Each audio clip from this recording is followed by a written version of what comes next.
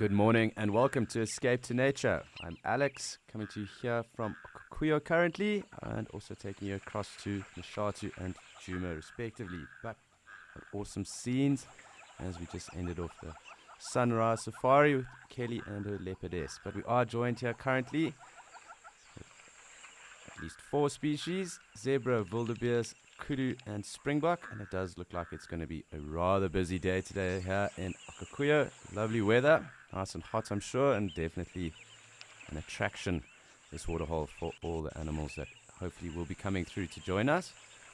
But great to see these kudu bulls.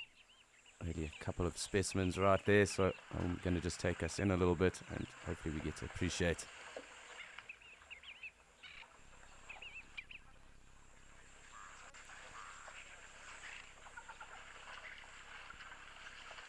Thanks, Terry, and so happy that you're joining us today. Really, what a great start, though. Anyway, lovely to see these bulls through. As I was saying, some really nice bulls here. And it's not all the time we get to see them, but really fantastic. We do have them with us currently.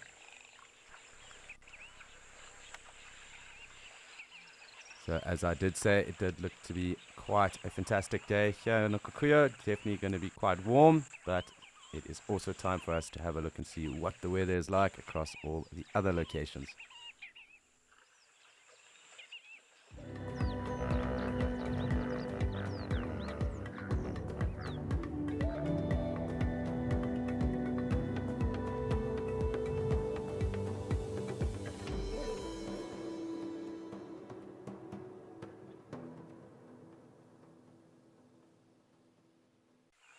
Day to look forward to. Bit overcast and rainy in some areas, but definitely quite clear here. So very nice just to see these bulls.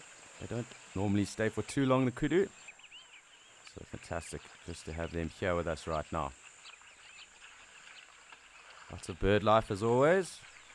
On the Maka sandgrouse always making a presence. And I'm sure we will pick up on a couple of others that will join us too throughout the day.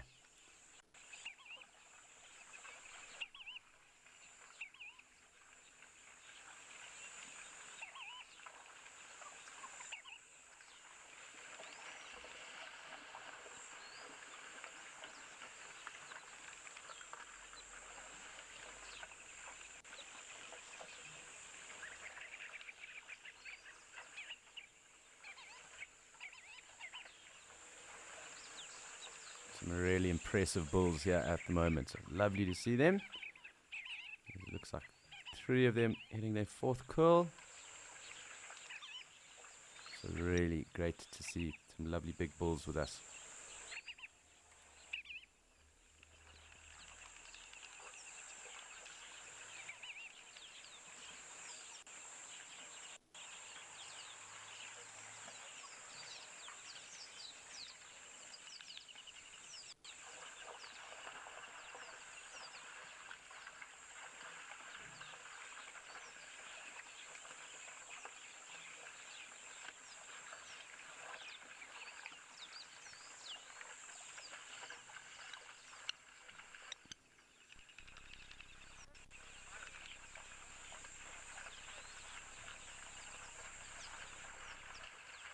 Hi, Harrod. And the animals that do travel in herds will definitely travel in herds for safety reasons. These kudu, for example, though, form loose associations, so their numbers change. And it's quite interesting to have these 5 bulls here with us, because this is also just a loose association of bulls, and also they will be using that strength in numbers. More eyes, greater safety levels. So it is definitely a tactic that antelope will use in terms of keeping safe.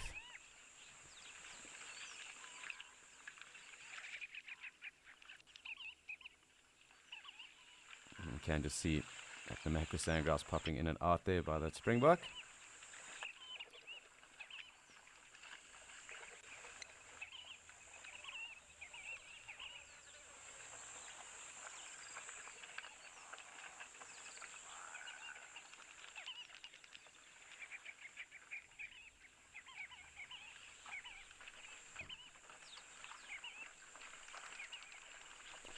As I said, kudu don't generally stay for too long, but it was fantastic for us just to get a nice sighting of them early this morning.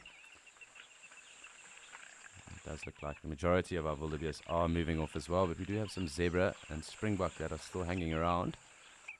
So really quite cool.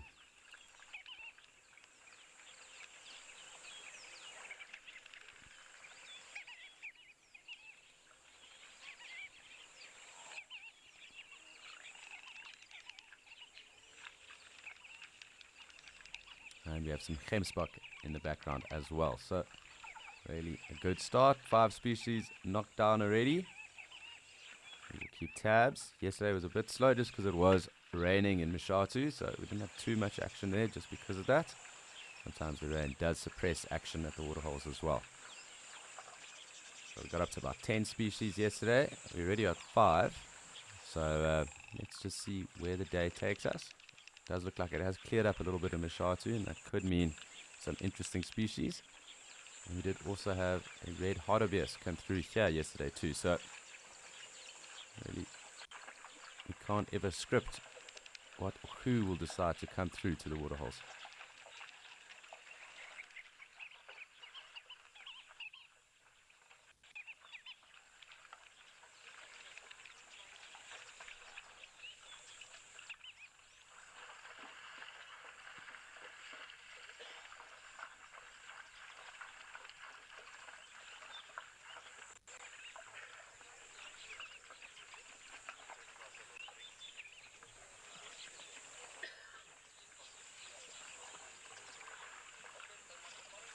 We've got some kudu cows, so lovely to see the bulls, and now the cows as well. A lot more skittish than the bulls were.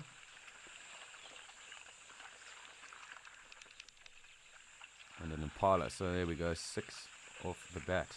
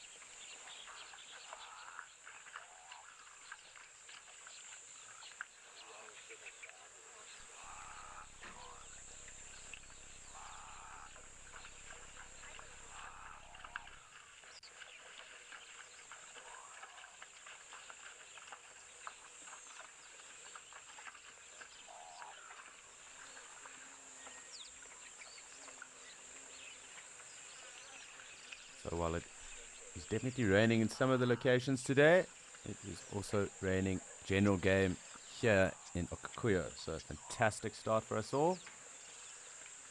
Pretty sure this might be the theme for the rest of the day.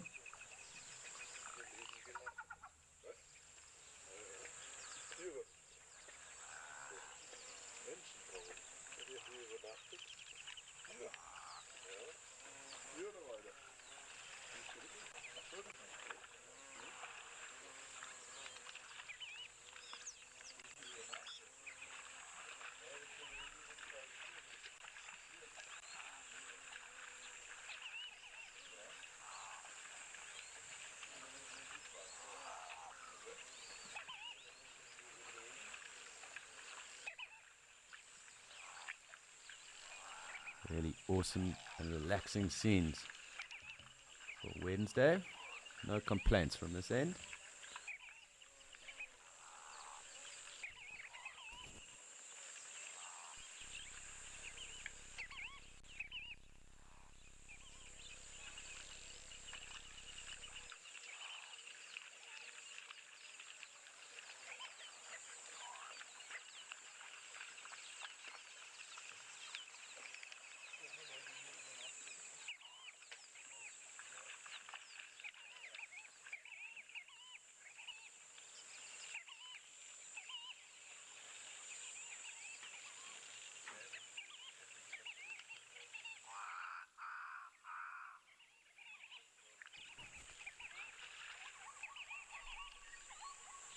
zebra braying, some of those oryx coming through. They do look quite impressive from a distance, as well as these kudu. They've definitely graced us with their presence and seem to be slowly making their way off.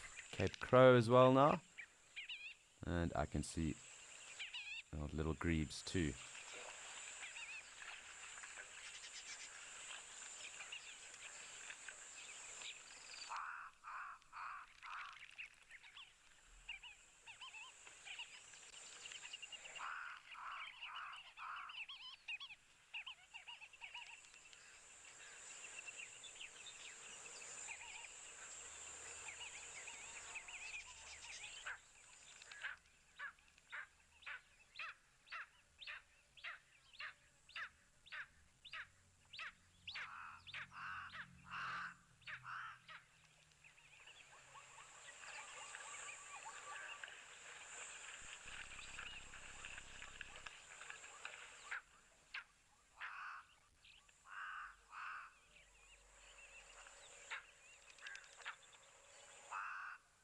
So really quite a bit going on. I'm just also going to just keep tabs, pan around, and keep an eye on who is going to approach next. I do think the Gemsbok are probably going to be here soonest, but we will keep a tab on who else is around.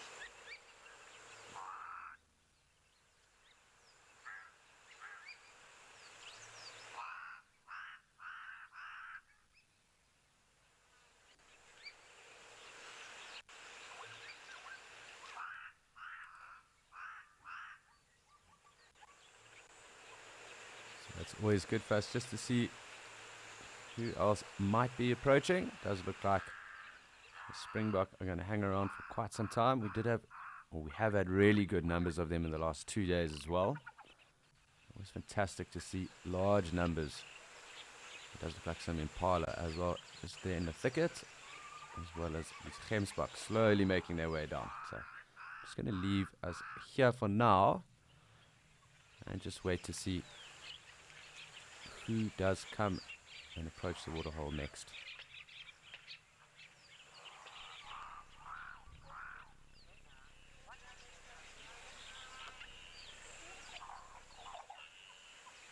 Sorry, Linda, I do just need to get your question again.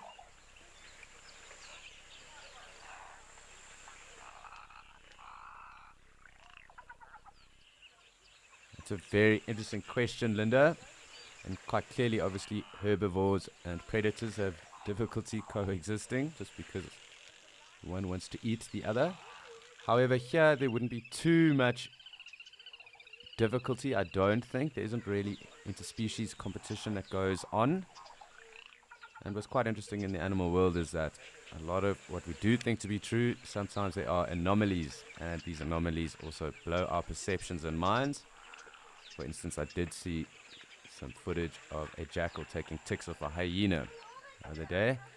So that was quite interesting because you wouldn't think that that would happen. But in terms of antelope, it is noted that bushbuck and inyala, because they will predominantly eat the same things, they might have some interspecies competition, where inyala, being bigger than bushbuck, would chase off bushbuck. But it doesn't seem to be the case here. But zebra can be quite nasty to each other, and obviously when there is a rut or females are in estrus, that can lead to a bit of conflict.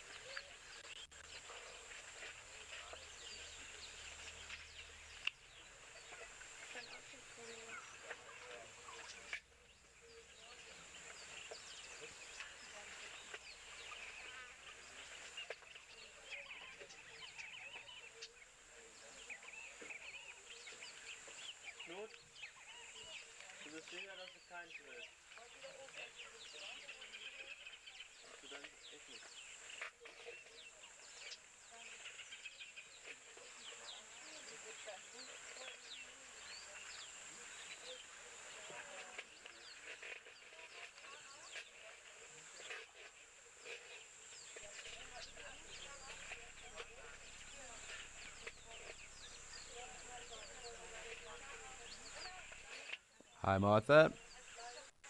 No, I haven't. However, not to say that that might or has not happened, but generally where antelope occur within their own species, and there are good numbers of those species, that is not the case. It wouldn't happen. It would have to probably be in some form of center zoo, recessive gene farming, something where they are in close quarter environments and the species are very closely related. So it is something where perhaps subspecies of the same genus, perhaps they have mated and there is crossover with that, and there is definitely documentation of that happening and that occurring. However, it's definitely something we as conservationists or those interested in conservation want to avoid to maintain the purity of genetic lines. But it doesn't mean that there isn't crossover. So for example, Blesbok and Bontebok, you wouldn't put them in the same area because that might happen there. It could also happen with different subspecies. For example, some of the different wildebeest, giraffe even, maybe even zebra. And perhaps even if you had the impala that we get down this side in the Lowveld and you were to put them in the same area as some of these black-faced impala that we got from here, there might be some genetic crossover then. But definitely something that we want to avoid purely because of genetic cleanliness, if you really want to put that, and purity. That is what we are trying to maintain. So pure genetic lines, which is much why predators in captivity don't offer any conservation value, and a lot of that has to do with their genetics.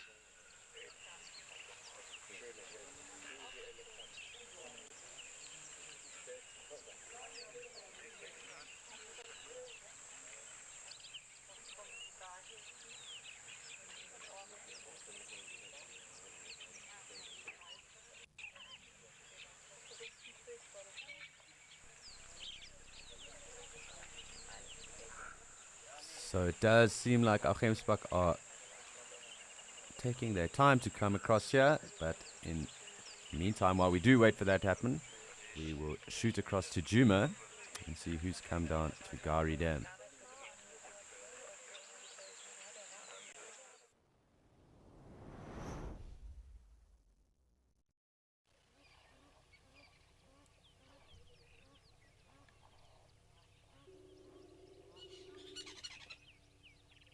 So as you can see, we are joined currently by some elephant. It's fantastic to see elephant always. It is a bit overcast and dreary here at the moment. However, that doesn't stop elephant from drinking. They do need a lot of water throughout the day. And while they do feed for about 80% of that day, it does not mean that with this weather, if there is good and fresh water available, that they won't take it. And it does sound like the Egyptian goose battle zone is still very much in play. And I'm sure we will see quite a bit of that going on as well, as there seems to be a new pecking order that is being fought out about.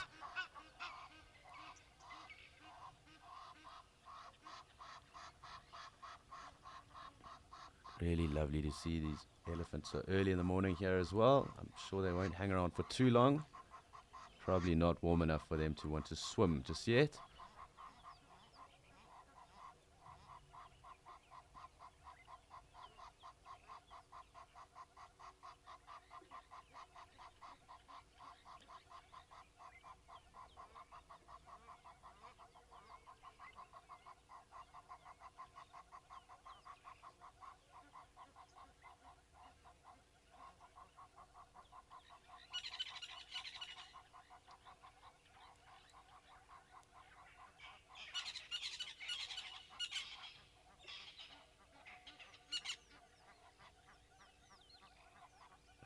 Fair amount of bird life at the moment.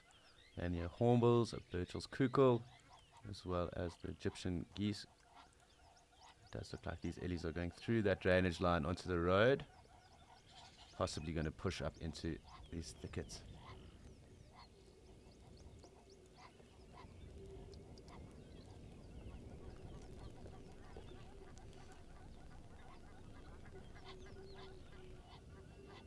So it does seem like the rain is starting to come back here in Djuma. And with that, it is also time for us to shoot across to Amakhala and say good morning to Andrew and Morgan.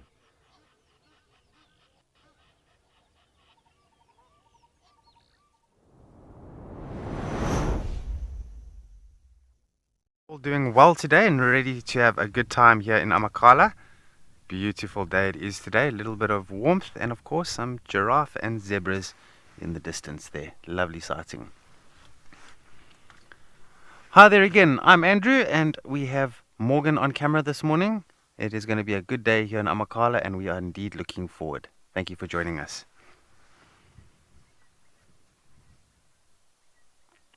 We are on Lievenbosch Main at the moment, just by Lievenbosch Lookout.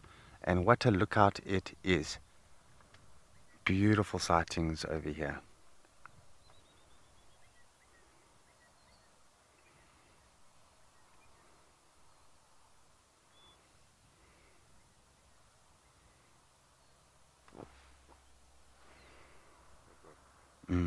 Nice group of zebra.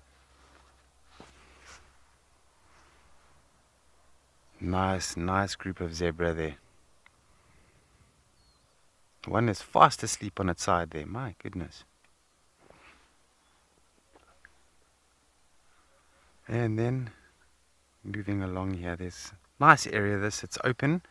It's good for game viewing as well. You can imagine the animals that do come out here, it's very good for game viewing as it's very short grass over there.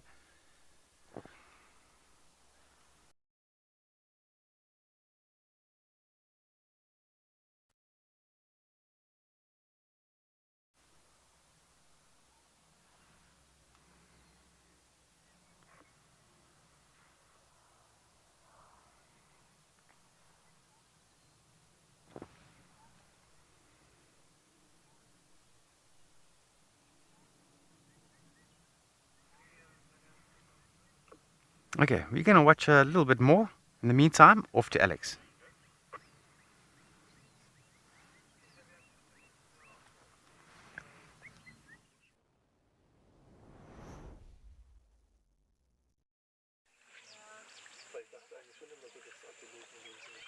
Thanks, Andrew. And definitely a busy start. So we are back here in Okukuyo, and I did notice that the impala had come down.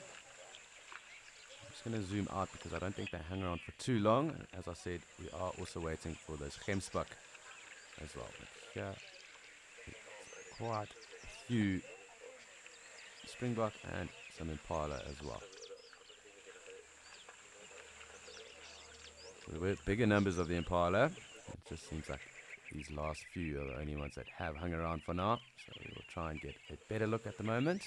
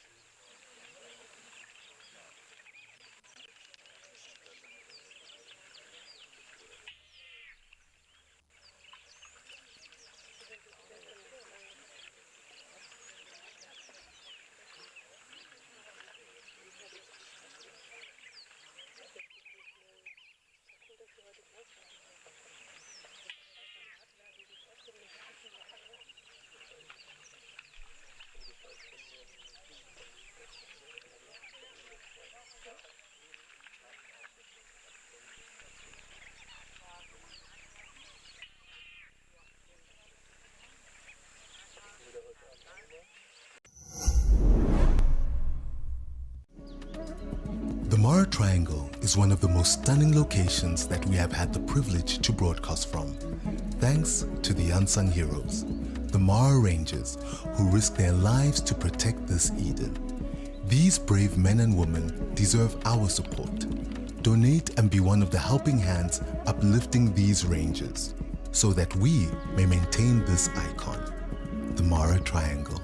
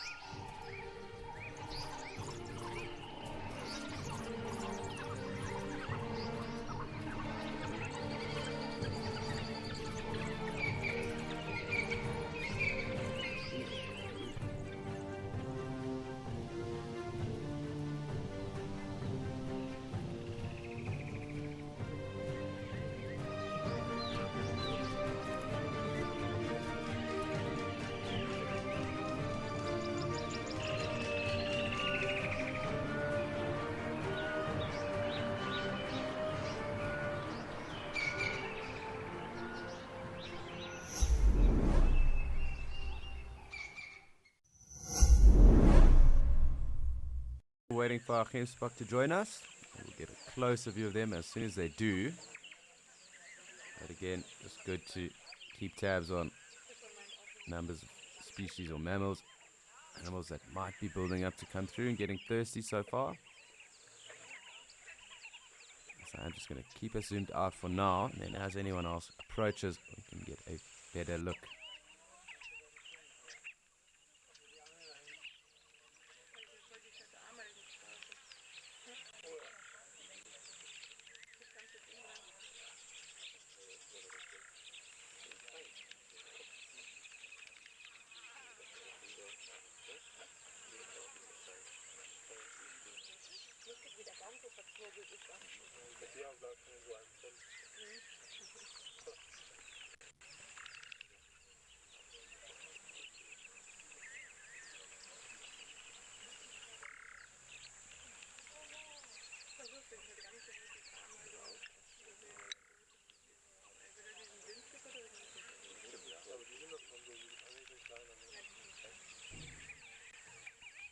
So lots of specks, really, and those specks are all the springbok. They do mull around. They do kind of blend in very well into this concrete stone that is around, as well as those oryx in the back.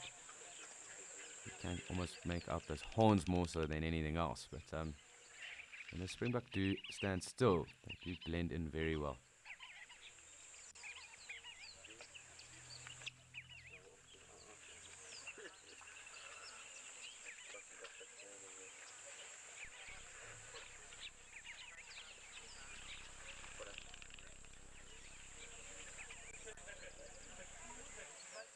Hi, Mike loves nature, and no, I haven't, although I don't think it's impossible.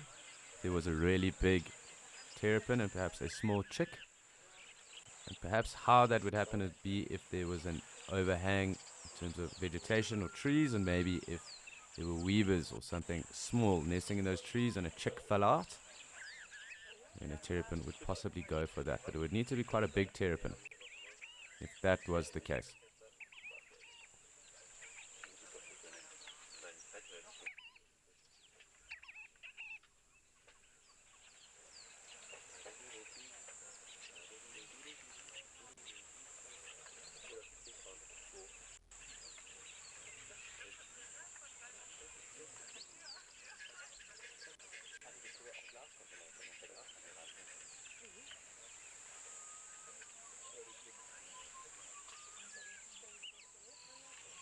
So I'm not too sure what is holding our Gemsbok back at the moment.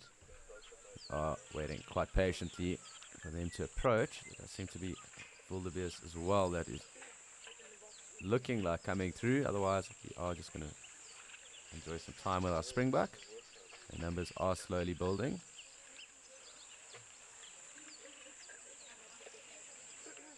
I'm just going to make sure we had a wider focal plane here for now. Perhaps if anything else starts to come through, and we will also pick up on that then too from this distance.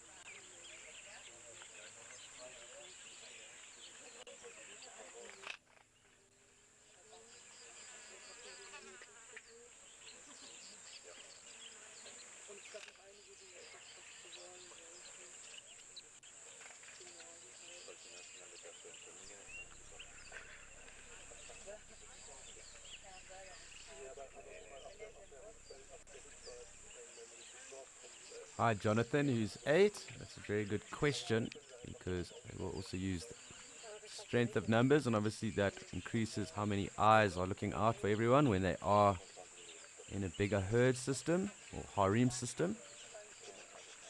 But they are also pretty lethal themselves. They do have a mighty kick and they do bite as well, so they are able to defend themselves quite well. And I have heard of stories of lions breaking their jaws from a kick from a zebra as well. So obviously strength in numbers, and they can also be pretty lethal themselves, and they are rather quick too. So they do have a number of advantages.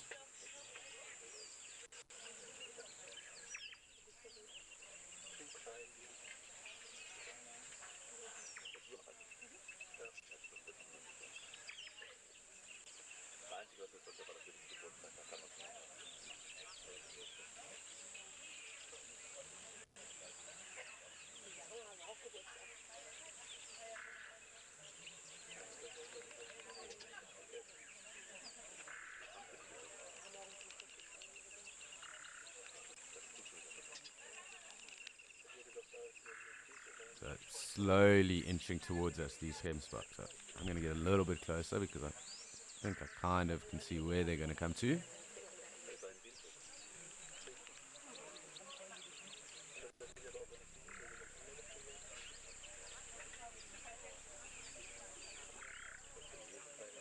Hi Madison. So most animals will give elephant the right of way, and generally anything that is bigger than you, you kind of also give the right of way. So you do sometimes see buffalo avoiding rhino because they are also smaller than rhino. Obviously smaller antelope are also going to give any of the bigger antelope species some space too. So it generally works on size.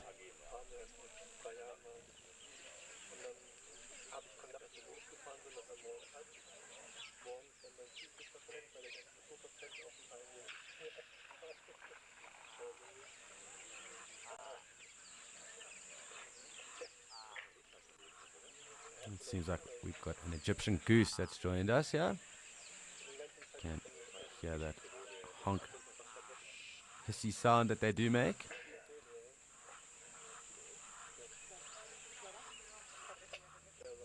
And I have noticed two of them, at least in the evening. So it's normal we see them right now. The waterhole's quite busy generally, so I do think they do hang back a little bit. Really great to watch these gemsbuck now approach us.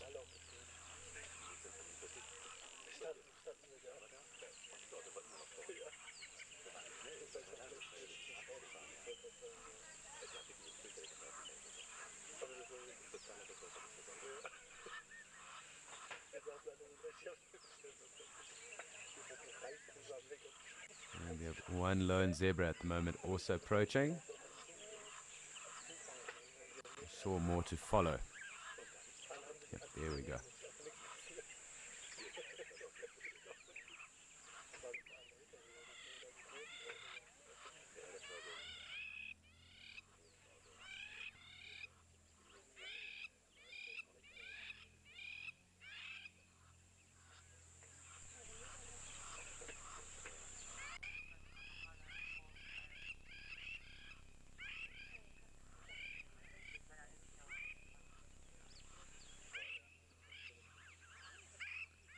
So as always, when we are at the waterholes, it's crucial to maintain your patience, because it does allow anything that might be on the periphery. And obviously here in Okaukuejo it is quite open, so we do get to see everything approaching. But on other waterholes where the vegetation is thicker, it's always good to maintain your patience and allow anything that might be thinking to come drink to approach in their time.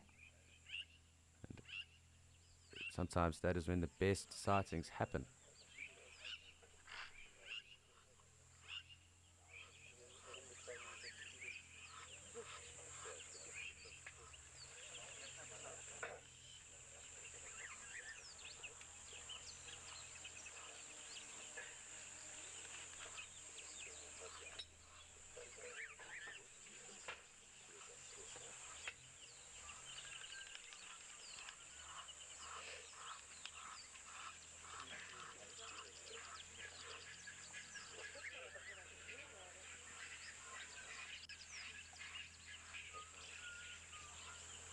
You can also just hear some Franklin there too. And we'll get the exact species because I do know, I think it's the red faced or necked. I will just double check now. That is up here. There's a call that I've been listening out for, just to get an ID. So I'm going to do that now quickly. You can just watch these Gemsbok. So while I get an ID on that Franklin though, it is also time for us to head back to Andrew and Amakala. And hopefully his giraffe and zebra are still with him.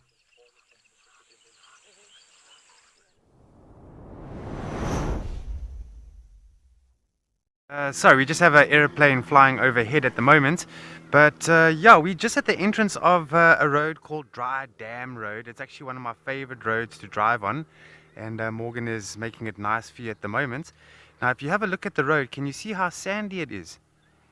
So I think I have mentioned in the previous days, but the Amakala Game Reserve and surrounding game reserves here at one point in time was under the ocean many millions of years ago. And so all of the sand that you're actually seeing on the road is old beach sand, which is quite a good number of years old, millions of years old. And this leads straight into the dune thickets.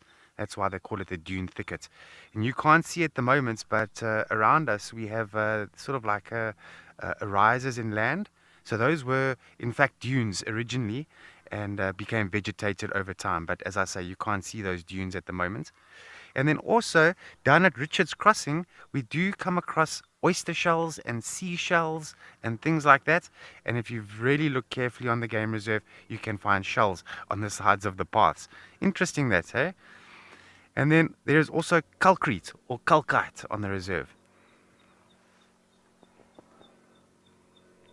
Now, calcite is calcium-rich rock, which is originally, in its original state, coral reef, which is interesting.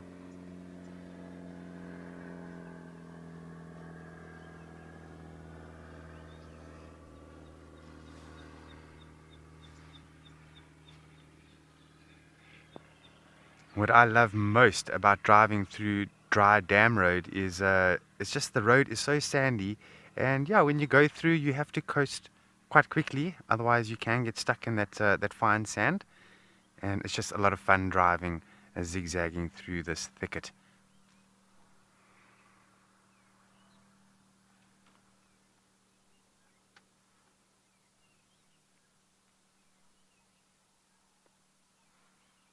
Beautiful, isn't it?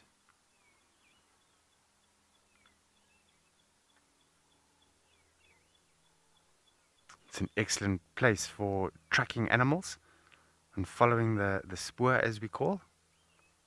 And I've done quite a few tracking assessments in this dune thicket. Very special place for me.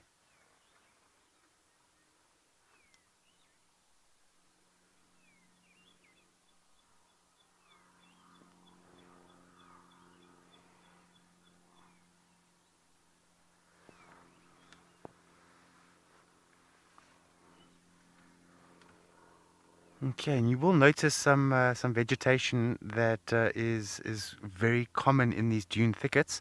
The one is the sweet thorn, and it's that brilliant Vercelli bush over there called a sweet thorn with those white thorns.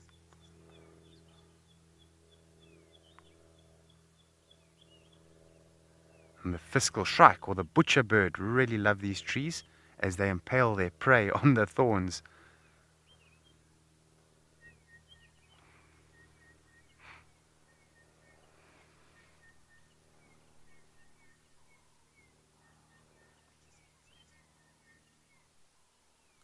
And that's why we often see elephants come out here and giraffe for these thorn bushes out here.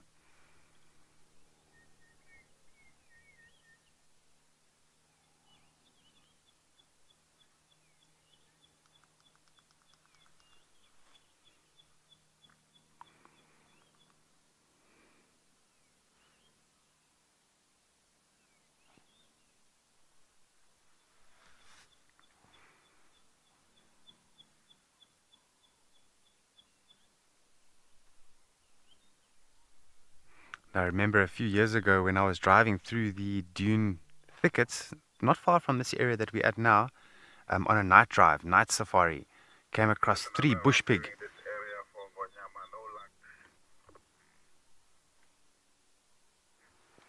Now, some people think that bush pig and warthog are the same animal, but in fact it's a very different species. Bush pig are a lot bigger and they're more nocturnal.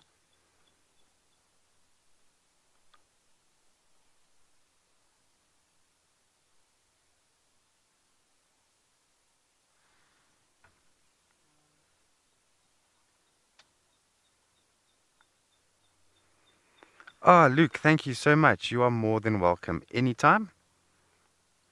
It's always a pleasure to give some of the knowledge that I know of Amakhala out here. It's a very special reserve.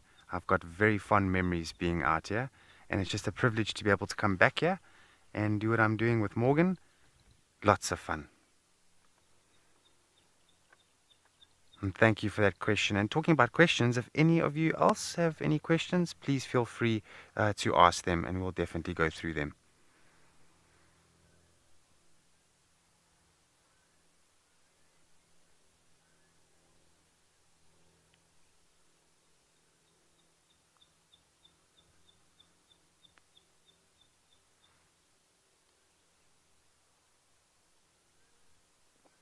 Just listening to a few birds. There was a nediki calling. I'm not sure if you could hear it.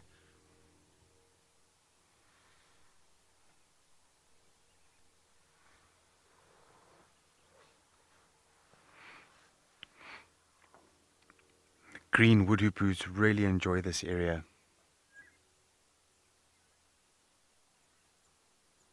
A Knysna woodpecker and olive woodpecker I've seen a lot of times in this area.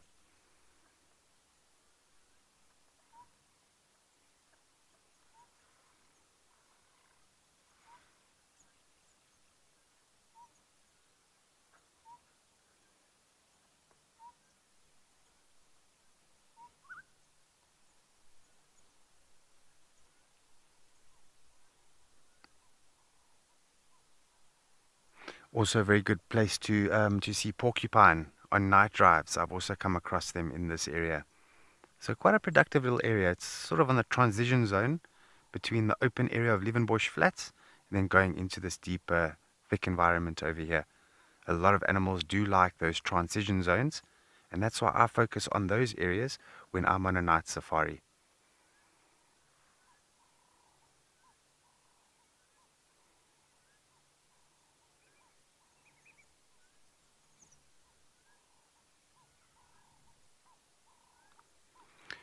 Kim, good morning. I think it's got to do with a lot of trial and error over the years. They've figured out what's good for them and what's not.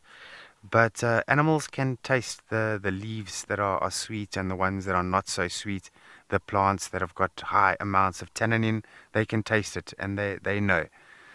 And I've always found it interesting that animals need to identify trees to a great degree. And trees can be very difficult to identify sometimes. Yet the animals know exactly which is which for feeding.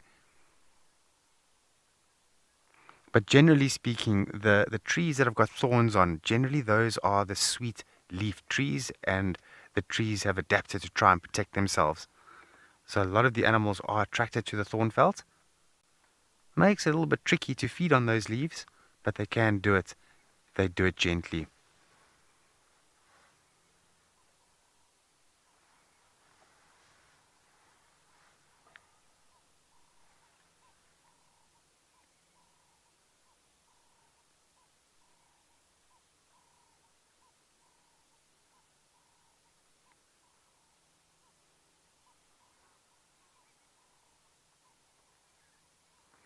And just to give you a little bit of history, a good few years ago here on Amakhala, they discovered dinosaur bones not too far from Hills Neck Safari Lodge, and it was iguanodon. So if you're familiar with dinosaurs, it was the iguanodon, part of the Stegosaurus family. And also, the reserve has found Bushman bones, also a good number of years ago, down in an area called Bushman's Grave.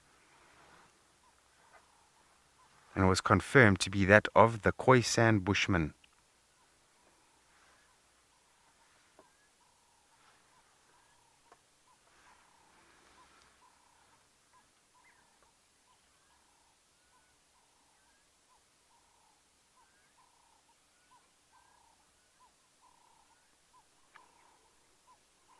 Alice, oh, the snakes that can be found in this area in these trees. So commonly is boomslang. I've seen lots and lots of boomslangs, which is a brilliant green snake, and very large eyes. And they hang around the trees and they slither between the branches, very, very agile and arboreal in the tree. Puff adders will be in here as well. Big puff adders, let me tell you. Some of the biggest recordings of puff adders have been recorded in the Eastern Cape.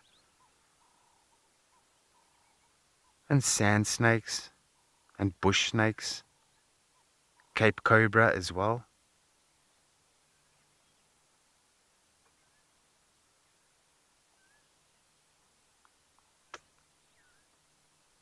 And it's very interesting that one of the guides out on Amakhala, Malumzi, he had a fantastic sighting of, he was on a day safari and he was driving along the roads and he noticed something in the road, and it was a Cape cobra busy swallowing a puff adder. So it was a huge cobra and a huge puff adder, and judging by the photos, that puff adder, the cobra was battling, but it managed to actually swallow the puff adder. Interesting. I would have loved to have seen that.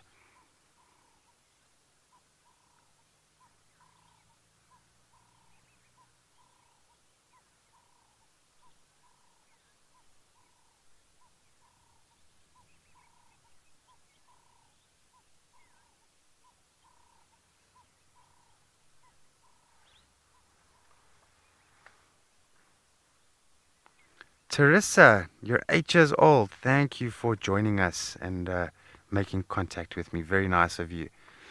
To tell the age of trees, it can be difficult. The sort of the scientific way of doing it is to examine the rings.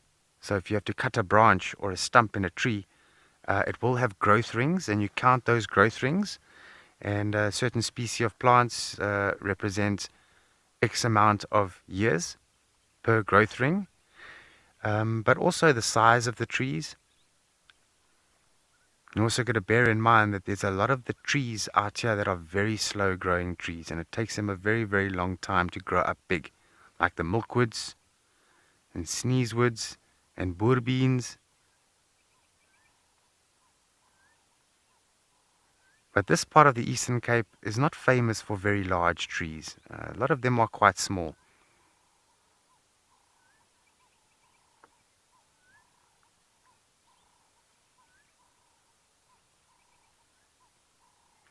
And I've also noticed with the vachelias, so the trees with the thorns, is when they're young, usually they have got a lot of thorns to protect themselves. But as the tree gets very big and large, it doesn't need those defenses as much, and you find those thorns might just slowly start to thin out or disappear.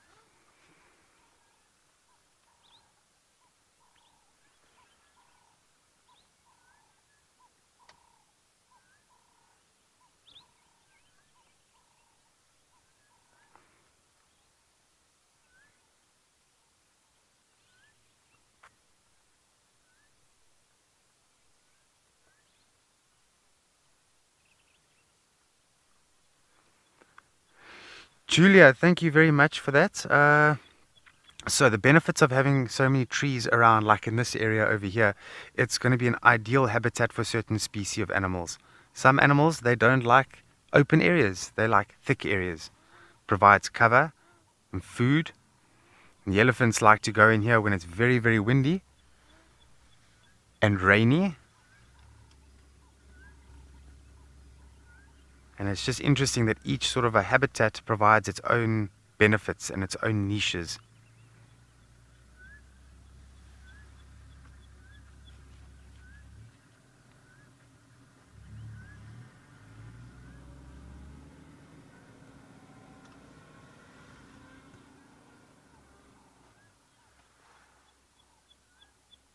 And this is a great environment for Cape leopard. They're definitely out here, just we don't see them like in the rest of the country. But they're definitely out here.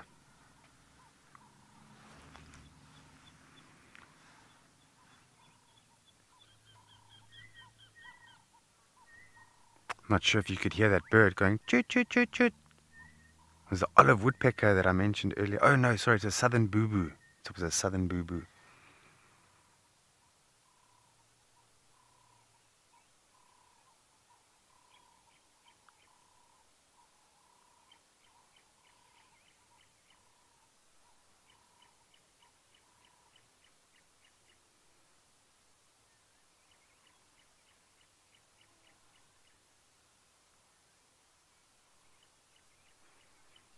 No, Mike Loves Nature. That is a very cool name.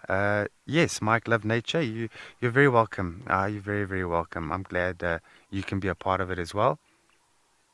Nature's a very important place, and education is key in nature. The more people that know nature, the more people can love nature.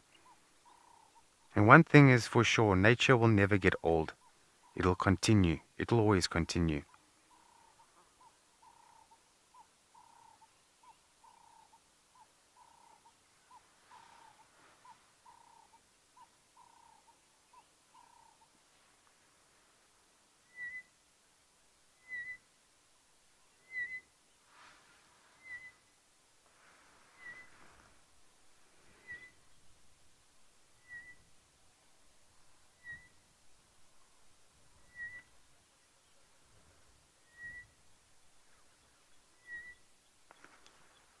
There's that southern boo-boo again in the background.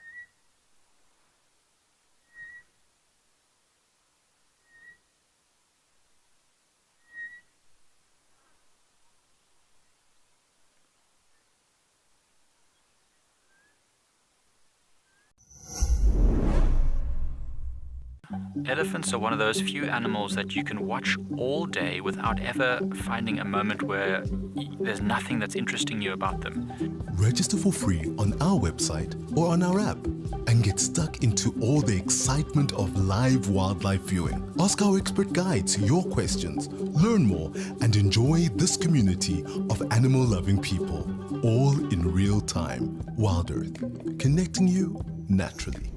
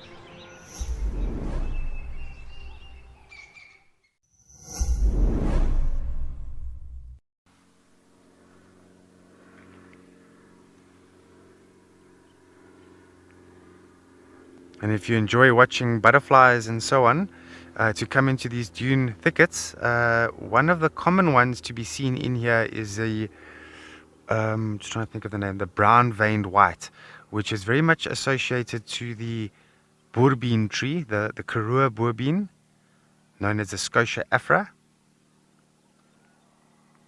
They actually lay their eggs on the tree, and then the larvae feed on the leaves. And as far as I'm aware, it's one of very few trees that the brown veined white will use.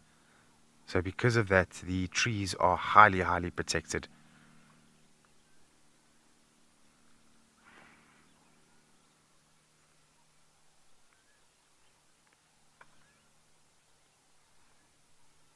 Yes, KM, nature is very, very soothing. This is where I recharge my batteries. So right now, myself and Morgan, we are doing a battery recharge. Nature will always be nature.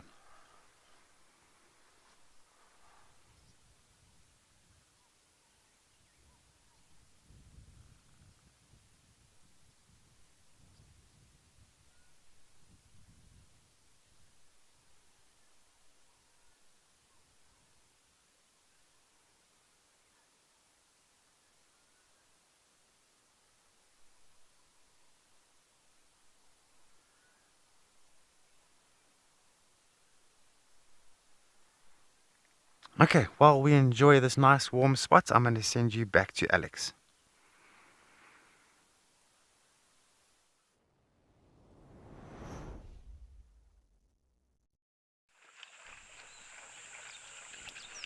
Thanks, Andrew. And indeed, nature is fascinating and fantastic to spend time with it. However, those oryx did just come through and they have just left. So, such is the way of life. But these kudu have been around for quite some time as well. And there you can see our gemsbok walking off on the right hand side. But still, we still have our springbok. They seem to be egging us on through the morning, so no complaints with them.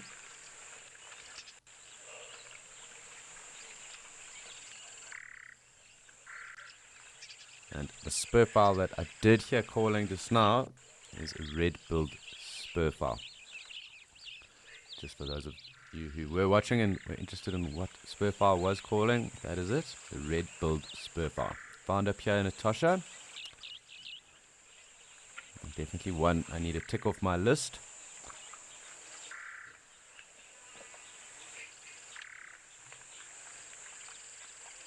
But really cool at the moment. It does seem that we're in a little bit of a quiet zone at the moment. I am just going to zoom in here and we can just appreciate some of these springbok for the moment.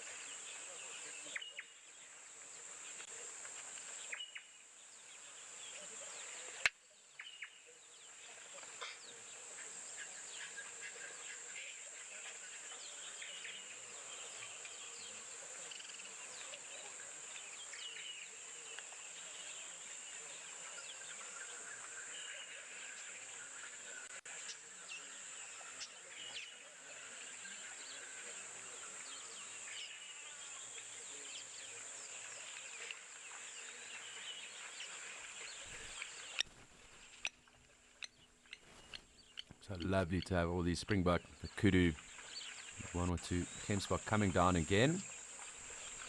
Really quite a peaceful morning. Definitely worthwhile just enjoying.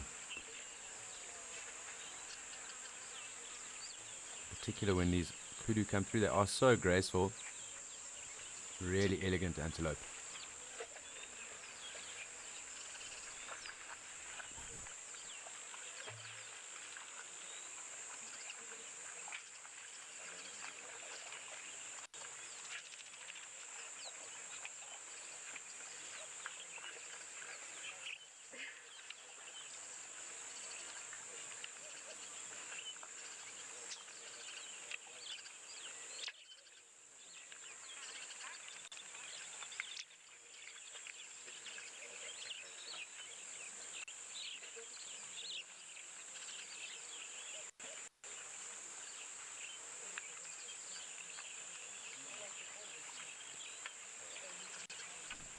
Such a relaxing, pleasant scene for a Wednesday morning. Lots going on. Everyone seems to be in good spirits and rather relaxed. Lovely numbers of springbok coming to join us again. So, can we complain? I doubt that. It's really quite special.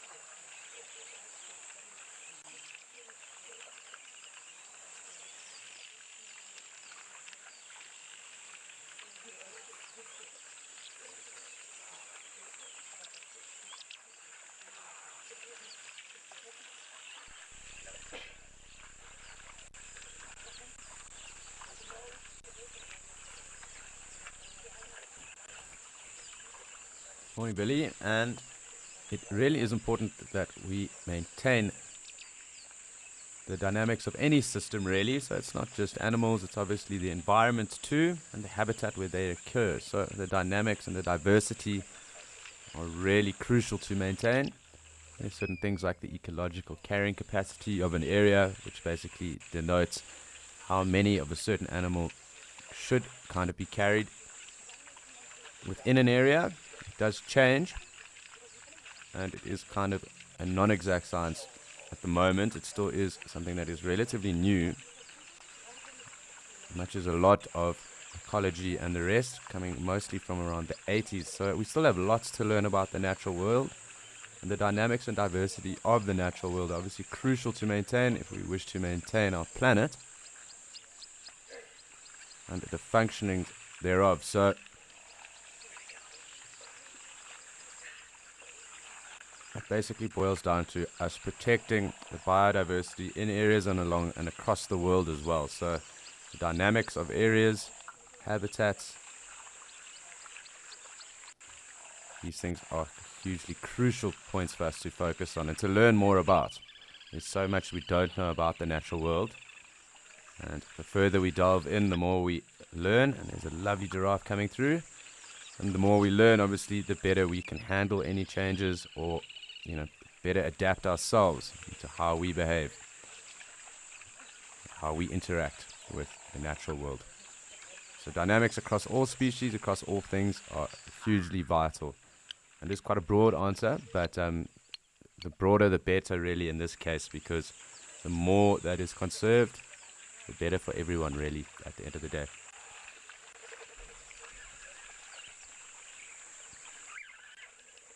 But lovely to see our giraffe coming through as well. They are so special.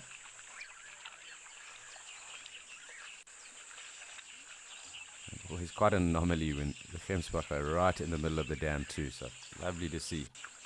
Some zebra also making their way through.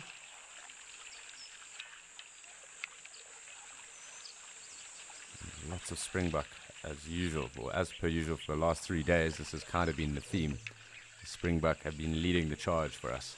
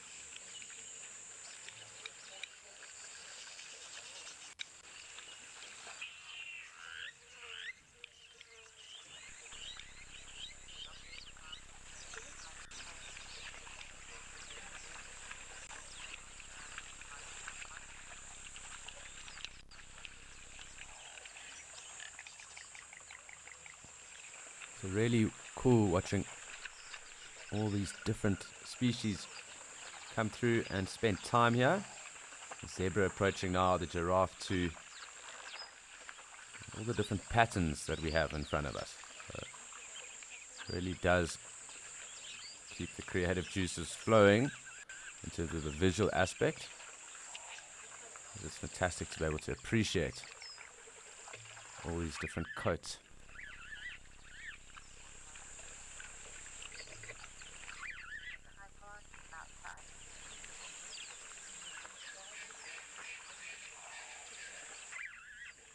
We did just have that red-billed spurfowl calling again, and I'm hoping that this other giraffe also decides to come into frame. It really is quite a cool approach.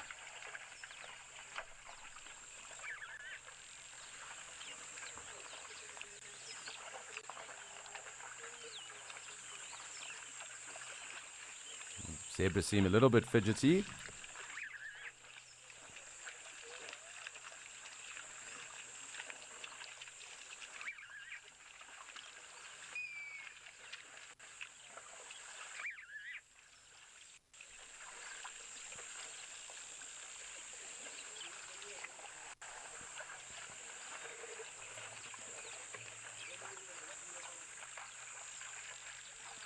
Seems that our Gemsbok has decided it's had enough of the water for now. I'm going to just go back to the frame we were at. And hopefully our giraffe will both come through.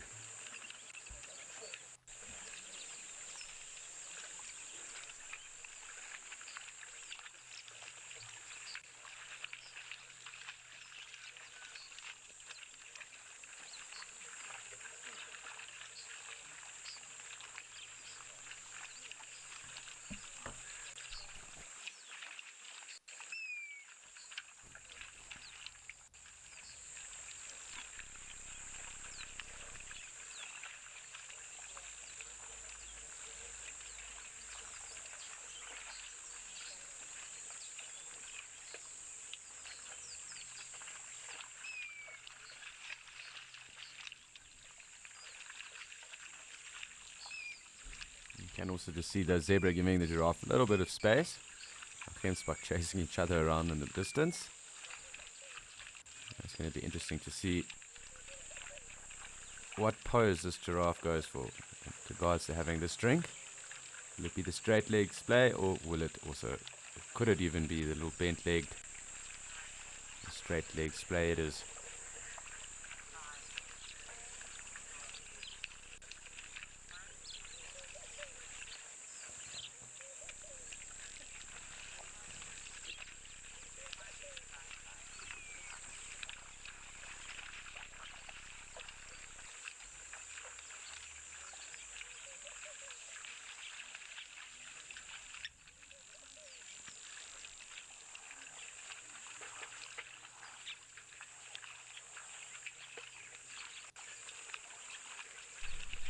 Quite an awesome scene here with that springbok in front of the zebra and our giraffe drinking. It does look like the other's going to join us too. So a fantastic scene unfolding at the moment with those Gemsbok coming down as well.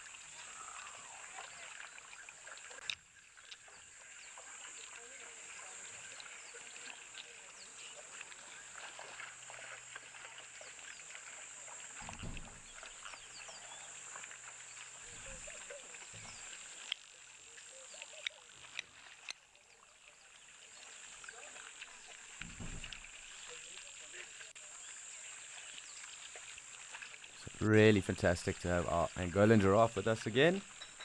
And it does look like the second is going to drink. Well, spooked the first. Really quite fantastic. They do generally have a lifespan of around 25 years of age in the wild, so relatively short considering their size, because most of the animals that are really large in size can live a great deal longer than that. So elephant, rhino, hippo, known to live quite a bit longer than giraffe do. Not to say that they aren't outliers.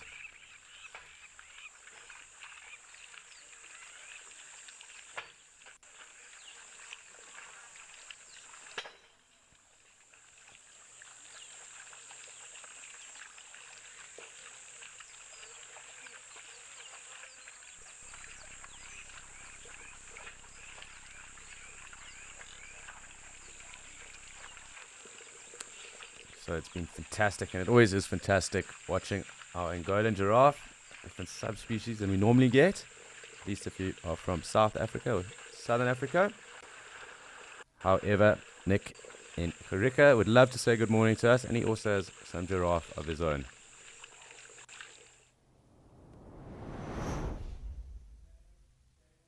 Riches of Karika. So glad you could join along.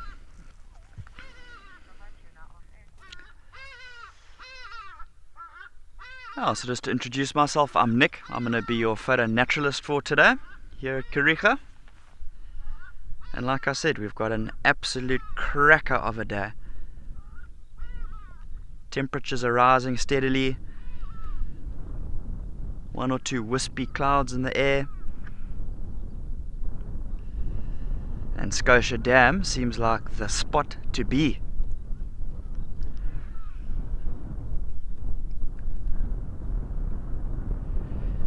You can see we've got two lovely giraffe in our frame there.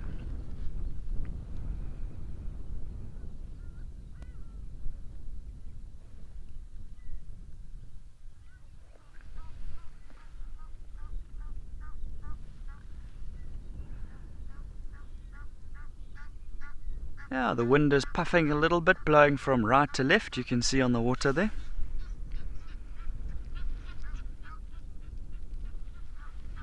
Janet, I agree. They do, these giraffes, they look stunning. Such a picturesque scene here. You know, like we talked about, the temperatures are definitely rising, and it's not easy when you're the height of a giraffe to find a solid patch of shade. So this giraffe in the foreground has got first prize there.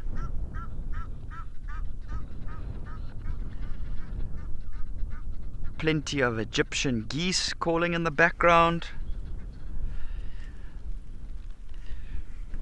So we do have, like we said, like you can see rather, two giraffes in the frame. The rest of the group, the rest of the herd, is just to the right hand side, and quite a bit further back. Let me show you exactly where they are. There we go. Right at the back down there. So there's been a little bit of movement from them, kind of jostling and shifting positions. And who knows? Maybe they'll end up coming over towards Scotia Dam. So these two that we've been looking at the edge of the water, they have kind of broken off from that group that we can see in the frame. You know, it's nice and shady, obviously, and under the tree. I'm sure just now maybe one or two of them might have a drink. And we'll wait and see. Maybe the rest of the herd will come and join them here. That would be absolutely amazing. Plenty of them, huh? I can see 14 of them there. So it's a lovely big group.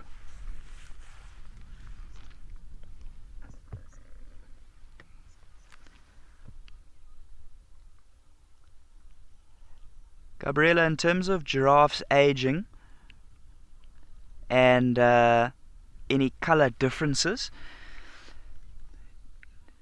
generally the the males, they will get darker as they age, as a general rule of thumb. Females, generally their color will stay much of a muchness, kind of the same. Obviously you can get, just genetic differences in terms of some females are particularly darker, but as a general rule of thumb, the males will get darker as they get older. I saw a very, very old male giraffe the other day. Around his head and his horns and things like that, he'd lost kind of most of his fur, and he was very, very whitish. So yeah, Gabriella, males will see more color change, more color differences than what females would do.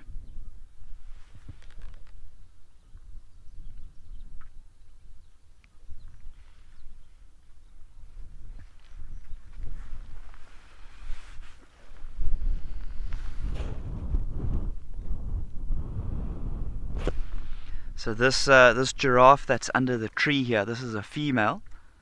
This is a fully grown female.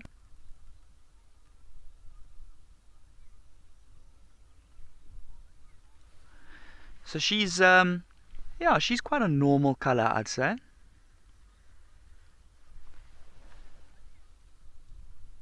She's definitely kind of like that caramel color. Males will have that darker color on the chest, on the neck there. And you can see she's just chewing away. So remember, giraffe's a ruminant, so she's just ruminating. So maybe earlier this morning, when it was a little bit cooler, she was actively feeding.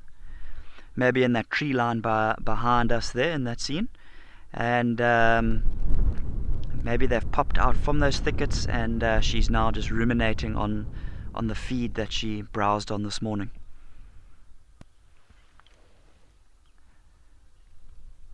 Some impala moving at the back there as well. What a stunning scene.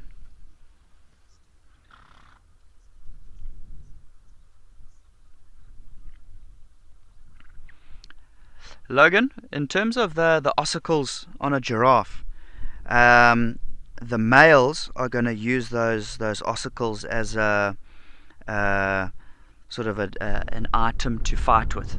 So remember, when giraffe males are fighting, they kind of brace themselves. They spread their legs slightly to the side and get a good sort of solid grounding. And then they kind of move their head from side to side and hit the other one with the horns. So the males are definitely going to be using those horns as a defense, as an attack type of accessory. In terms of females are not going to use them as much as what males would.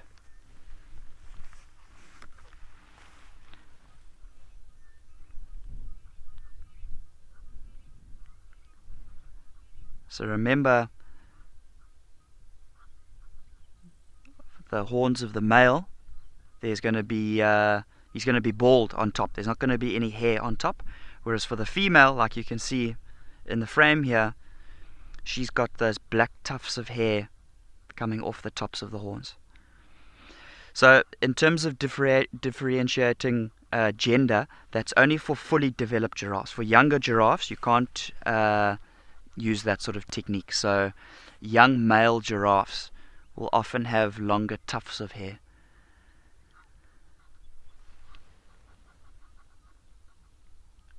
She has got the perfect spot.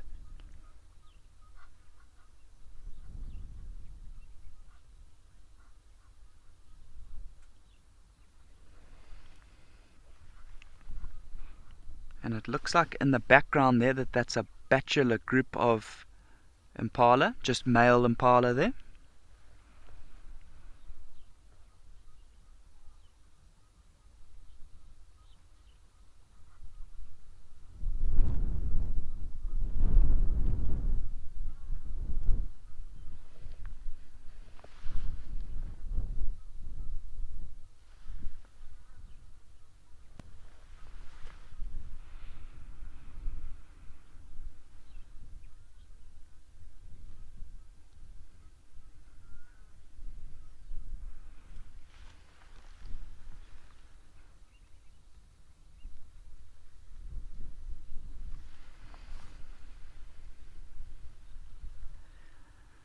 So in terms of that slope just to the left-hand side of this giraffe in the shade, that's going to be a little bit steep for her to try and go down there to drink. So obviously now she's quite happy to stand in the shade and ruminate, but if she wanted to come down to drink, she would not go right down there to the left-hand side following that shady patch. That's going to be too steep for her to go down there.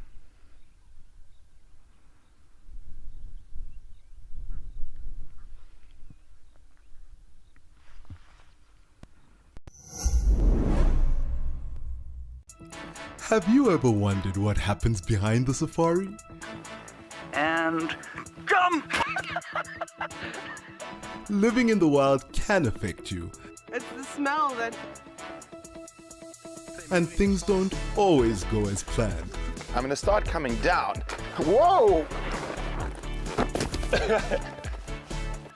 Download the Wild Earth app and join the crew behind the scenes. It's in your nature.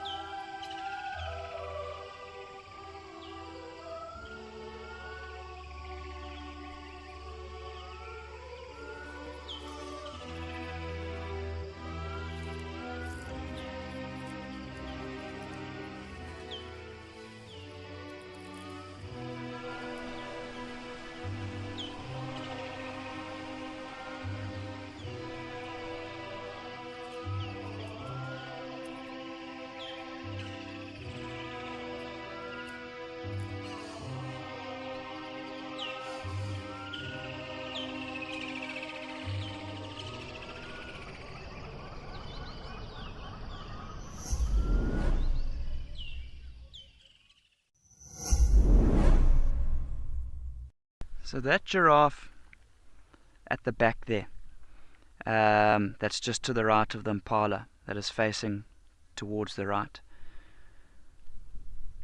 So we talked about, you know, hair on the horns of a female,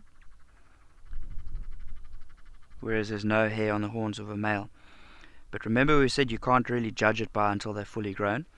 So if you look at that one, you can see it looks like there's long tufts of hair. You know what, you'd kind of think that that's definitely going to be a female. Quite far away from here, but even from this distance, you have a look at the thickness of those horns. Remember, the horns of a female are going to be much narrower. I would say that's going to be a young male there. And those hairs will kind of start to fade away a bit. So I reckon that's a young male that we can see at the back there.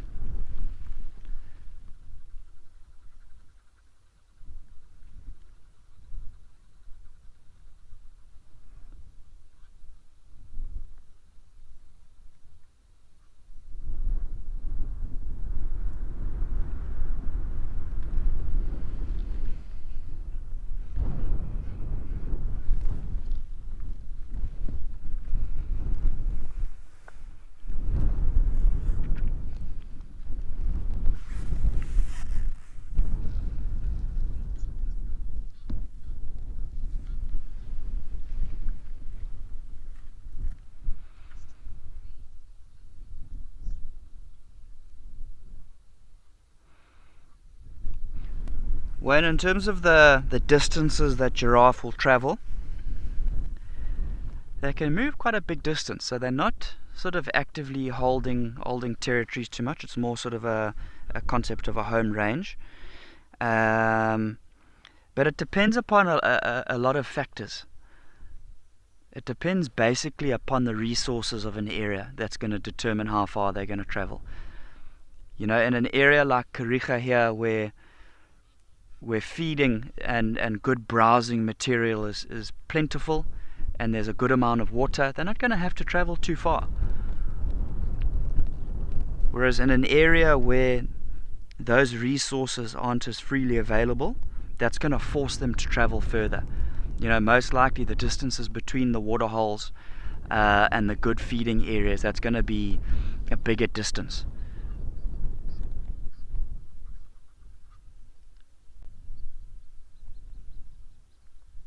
So the resources of the area are going to determine that distance that they're going to travel. When they walk, you know, they walk with the legs on the same side of the body moving at the same time. So, you know, both legs on the right hand side would move at the same time, and then both legs on the left hand side move at the same time. Quite a rhythmic movement. You know, it's mesmerizing to watch because the hooves, they come so close to touching each other, but they never quite touch each other. And then when giraffes get a fright and they have to run, the legs are all over the place. They don't look like the most coordinated animals when they're trying to run full tilt. They can move though, I mean they can definitely run fast.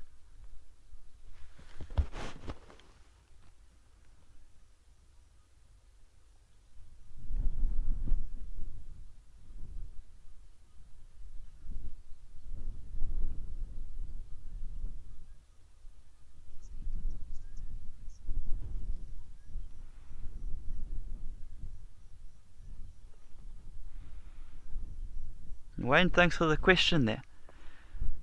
Keep them coming, guys. The more the merrier. If you've got any questions, any comments, send them through.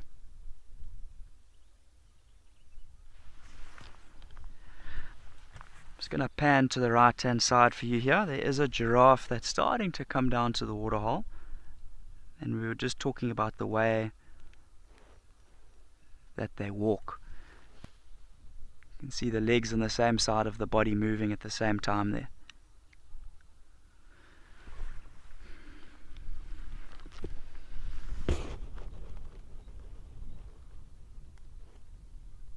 That was a good demonstration until food got in the way.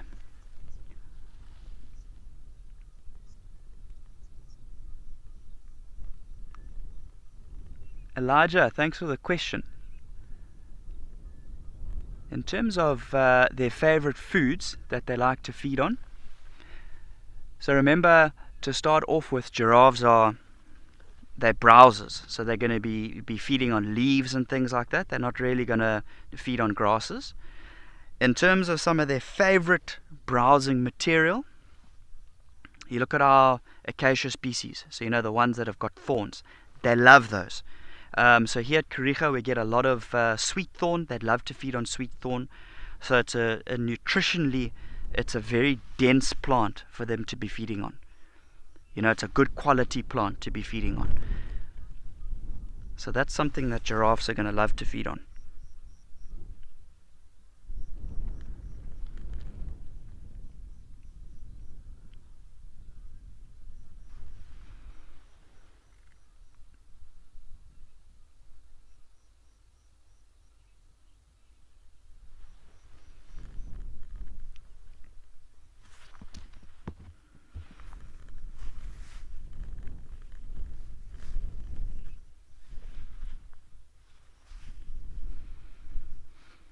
Yeah, so in terms of the plants that we get out here, as a general rule of thumb, there's two main defenses from the plants, from being browsed upon by something like a giraffe. So the first one is a physical defense, so something like thorns, which is going to try and put the animal off from feeding on that tree, because essentially that tree, that acacia, wants to protect itself. It doesn't want the giraffe to eat the whole tree, you know. The other defense is a chemical defense. So something like think of like a guari tree, that's going to protect itself by tannins, which make the leaf taste bitter, so it's not a very palatable leaf to be feeding on. So when the giraffes do feed on some of these trees like acacias that they do love, they try and feed around the thorns. They try not take the thorns off. So they kind of strip the leaves off of the bark and try and leave those thorns alone. They'll get 1 or 2 thorns every now and then. They do have a thick, viscous saliva that helps to protect their mouths, and also quite a hardish tongue, like a purpley coloured tongue almost.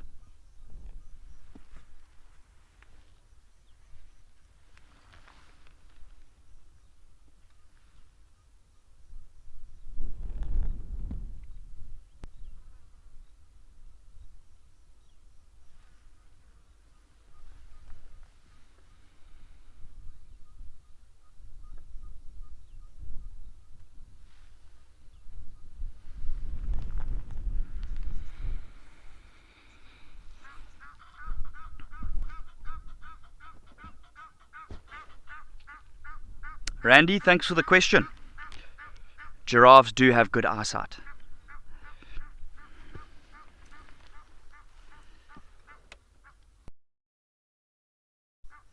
They're quite tall as well, which also helps, to get a good vantage point of the area.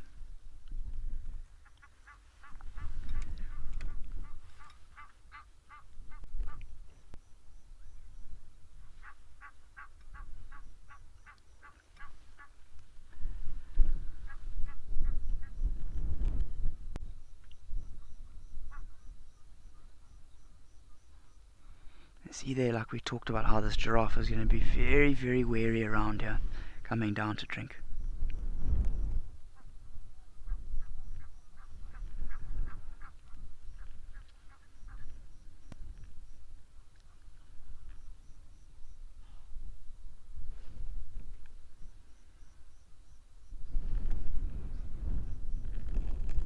And you'll see it's going to swish its head up when it's finished.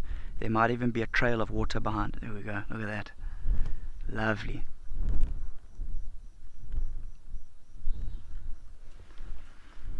Got myself tongue twisted there. Now today's hot, so I wouldn't be surprised if there's another little bout of drinking there.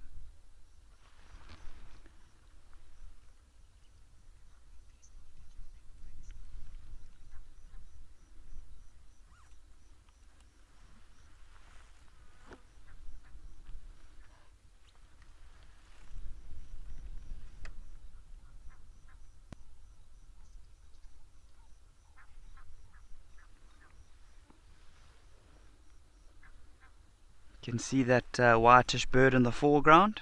That's a sacred ibis. Doing a bit of feeding, a bit of probing there.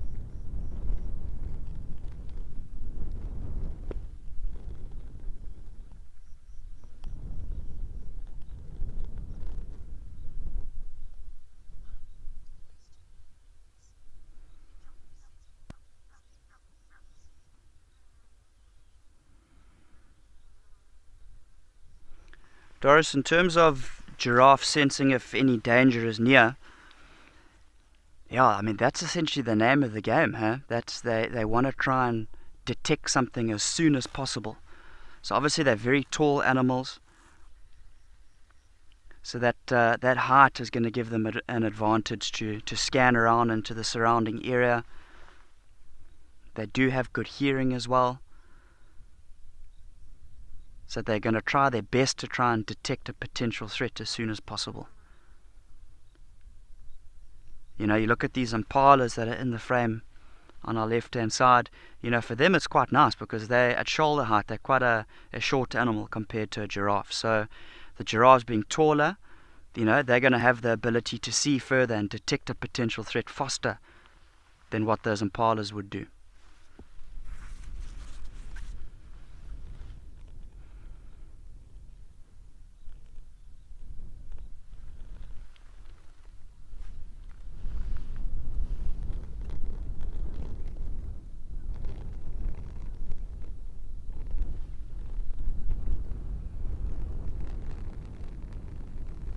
Oh, what a lovely scene.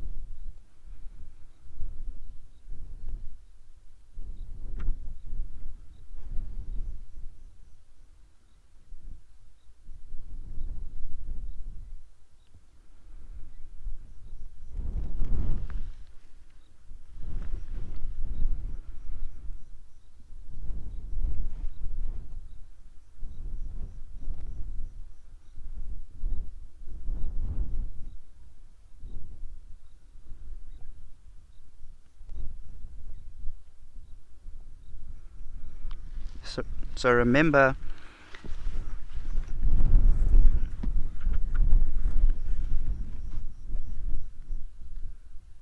okay, perfect.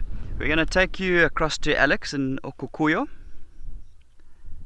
and I'm going to stick around here a little bit longer with these giraffes.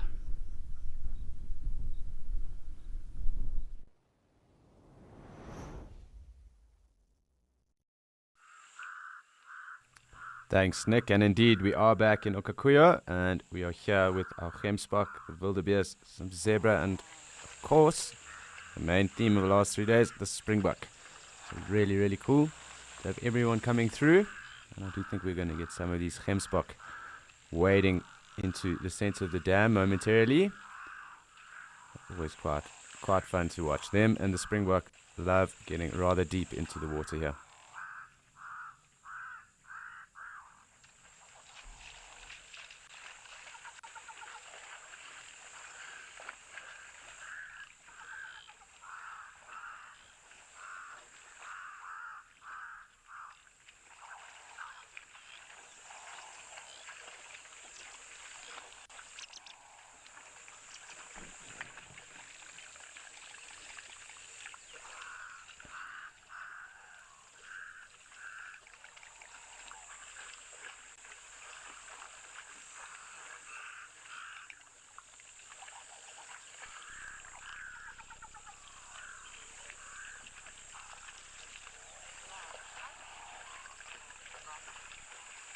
Hi, Rob. And it's kind of tough to gauge because there are, from what I've noticed, some areas where it does get a bit deeper. But I am led to believe that on average it's around 1.5 meters deep. So you can just see how high that got up on that gemsbok. And like I said, on average it's probably around 1.5 meters deep. I'm sure there are 1 or 2 areas that maybe it's a bit deeper, but it's quite a flat area. So that is why I'm led to think that it's about 1.5 meters odd deep.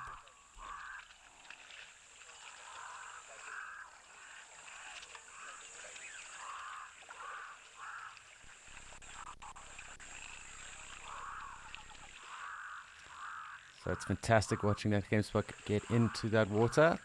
And talking about watching things, we are going to show you a reel of some of our best bits.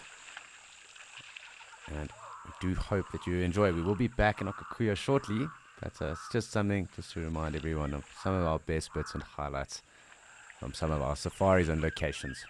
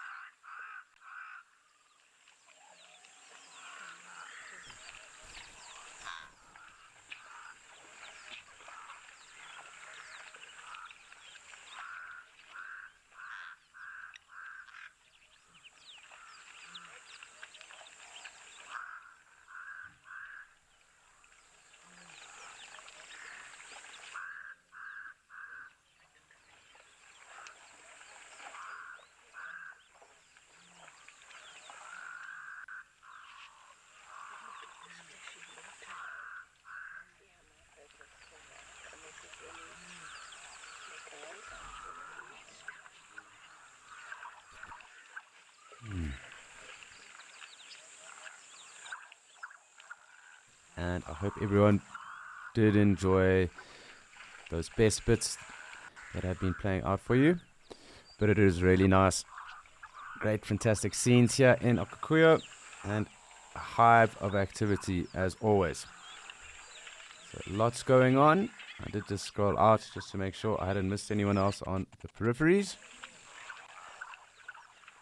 And I'm just going to keep panning around for now because it does look like we have some zebra coming through to join us, but good numbers of springbok as usual. Good wildebeest, a hoopoe in the background, and I'm sure Klemsbok as well. So I'm just making sure I haven't missed anyone. We do sometimes get our elephants approaching through at this time of the day. So I do want to make sure that we have got all our angles covered.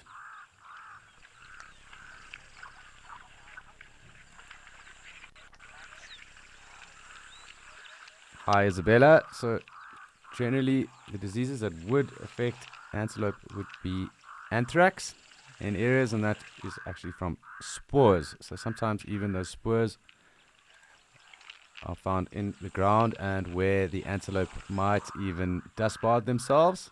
There were some studies actually done here in, I don't know why these controls are going wild like this. There were some studies actually done here in Etosha with regards to that as well, with the anthrax spores that were in some of the dust bathing sites. And anthrax is definitely the main cause of disease for any of these antelope, as well as TB, obviously well documented in the low veld with regards to buffalo, and that then does affect our predators. There are also other things like algal blooms that can affect antelope and herbivores as well, and that generally happens when there is a lack of oxygen that is then formed part of a waterhole, and there has been correlation and links between hippo and an overpopulation of hippo, and then them defecating in the water, and that leading to a blue algal bloom, and that was done in the Kruger. But for those of you that have now joined us, please do remember that this is a live and interactive experience. It is your journey into the African wilderness and safari with us. So please do send through any questions, comments, points of interest you might have noted. We love to hear from you, we love to interact, and we love to answer your questions.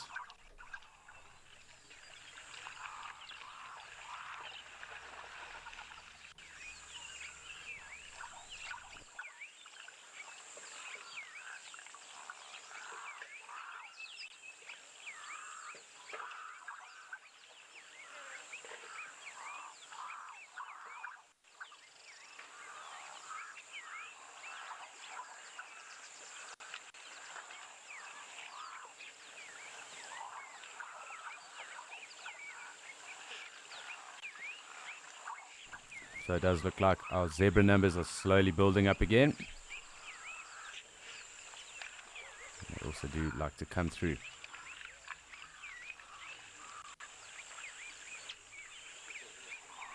So some oryx, some wildebeest, and looks like some zebra slowly starting to form just there at that tree. And we can expect quite a number of them coming through just now.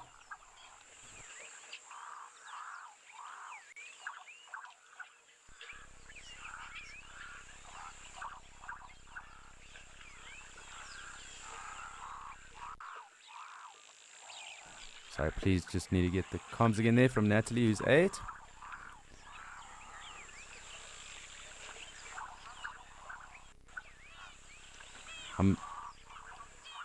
That's a very good question, Natalie. How many teeth do zebras have? And I do just need to double check that figure, and it'll be much the same as a horse, even a donkey, and quite closely related. So I do just want to double check how many those would be.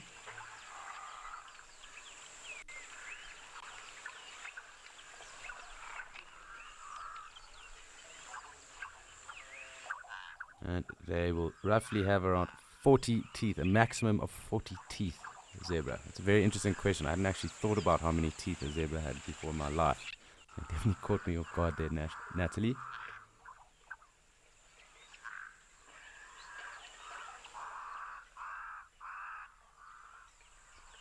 So that's also the same as with the mountain zebra as well. And you do get the Hartmann's mountain zebra here in Natasha, a little bit west of here, more in the mountainous regions, obviously. And they are also known to have around 40 teeth.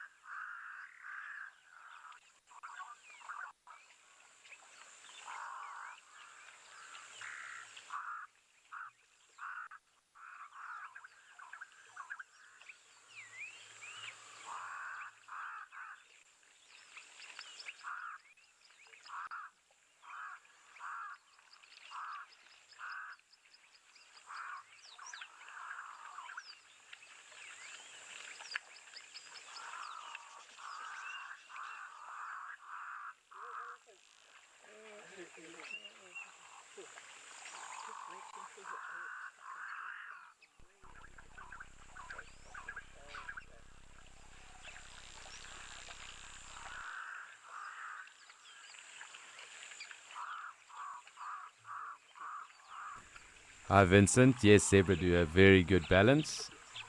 You'll notice they're very stocky as well. And they do definitely have very good balance.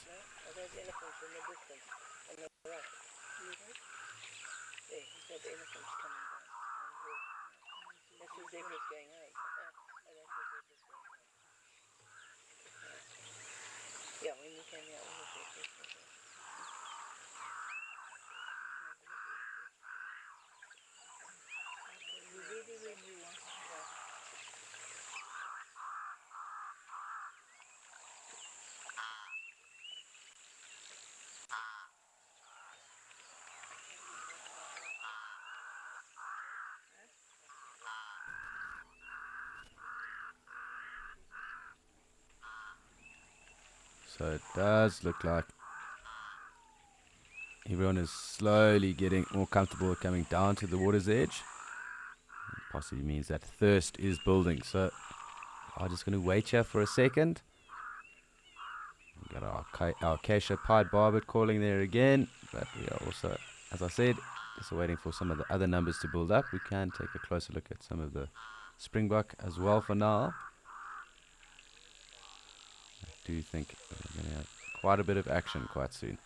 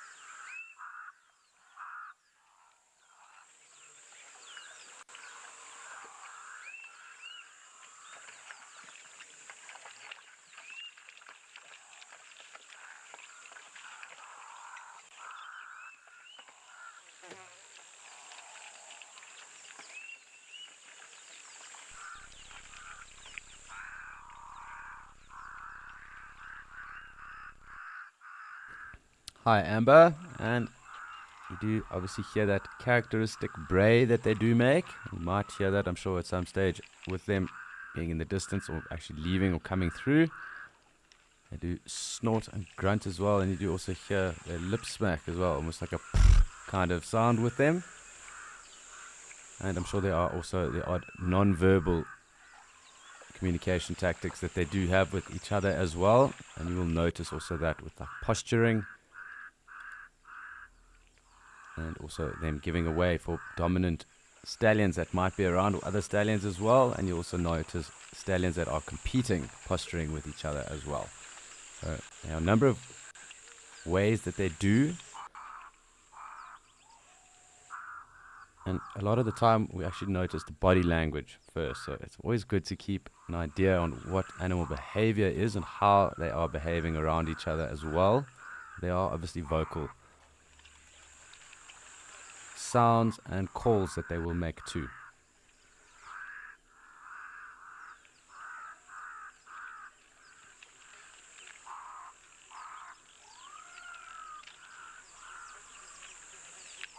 It seems everyone's kind of hanging off at the moment, and we're just waiting to see when they will pick up their courage almost and come through.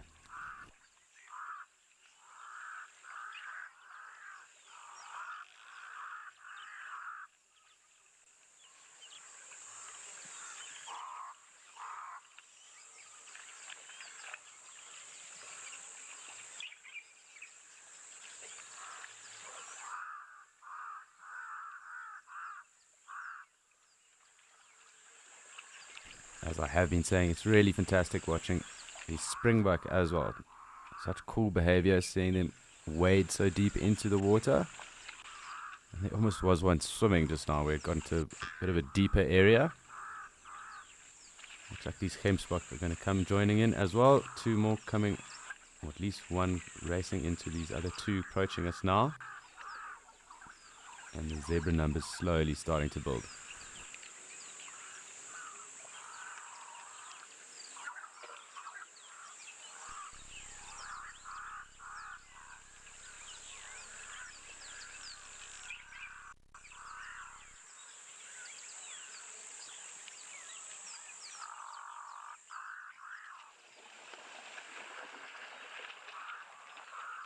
I'm going to just zoom out to see what spooked everyone there.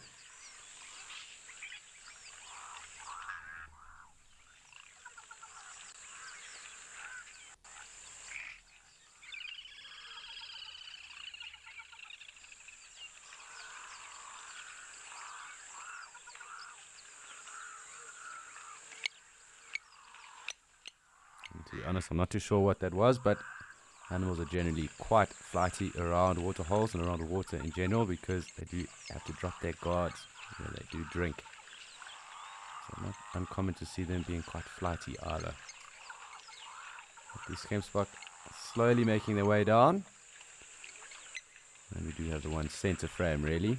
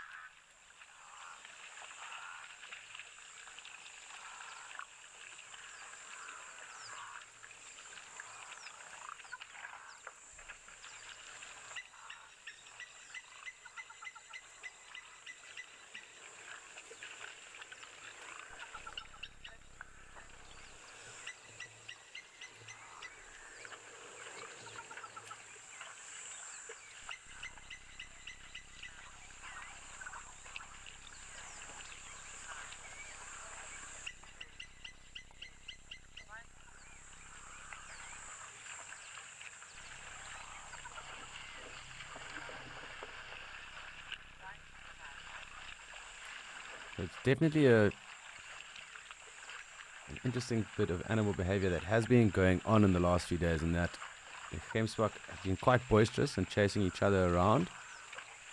It's quite interesting to just watch their interaction as they come through and even scoot around in the background too. You do also just see them chasing each other around in the background as well.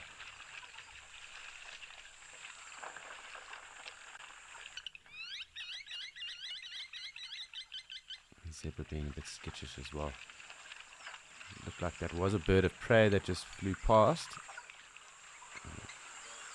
There are obviously our crows in that too. It could have been mistaken. That there is a pied crow that just went through now as well. But that one other bird did look like a bird of prey.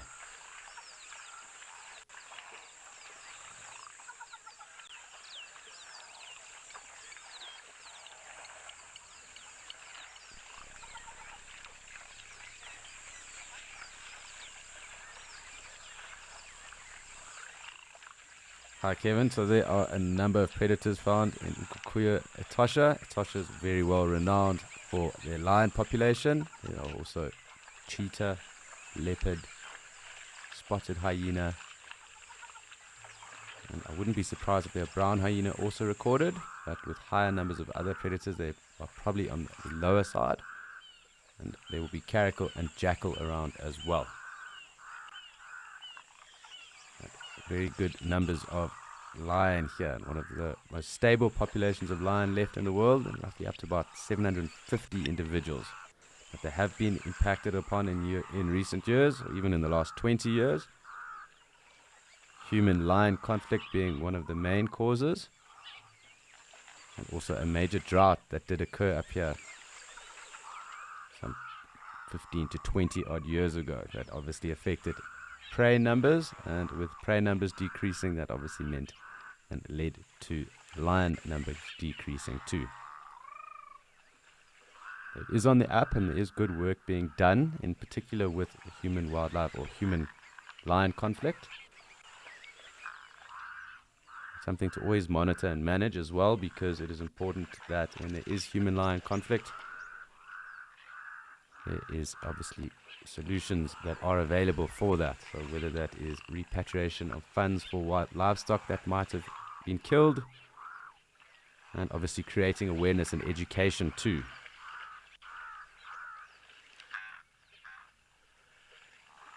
And opportunities to also be gainfully employed in areas such as Etosha and around the continent, in conservation areas, obviously also bolster those relationships. And that is also key for maintaining wild areas.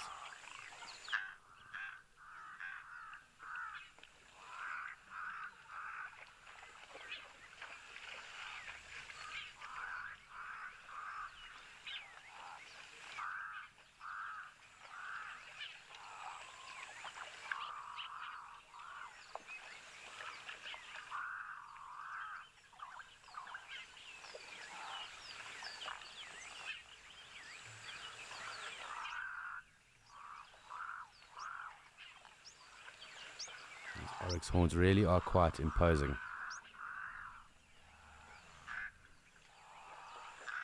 Almost like sabers. Sabers being the sword.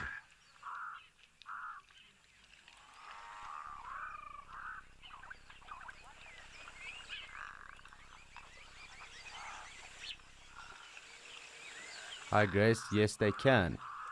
And in particular around water holes, which is probably the easiest way to see it here, is how elephants are the hierarchy. They own the water holes, and you'll see everything kind of giving them space. So it does influence the behavior of all the other animals, because they can recognize that the elephants hold the hierarchy here at the water hole, and they will give them their space. Maybe drink on the opposite sides of the holes, otherwise you do see the elephants chasing them too. And obviously at different times of the year. So for example, with the impala going into rut, that might also cause a change too. But there are many instances, some are best seen, but yeah, elephants in must is another area, or another option for that as well. Even also rhinos, when they are maybe mating or thinking about that, or setting up a new territory, trying to become the next dominant bull.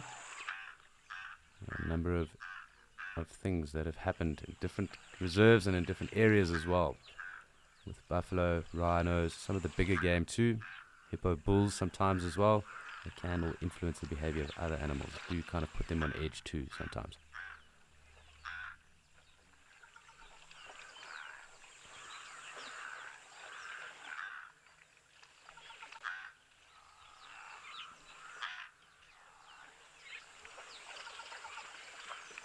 I remember being in a reserve many years ago, and in that reserve there was one particular white rhino bull, and he kind of lost the plot and was running around and literally wiping out all the younger bulls around him. He must have killed around 5 younger rhino, and that was almost like a mask of dominance. So he clearly didn't like what was going on, and maybe there was just pressure with maybe too many rhino around.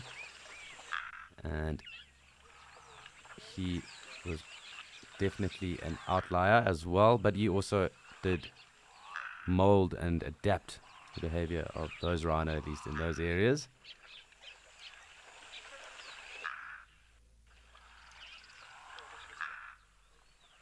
But not the greatest thing to see anyway, dead rhinos. So it was something that was rather interesting, but also not the nicest thing to see either.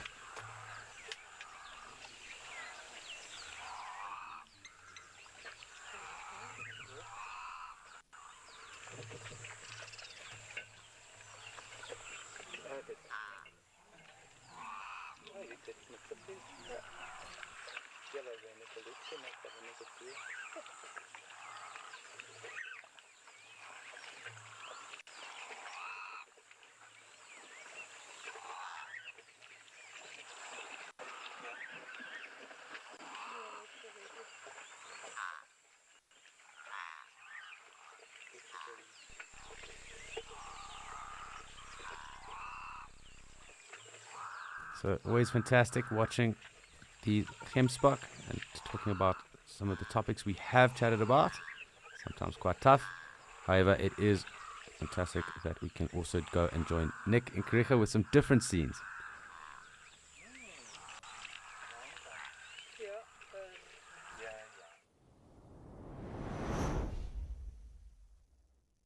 In Okukuyo and here at Karicha, it seems like the water is the place to be. Our giraffes are still here close to Scotia Dam.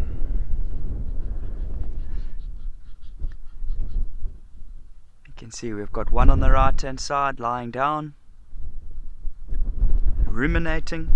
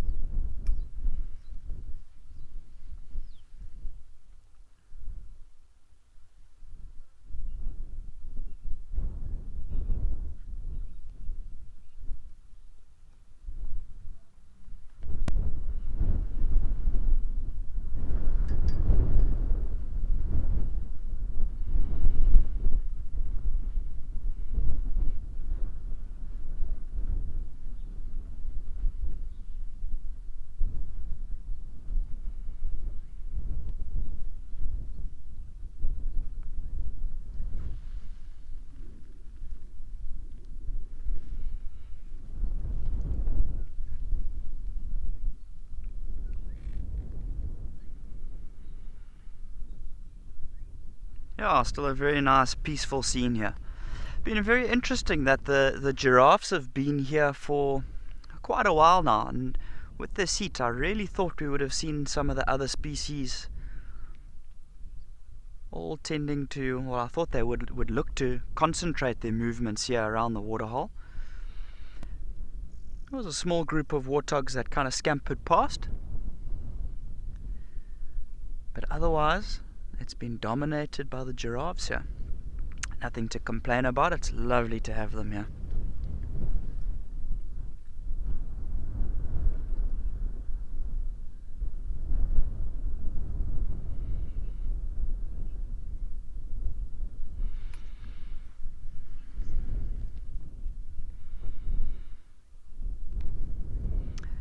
Gabriella, thank you for the question. Are giraffes double jointed? Not as far as I know. No, not as far as I know, Gabriella.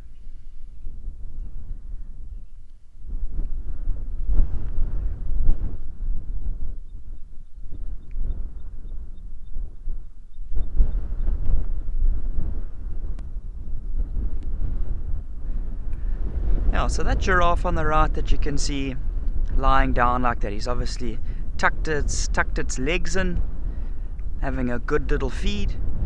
So remember, in terms of when giraffes do lie down, this is as good as it gets. You know, they're not going to lie down flat on their side. They're going to have the neck coming upwards like that. Very poor sort of valves and things like that going from the top of the neck into the brain, into the head. If they did have to lie down completely, you know, those valves are not very good at preventing blood from rushing to the head.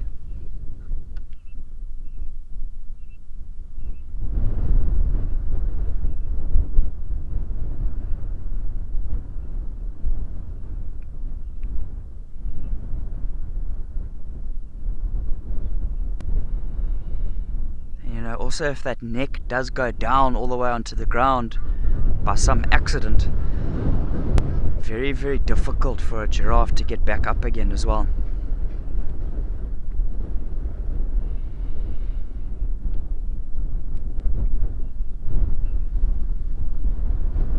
Oops, sorry.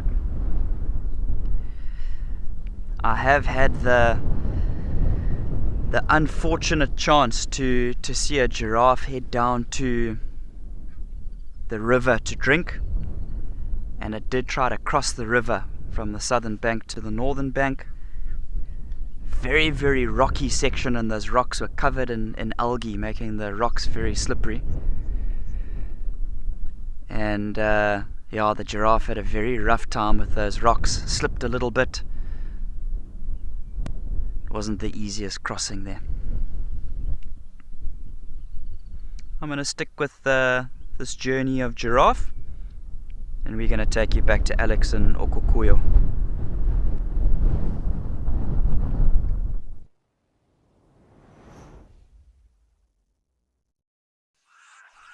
And our zebra have decided to join us right now. So we do have all these gemsbok almost in the center of the dam, and our zebra that have really started to form quite good numbers. I do think that other herd over there will join them. And there seems to be the odd other milling about and slowly forming better numbers too. So it will be fantastic when we do get them all around.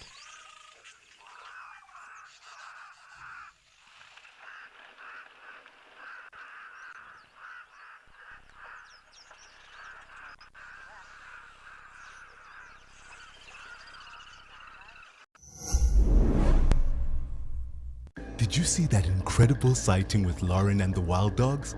Oh, and on the Sunset Show yesterday, Tessa saw Maribs.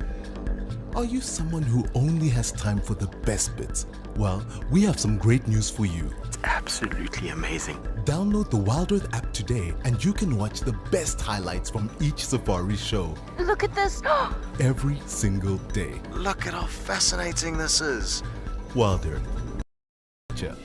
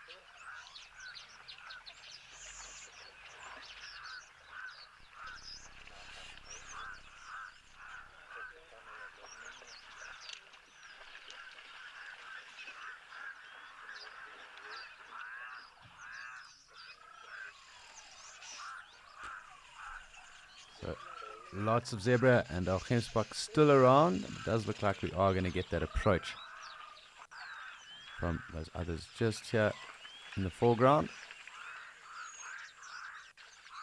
Kind of is an ebb and flow. Generally that happens. We do get good numbers and then they break off and then come back down again too. But lovely to have our gemsbok. And we will just wait on this approach. Maybe those wildebeest as well coming to join us. Lots of springbok around also. So it's been very, very busy throughout the course of the morning. And I suppose the start of the afternoon now. So lovely for us to just watch and appreciate as the zebra decide to come through and our gemsbok spend some time with us.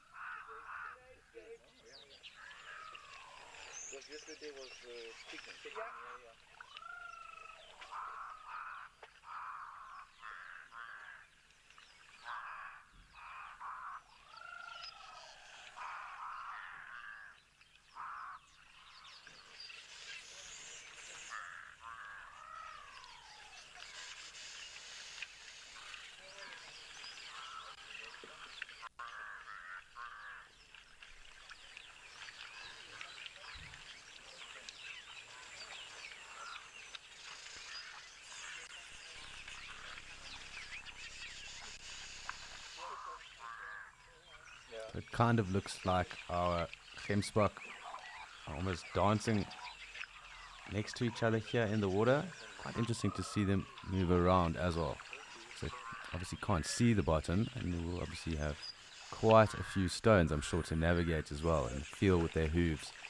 So it's always quite interesting watching them as they do mull around in the water.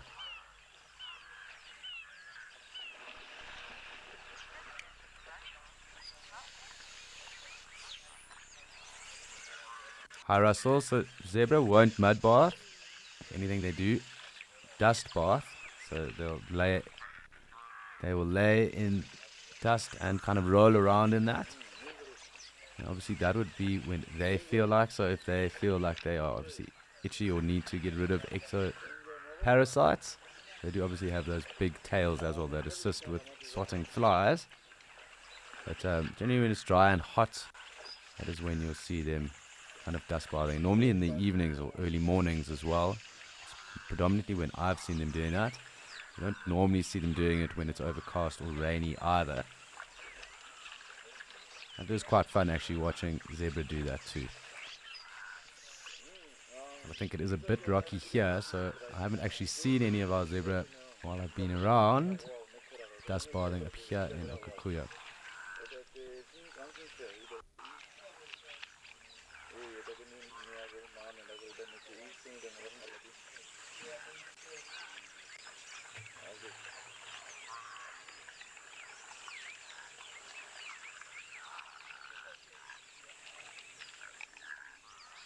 again, it does seem like it's one of those break moments where we do have obviously our Gemsbok and the Springbok hanging around, and we are waiting in anticipation as some of the zebra numbers build, as well as the wildebeest too. So we can expect them coming through, and we are also holding out for some elephant action as well.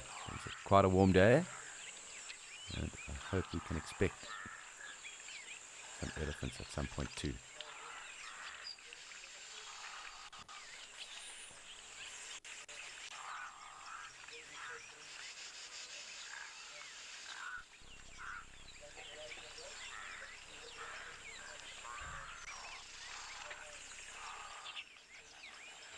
Hi Bruce, it's an interesting question because it's quite a cool observation you've made there that they do also have those short horns. And no, I would say that obviously Steenbok have short horns and Dacre as well. And I suppose relatively even Bushbuck, but interestingly enough the Springbok out of those are the only ones where both the males and the females have horns.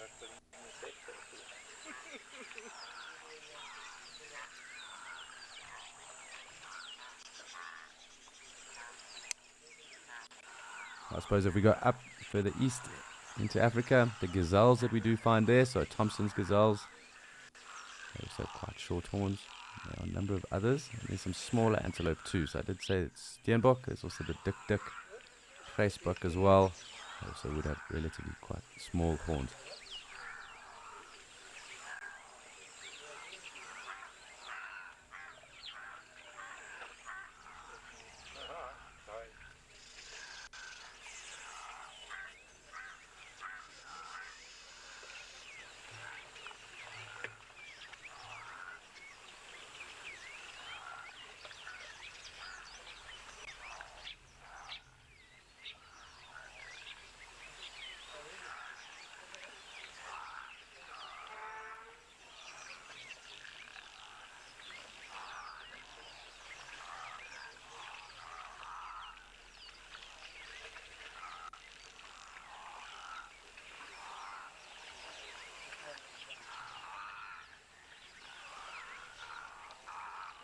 Lots of interesting sounds going on. Crows kind of have quietened down a little bit at the moment. As I say that, they do start calling again too.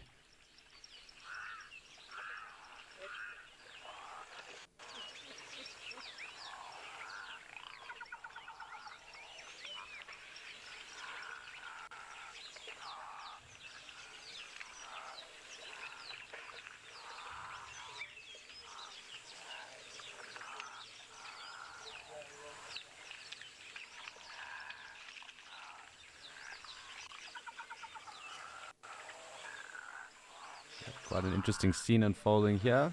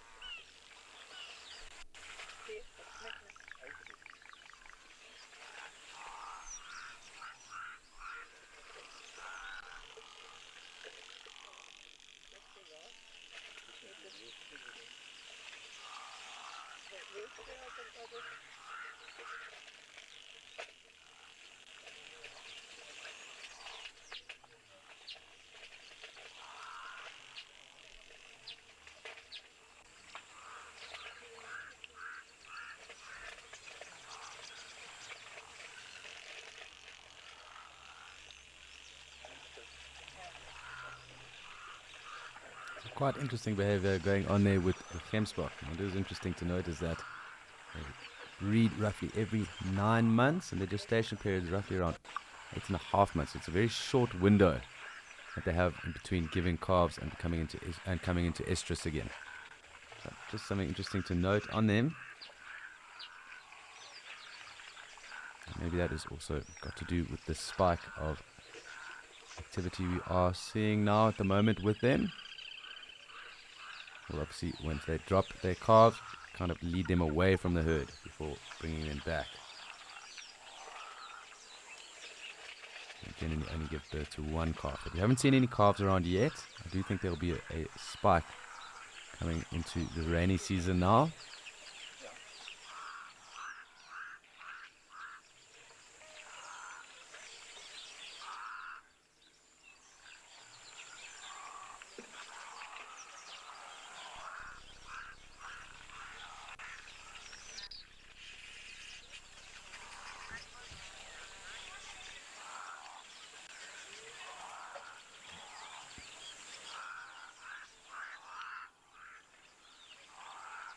Lots of mulling about going on right now. Springbok and the Gemsbok seem to be pretty relaxed. The zebra just hanging off the water for the moment too.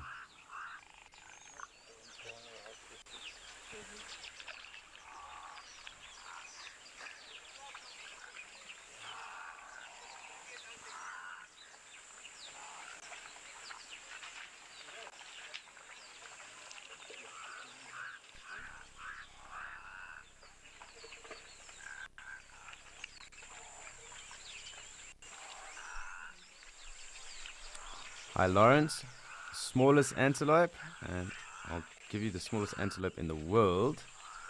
I do think it's one of the dakas, or a gazelle.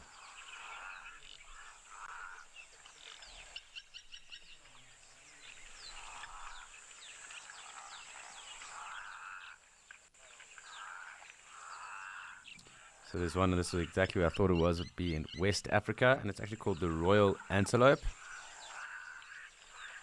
It's found in the rainforests there.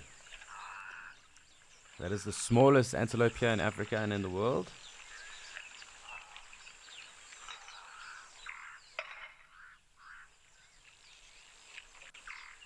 And the dik-dik, probably the smallest around these areas.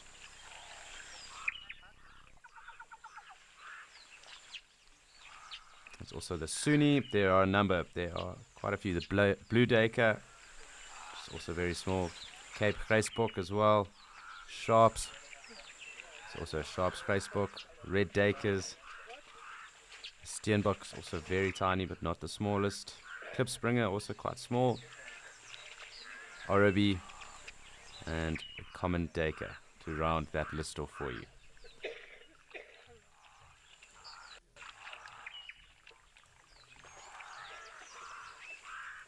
But it's been quite an action-packed full day here in Mshatu.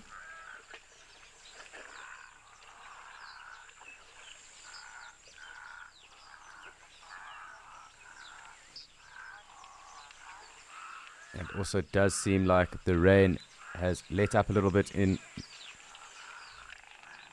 Botswana and Mshatu as well. And here in Okaukuejo it's been very busy obviously throughout the morning. But we have got some action across in Mshatu. And there's also time for us to link across and go and say hello.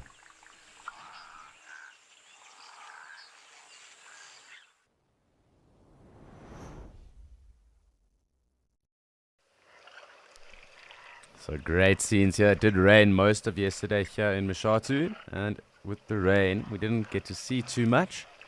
But it is slowly starting to perk up a bit. And we do clearly have our elephant here right now.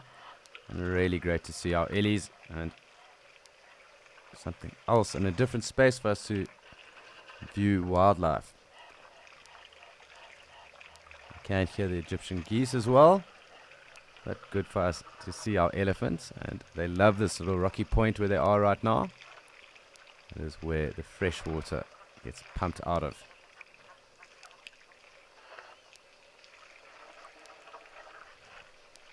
Lovely to listen to the ellies drinking too.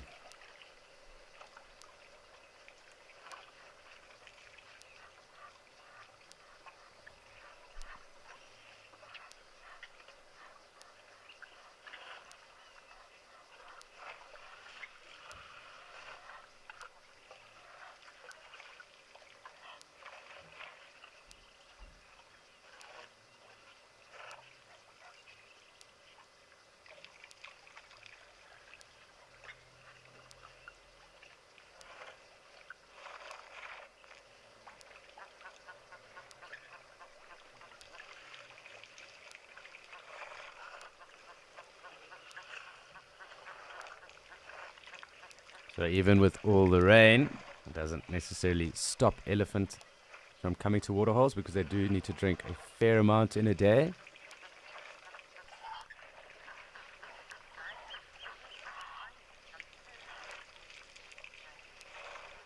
Yes, Mandy, finally some elephants, and in particular here in the land of the giants, known to have roughly 700 odd elephants, which is renowned in being highest population of elephant in a private reserve, and that is obviously in southern Africa.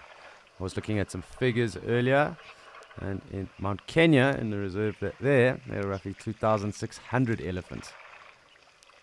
So that gives you some scope. And obviously in Kruger Park and in the greater Kruger, we have more than 700. That's cool to know where the different populations are and to get some insights on their numbers.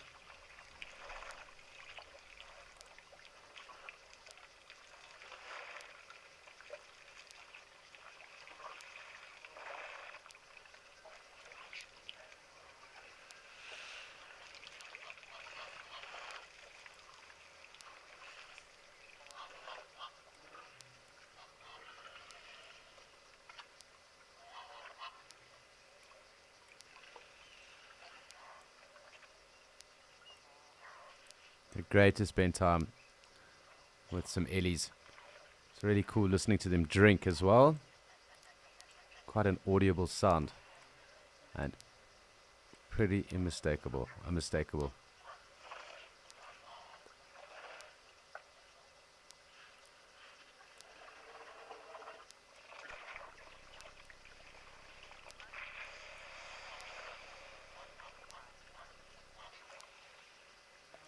Hi, Francis. So they don't necessarily sense because they will also communicate amongst each other as well. So there's definite communication that goes on that will alert the elephants to danger that might be around. So I suppose it is a sense because communication definitely falls under that. So there will also be smells and pheromones, sounds that might also allude to danger that could be present for them. So there are a number of different things that might help them to sense where the danger is around. For one thing though, they don't like bees at all. And obviously if they were to smell fire, lightning maybe even as well in certain areas, it would also trigger something for them too. The sound of gunshots maybe if they have suppressed wounds around that. Some of the ellies that might have been in conflict area, they might also have bad memories with regards to that too. So that would definitely heighten their senses in certain instances.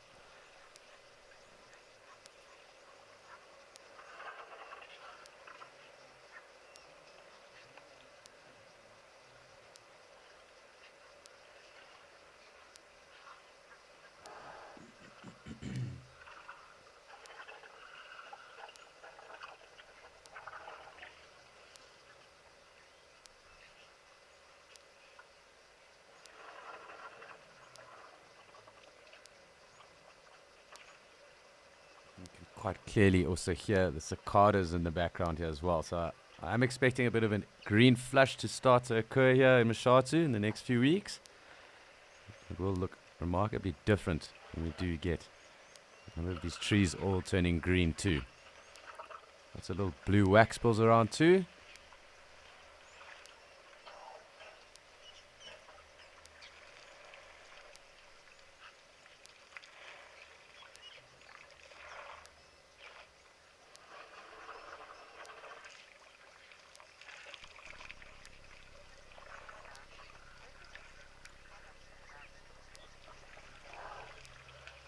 High weather, so when it is bad weather, when there is bad weather around in an area, they generally go into the thickets. So where the bush does get thicker or the vegetation, and that can happen when it's windy, when it's rainy as well. So if there is a dust storm in the area as well, Heather. So they will try and find thicker areas where it is harder for wind or that rain to kind of penetrate through, and you find them then in thickets most often or not. So they will try and avoid more open areas where they would be more exposed.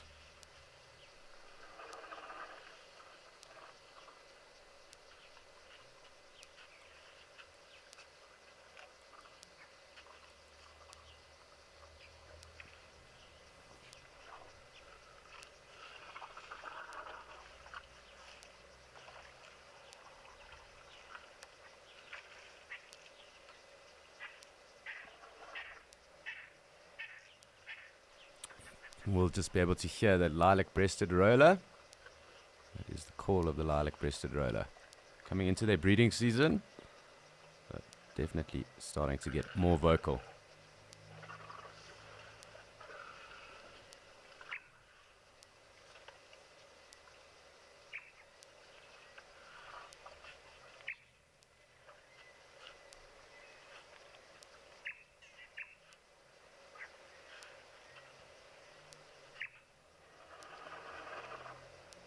Really is cool listening to them drink.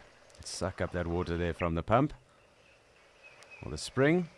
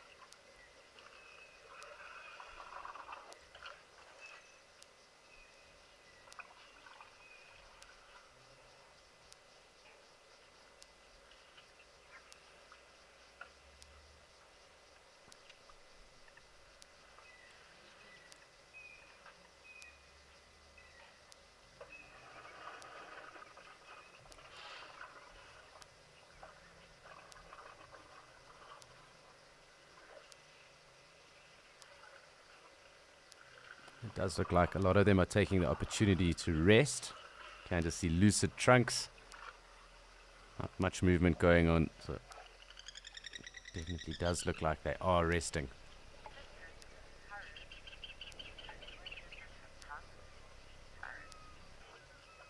I heard, yes they do. And what's quite interesting about the elephant, at least here in the Thuli block and in Mashatu, is that there are a number of them that actually are tuskless. They don't have tusks. That has to do with poaching and culling that has gone on in the past, and it's a genetic trait that they now have. They're also a bit smaller sometimes here, but females definitely do have tusks. And there's actually one of the biggest tuskers, females. She was around 60 to 65 years of age, up in Savu. She recently just passed, and she had really, really massive tusks, known as one of the bigger female tuskers. I do forget her name though offhand, but I know that was quite recent too.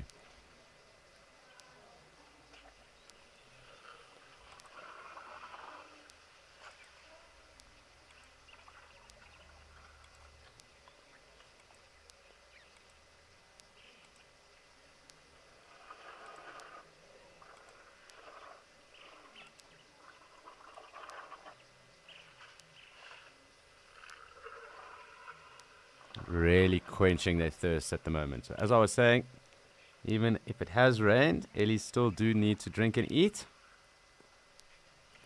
And sometimes consuming more than 100 liters a day. And that's obviously if it's a big thirsty bull and that bull has walked many kilometers to find that water source, but around an average around 100 liters a day of water drunk by a big elephant.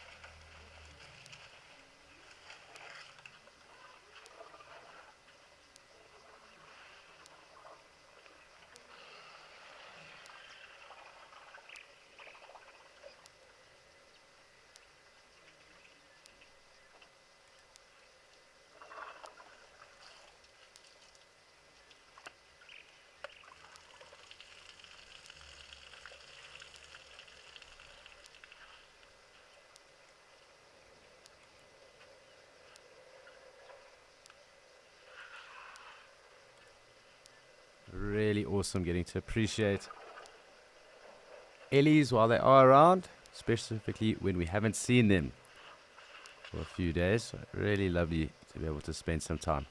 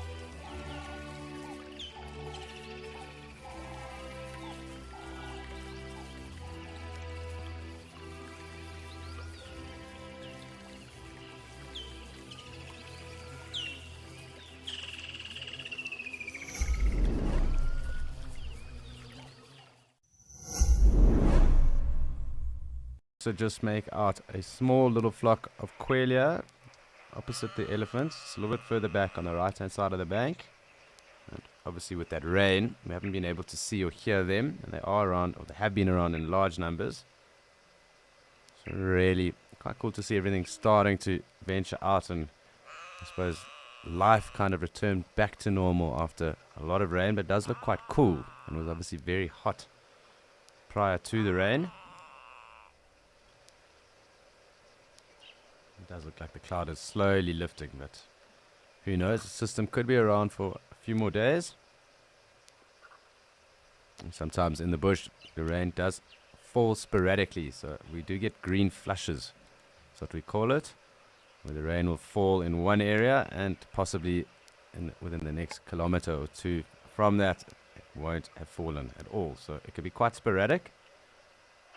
And we do note these little green flushes that then start to pop up.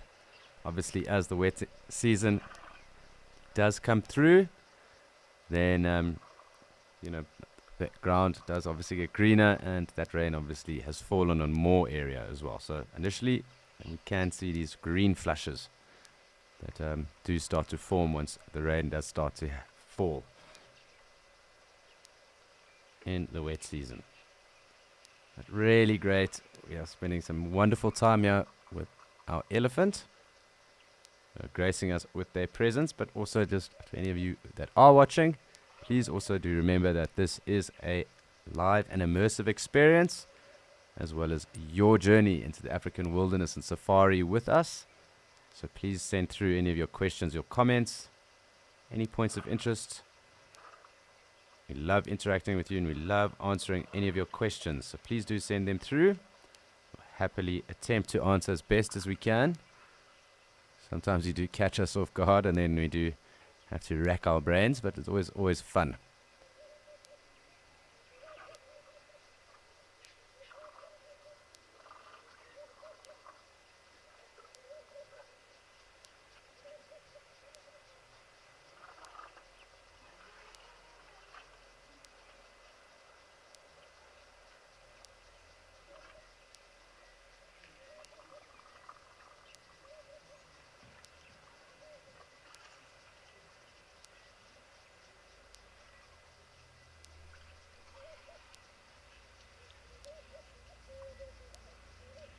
So doves also now at the moment, but also quite clearly these cicadas.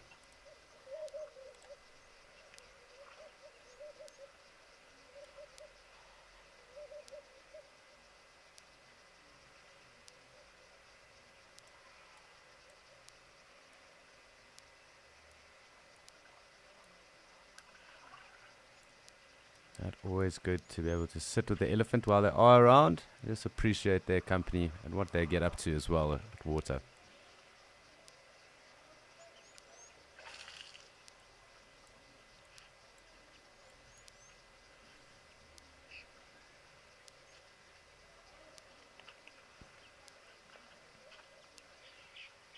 I think possibly one last drink for this younger Ellie, and we might see them both move off.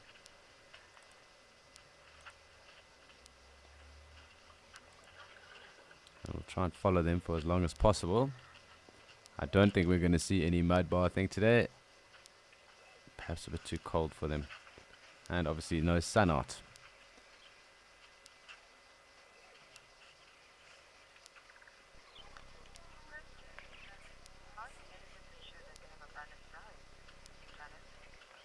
Hi Janet, so the diets do change throughout the year as well. Obviously with presence of nice fresh grass as the rain starts to break and summer starts to get underway, their diet does change, and they will stop then focusing on more of the barks and the trees and leaves, so they'll stop browsing as much as what they do, and they'll start to take more of the grasses. And then also it does happen with different flowering trees. They also flower at different times in the year, also pod at different times of the year, and also fruit at different times of the year. So their diet will also take on what is seasonal. But for example, now coming into this drier part of the year, just before the wet season does approach, their diet will have far more browse in it and a lot more bark from trees they might have pushed over or stripped. Also the odd roots or tuber too. So it really does depend on the season as to what their diet evolves or takes on. We've got one last Ellie coming through.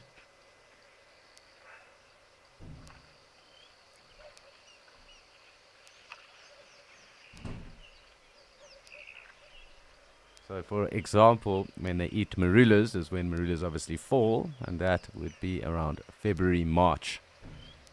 But the Kigelias, the sausage trees, they'll take those flowers when they fall, when they're present. Figs, for example, can fruit all year round, and Ellies will take those too if they can reach them. And at this time of the year, in certain areas, they do love knobthorns, so they will take those fresh green leaves of the knobthorns.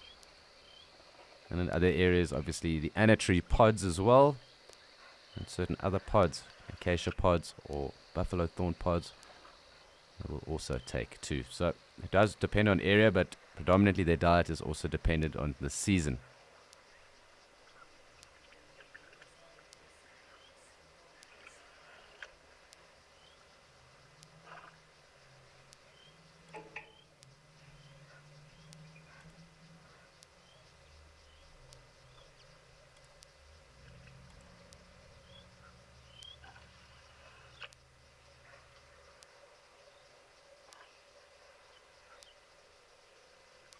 Just fantastic that we have got all this time with our elephants today.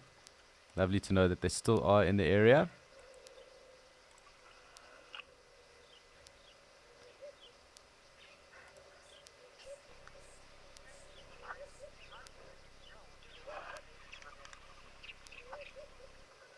Hi, Raymond. So a lot of that is ingrained or passed down knowledge through the years and through others that are obviously far older than them. So with regards to females and younger ellies, they will learn that obviously from the matriarchs. The matriarchs form herds.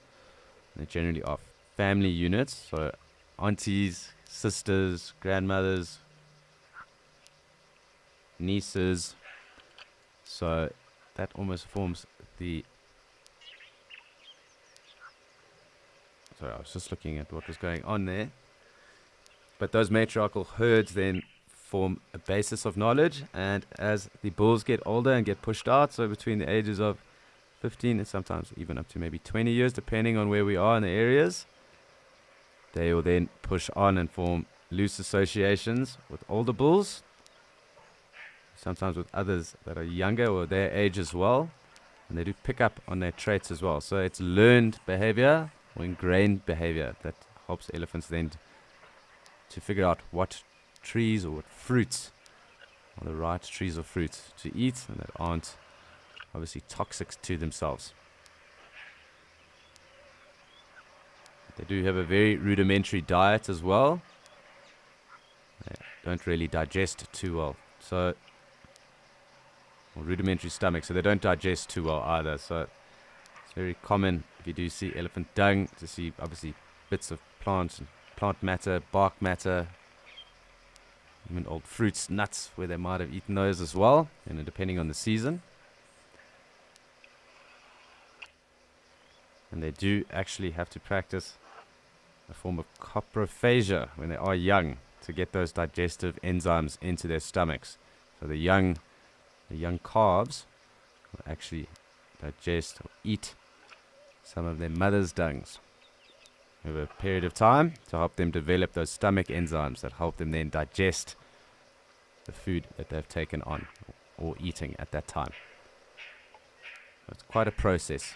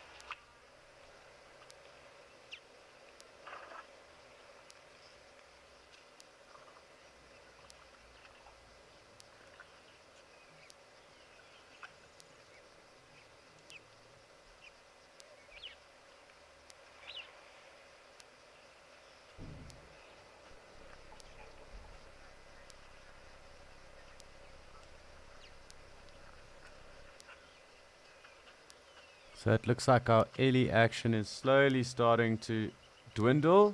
We'll keep a tab.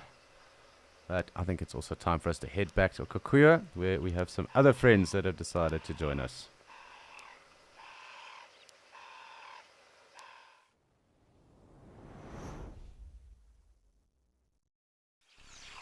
And as I was saying earlier, patience always pays off at Waterholes. And currently we have 4 giraffe that have come to join us.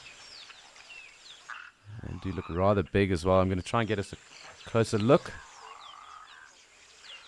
See who we're dealing with. Nice Gemsbok, I think, also coming to join us too.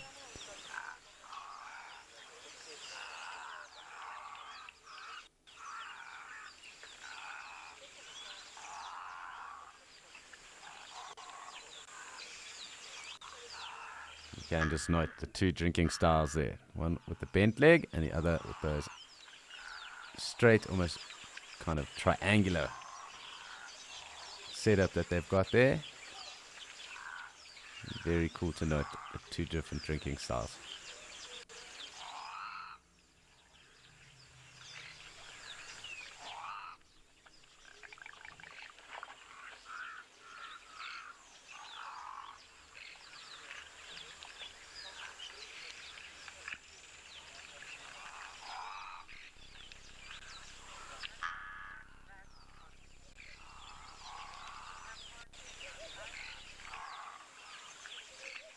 So it's always great when we get our Angolan giraffe here in Okakuyo. And fantastic to see 4 of them at the moment.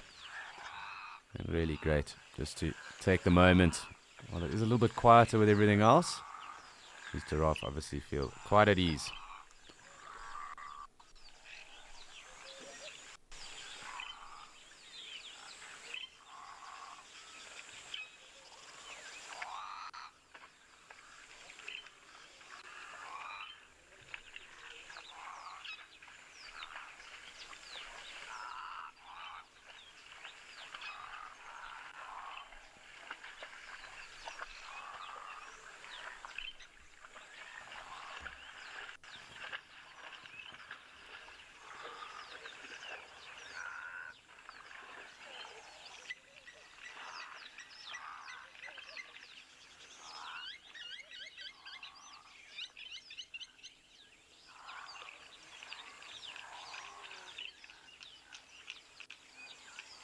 It does look like some zebra also making their way down. Really so awesome to just sit with giraffe. That always looks so gentle, so serene. Obviously this is probably where it is most dangerous for them to be drinking, or part of the day when they are drinking. But they always do look so placid, so serene.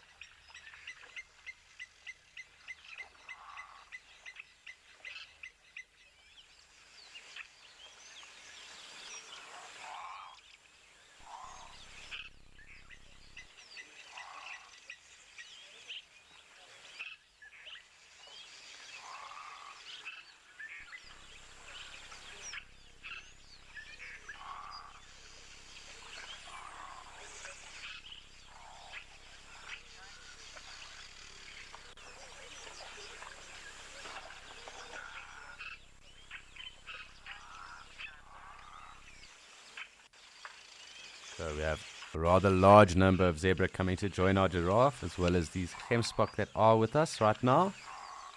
Really lovely scenes.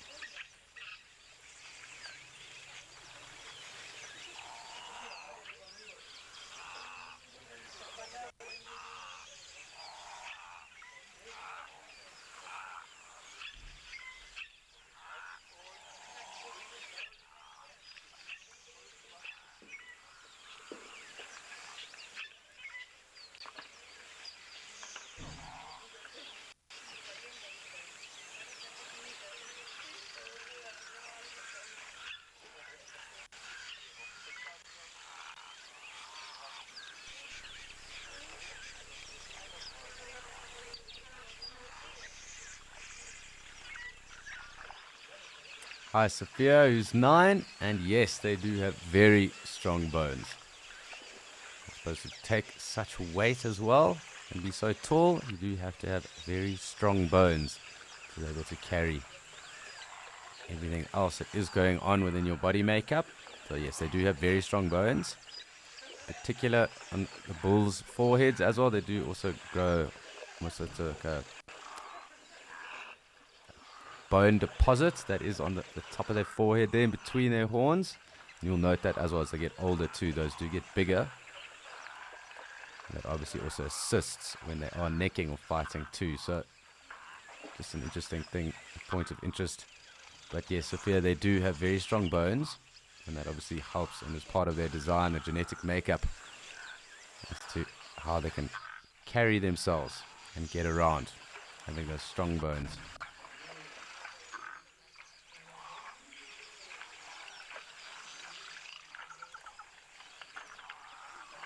So it looks like all these zebra are going to come through, and I do just want to zoom out just to make sure and they do come down to drink, we are able to get a good view of them too. I think they are waiting for the giraffe to move on as well.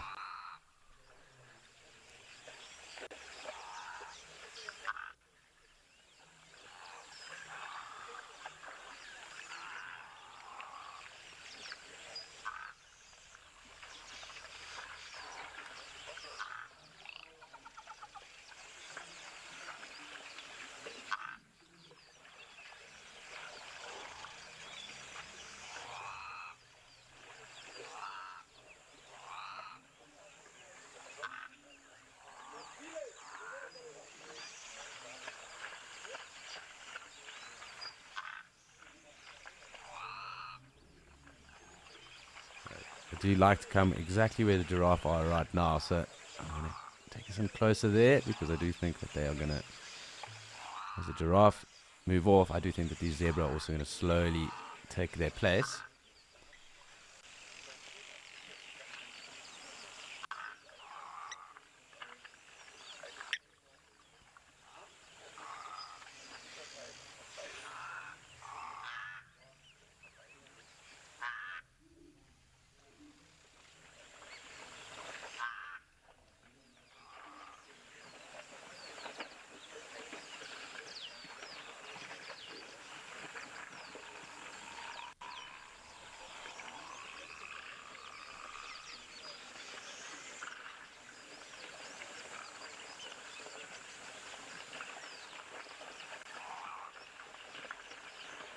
Exactly where I thought they were coming. These giraffe, obviously, getting up and moving off, and the zebra taking their space.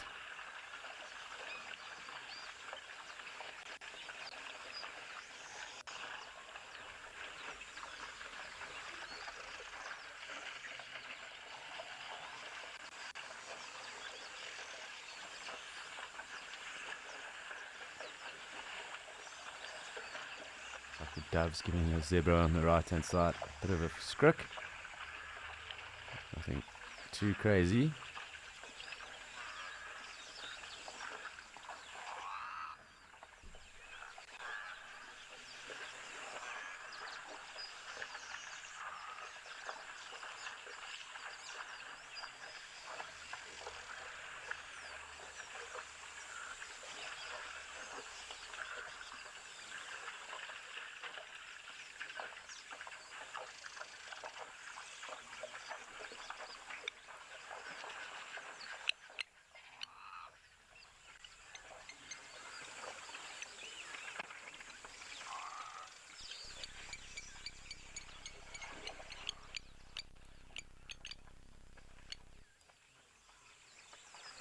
Hi James, so you can see in the distance there, lots of trees, and giraffe are browsers, and they predominantly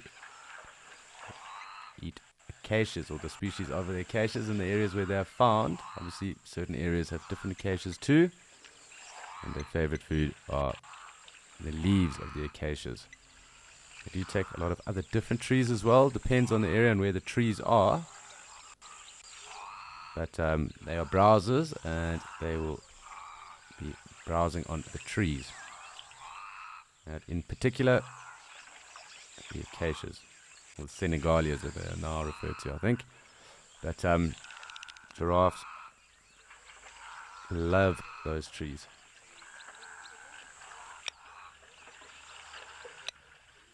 And as I said, it does depend on the area. There are different acacias or Senegalias that are found in different areas. So, for example, in the Lowveld, the knobthorn is one of the giraffe's favorite food that side. Andrew was talking about the giraffe eating a lot of the sweet thorn where they are in Amakhala. And here I'm sure the Camille Doring would be one of them too. There are also anna trees around as well, so I'm sure they would take that as well.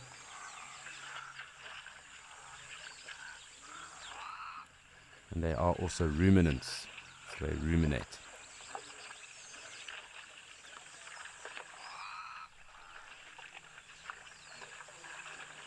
Looks like they aren't finished drinking just yet either. Kind of pushing the zebra forward. I'm not too sure they're going to be too happy about that. But if you aren't finished drinking, then I suppose get back to it.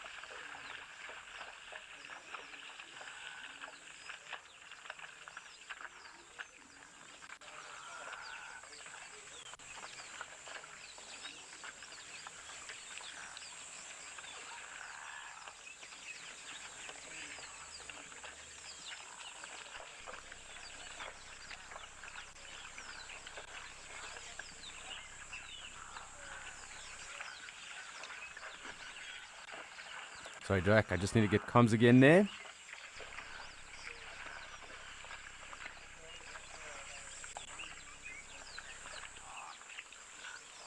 So, Jack, very interesting question.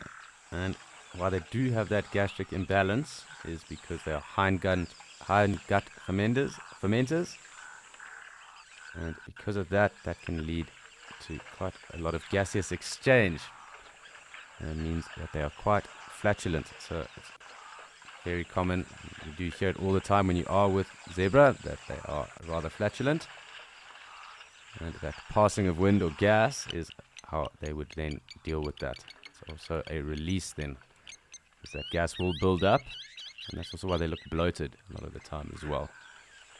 So being able to release that gas, and also because of the ways that their stomach is set up, being a hindgut fermenter. Like other hindgut fermenters, elephant, and even warthog as well. Also known as the odd-toed ungulates. Zebra are part of the odd-toed ungulates, with 3 toes effectively.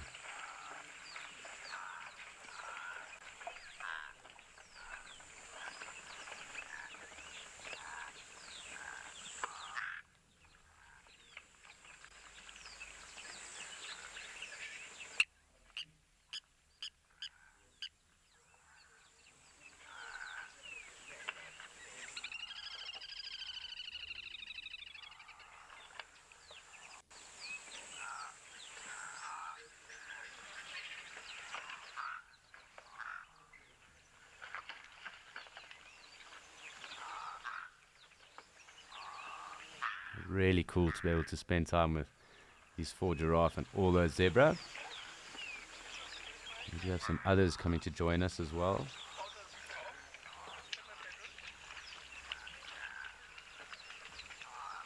Lots of stripes around of late.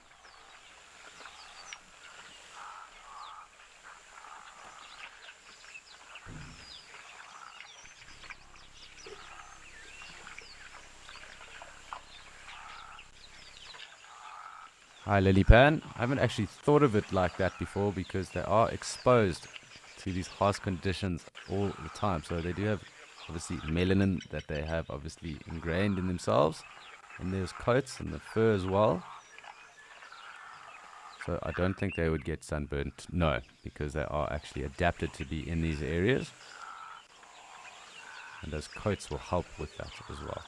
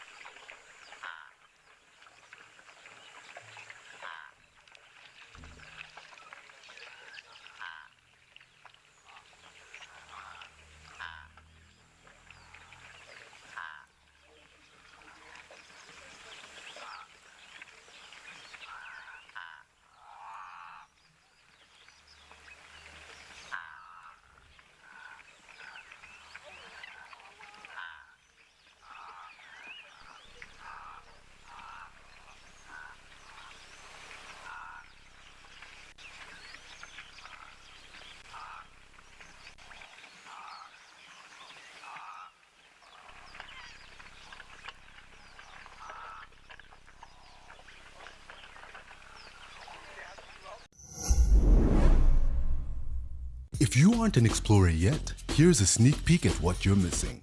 The amazing weekly newsletter. We handpick the best animal moments of the week, our most interesting question that we received, hilarious unseen behind the scenes content, and exclusive previews of upcoming Wild Earth ventures. This is all packaged and personally delivered to your inbox with love from Wild Earth. Sign up and let us spoil you every week.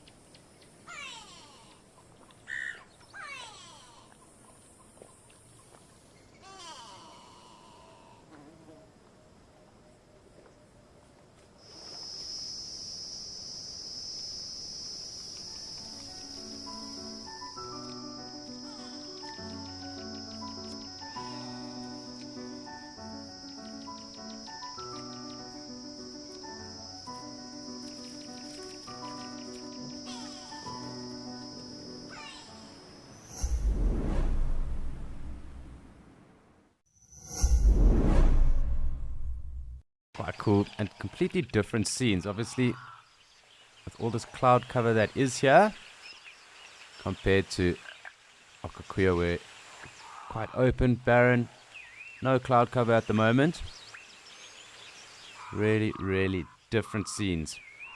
I can hear some hornbills in the distance. But I'm going to take us in here. Maybe we'll hear those hornbills again. I don't know if we'll get to see them though. But just out of curiosity, there are roughly around 62 species of hornbills left in the world, and out of those 62, 51 of them are currently in decline. So they're constantly declining in numbers. That has to do with some of the trade that happens within the illegal bird and wildlife trade, as well as there being quite a high bounty on some of those hornbills that have the casks. Generally those are in Asia, but there are those in Africa as well, the trumpeter, silvery cheeked, and some of the others we get up into Central and Western Africa, and they are highly sought after in the illegal wildlife trade. Those casks, at least, and more often than not when they are dead. So unfortunately, that is another species that is in decline, and as I said to you, 51 of those species are in constant decline currently.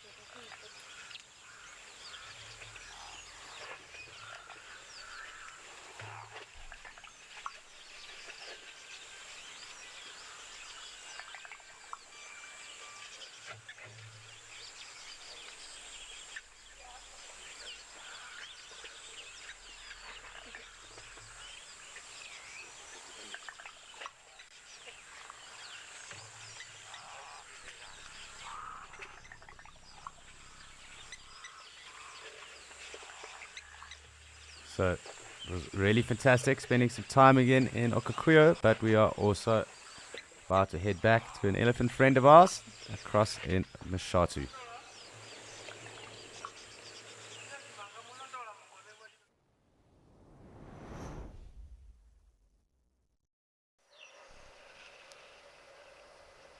So quite cool watching this elephant sniff around.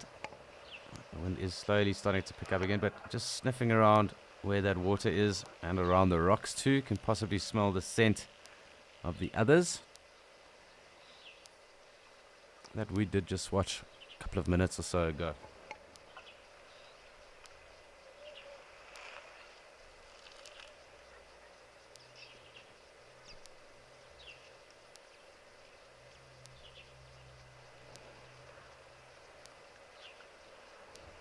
It does look like he's also pushing on, perhaps following the elephant that were here just now. I'm going to try and get us out, and we can try and follow his movements a little bit. Maybe he will hang around a bit longer and feed with a couple of quelea still around.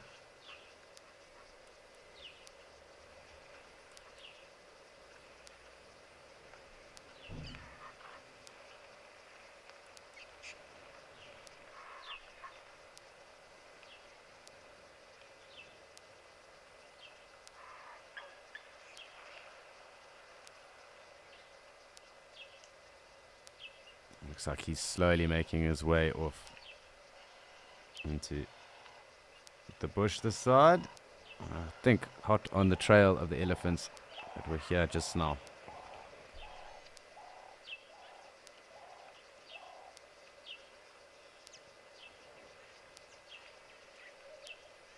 Okay, and here one of those Cameropterus.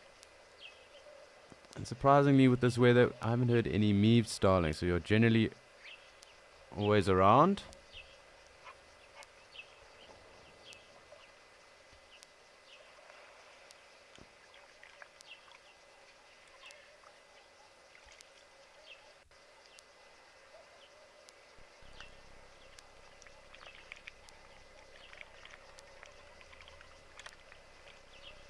Hi, Patrick. So I'm sure they can sense the drop in pressure and the air pressure.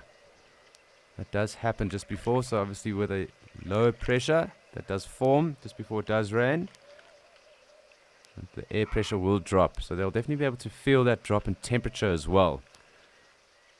So I would say yes, because of those reasons that I've just mentioned right now.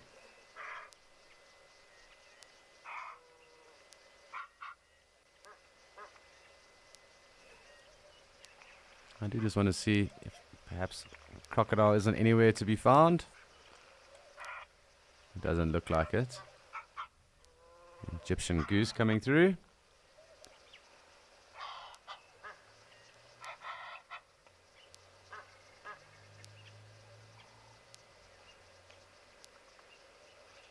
So just want to see if we can't perhaps see where the gosling is. Perhaps this goose will join up with the other, with its partner. That is our lilac-breasted roller again.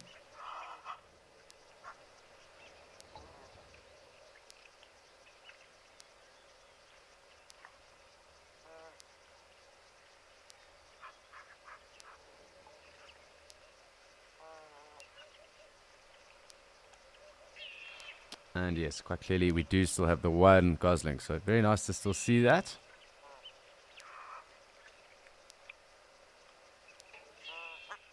Definitely growing rather quickly at the moment. Far bigger than when I last saw it.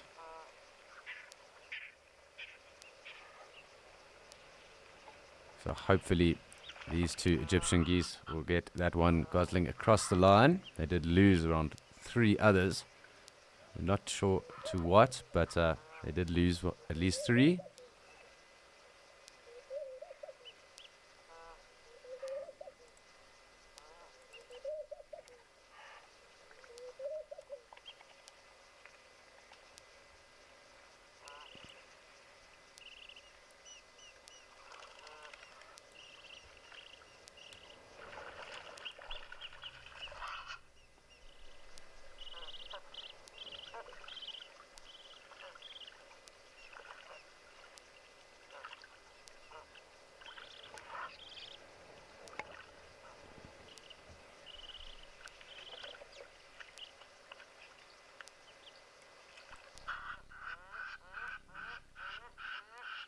So very cool. I'm happy that we got to see that gosling and the 2 Egyptian goose here. However, across in Djuma, there are a number of Egyptian geese, and they have kind of been waging war on each other as they have come through. So it's time for us to check out them and who else has joined us at Gari Dam.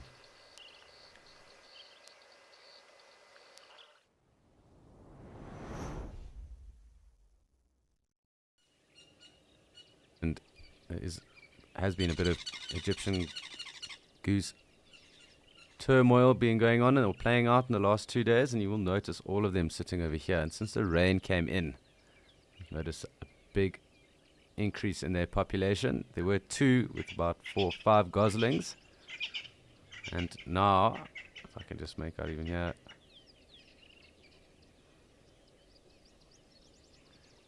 I think there's around 16 odd at least in total around the dam currently. So they are quite territorial and they don't like it when others come in, rain on their parades. So it's been quite interesting to watch how that all unfolds. But we're here with a lovely bull Inyala. And great to spend some time in another area with another antelope species. They do prefer this thicker vegetation. And just like their cousins, the kudu, really regal antelope.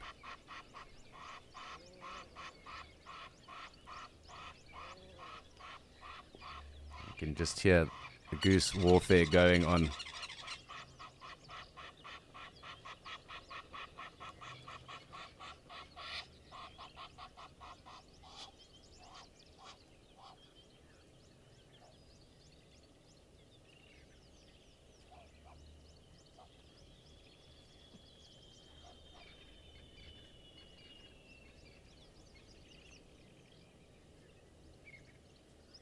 Really special to be able to sit with the Inyala out in the open for the moment. And again, different scenes to where we have been.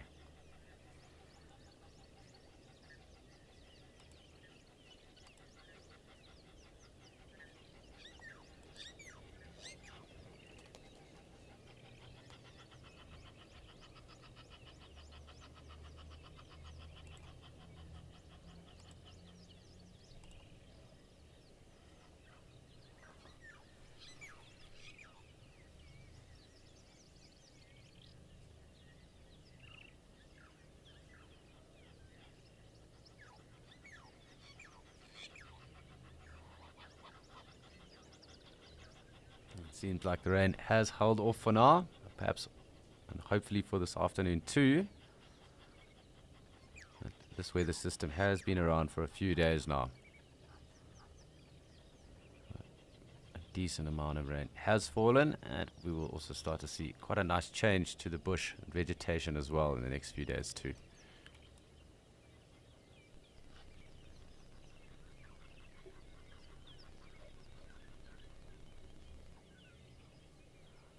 Hi Mike, so they do differ quite a bit to the females, and they are known to have the highest sexual dimorphism between in antelope. So they are like double the size almost of the females, and they weigh up to around 140 kgs. So very interesting antelope. I thoroughly enjoy them. Part of the spiraled horned antelope family. And this is the Nyala that we've noted with that growth on his side.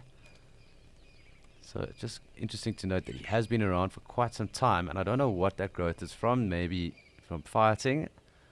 Who knows? Speculation, definitely at its best, but just interesting to note. It doesn't seem to be causing him any harm. But just an interesting identification that is on him. But yeah, they do get around 140 kgs, the bulls, around double the size females, and the most highly sexually dimorphic antelope, that being they differ so much and so vastly between each other.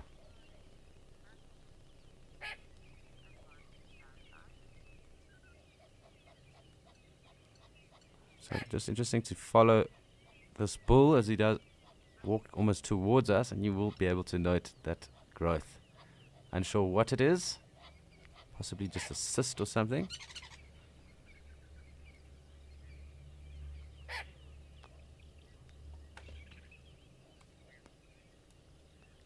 But also with all that rain, great to hear a lot of the little grass frogs and that also starting to come out.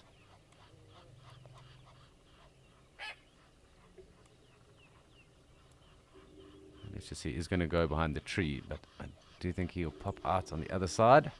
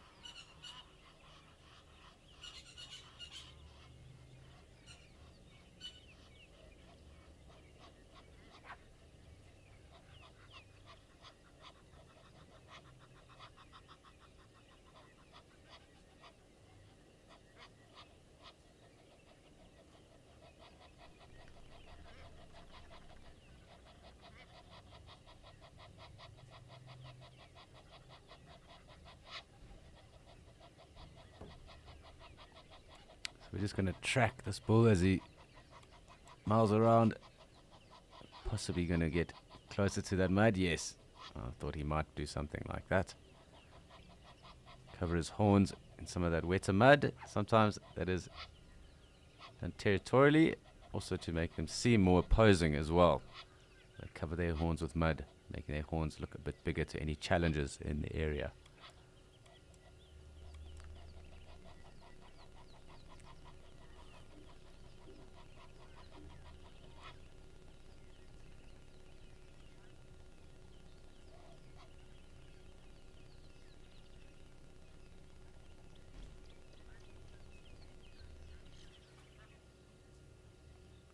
So quite interesting being able to watch that unfold. This male Inyala is covering his horn with some of that mud that is present here. I'm hoping we get to see more of it. There is a bit of a drainage line, so we might lose some of our visual, but I think he's kind of moving towards us, so it's not bad. And as I said, it's not uncommon. You do see the bulls with a lot of mud on their horns at times, and it's thought to be a territorial marker as well as a sign, or actually to make their horns seem bigger, so almost a sign of higher dominance to those that might be around. Bigger horns obviously being more imposing.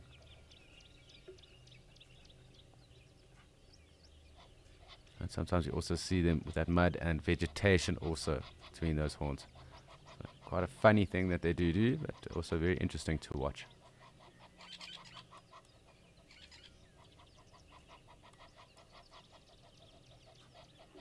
It seems he's going right down into where those mud deposits really are on this drainage line. I'm sure he's going to pop out again now, but seems to be quite focused on mudding his horns.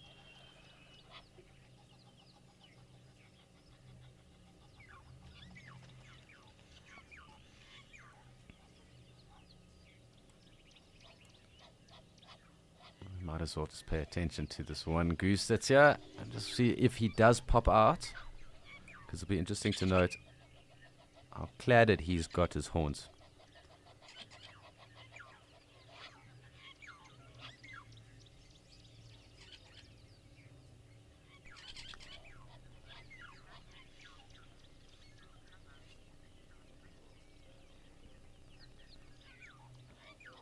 Hi Douglas, so they'll also use trees or vegetation in trees. They also hunker down on the ground like that as well, and bunch up together. Even that low hanging vegetation that is around the dams would also be seen in that. Again, it'll also depend on the areas where they are and what cover is available to them at that time. I'm going to just join our Inyala.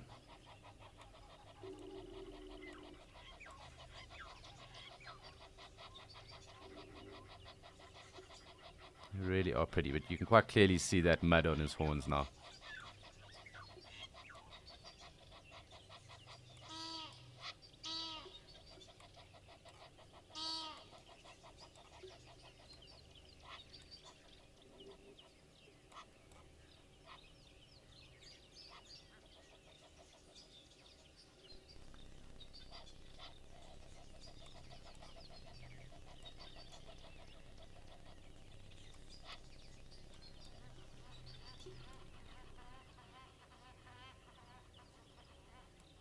So I'm really enjoying just seeing how he's cladded his horns.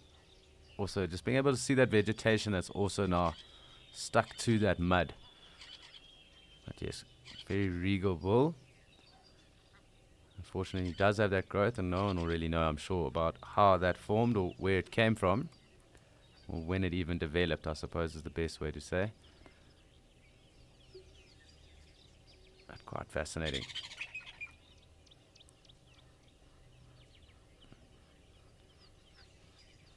Thought I might have seen a gash on the back leg there.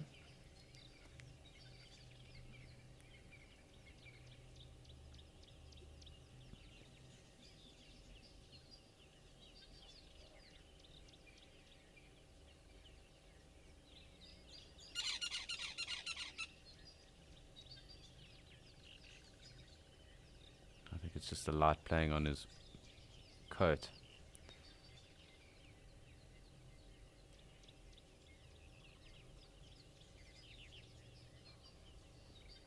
Really a strong neck and shoulders as well. You can kind of make out that strength. That is clearly quite evident there.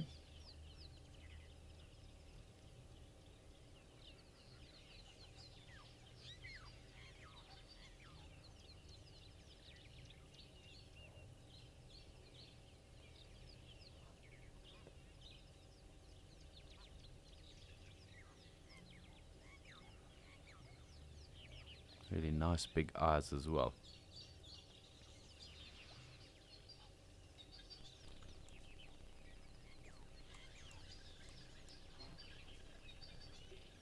Hi Ben, yes they are.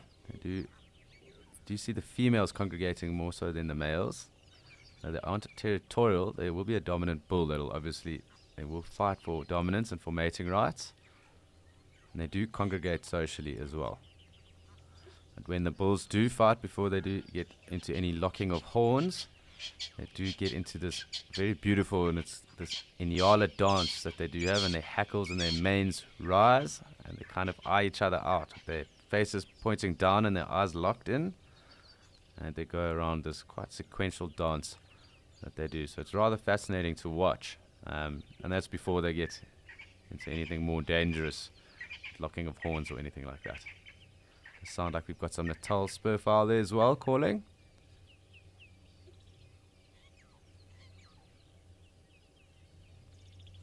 But yeah, you can quite clearly see here where he has been rubbing his horns in that mud.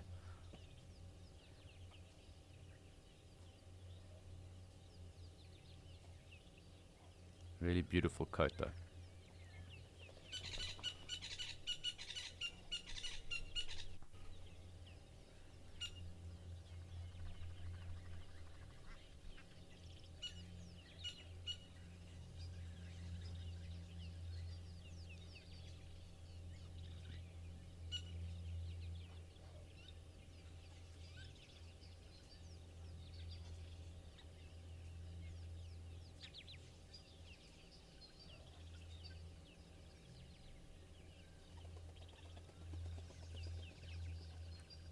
Can hear a black cuckoo as well calling.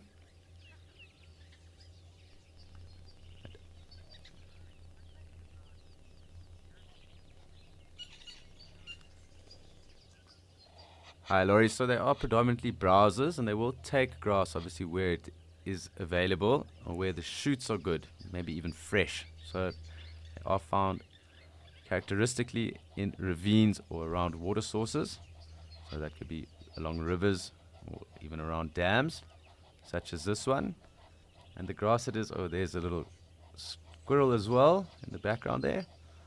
And the grasses obviously that are found around those areas that are fresh green shoots, those are the grasses that it would favor. Otherwise, you will find these Inyala browsing, even taking fruits when the trees are in fruit. So quite interesting.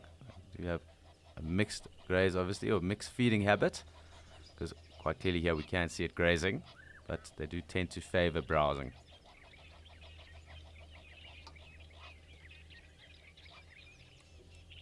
So little flowers being eaten here as well, as you can note. I'm not too sure what the names of these flowers are, but Inyala quite clearly enjoying those as well.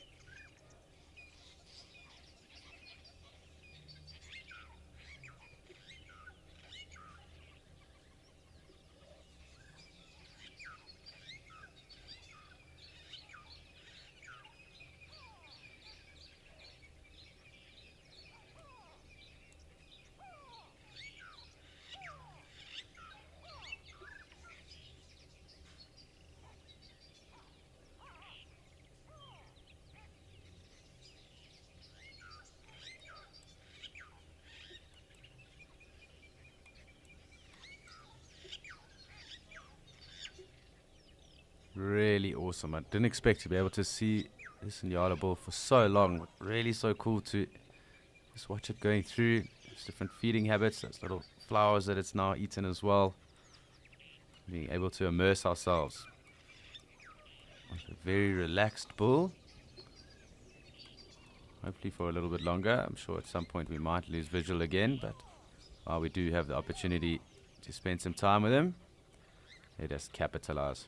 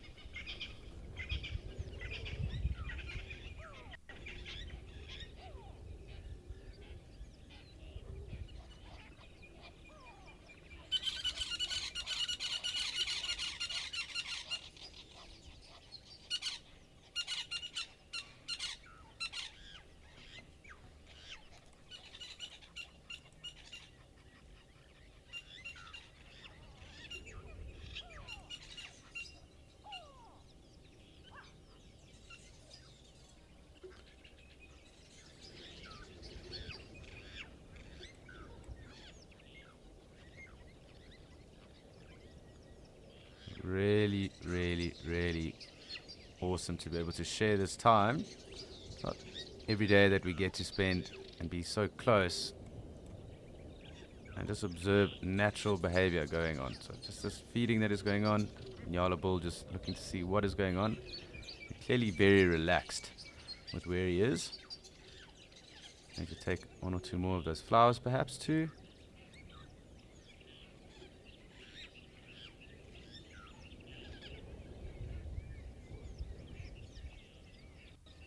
Can get some chagras as well. I think slowly going to make his way off into some form of thicket. And also we are going to hit a tree, so do bear with me quickly. I do want to see if there's one or two others that might be on the other side.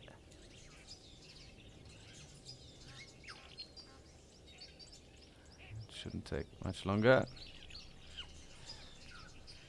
There were some Inyala ewes on the other side as well. That'll help us.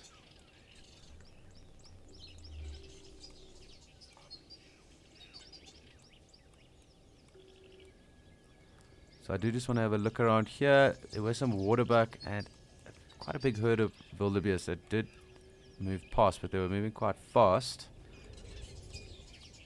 And there were some female Inyala as well. So just make sure we haven't missed out on anyone else, because it has got rather busier throughout the day.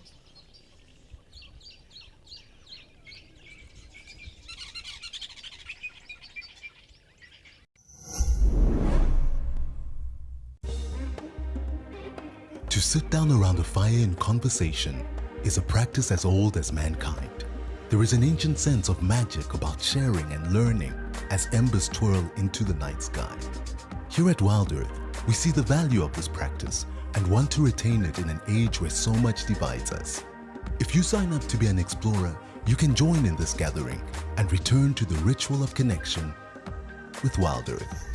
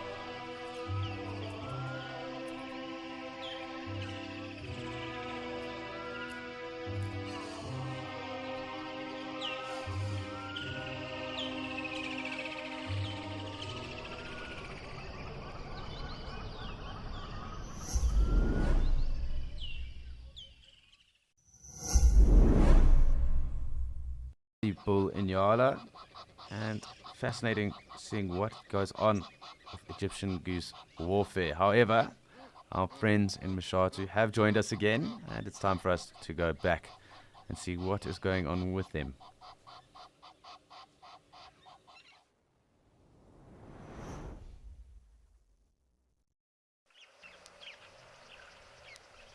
So it seems like the early action here is improving as the day gets drier and longer. These clouds do seem to be lifting a little bit. And our Ellie numbers have been ever increasing as we've gone along. So really, really cool to see. And again, just fantastic to have them all moving about. We didn't see them for roughly a day.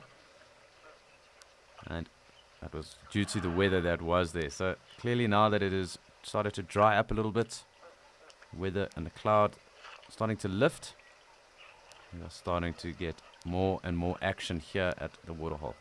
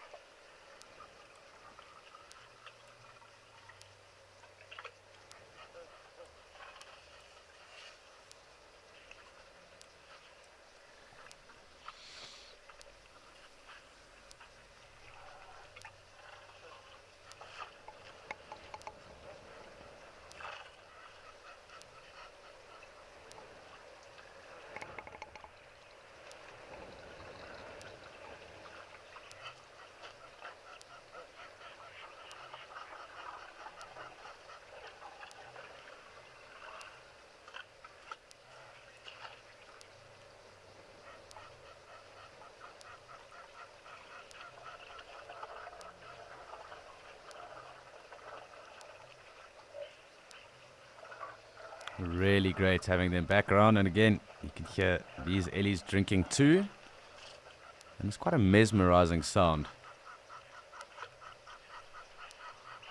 Lovely big tusks on the one that is here as well, so quite uncommon for quite big tusks in here in Mashatu, but good to see it anyway.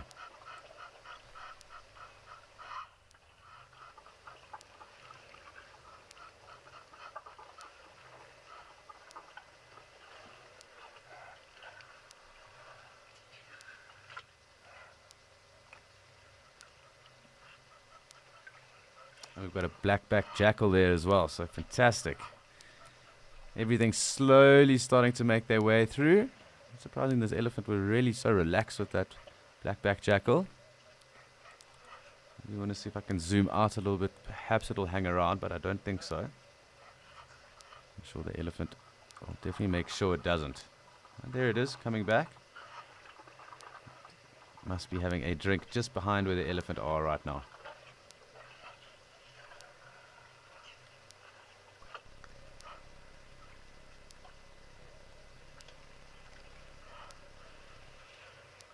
Hi Kelly, so the elephants will mate with the most dominant bull that is in the area. So the bull that is the most dominant is probably the one that will mate with the most elephants that are in estrus at that time. So bearing in mind that an elephant's gestation is around 22 months and a calf is then with them for around 4 to 5 years after that before they will then come into estrus again.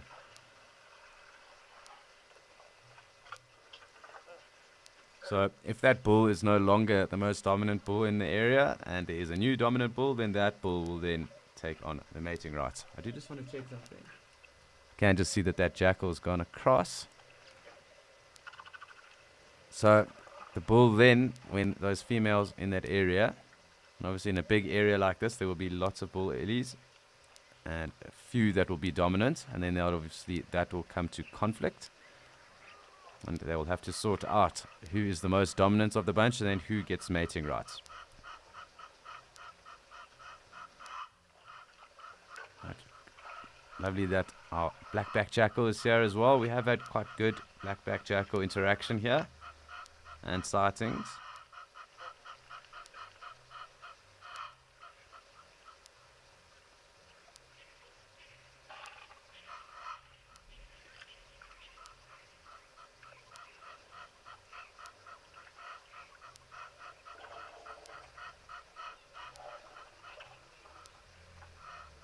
And it looks like our jackal's slowly running off. So back to our Ellie friends. But great to touch base with the jackals as well.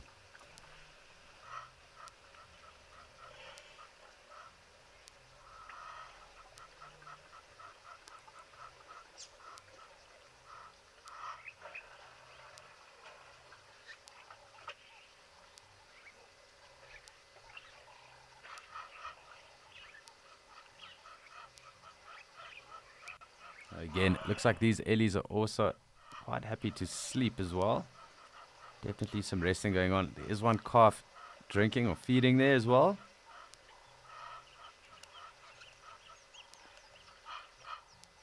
And the other's quite content in taking some water. So mom also looks to be having a rest while her calf feeds.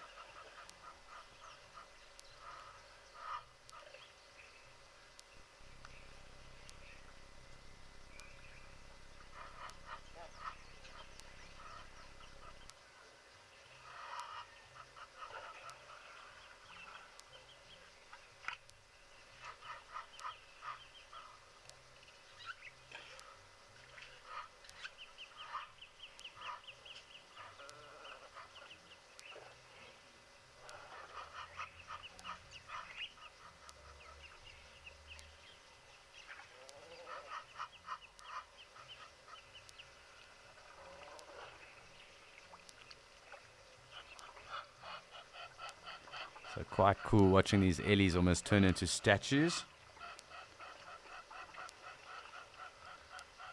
Almost like gargoyles here on the side of the dam at the moment.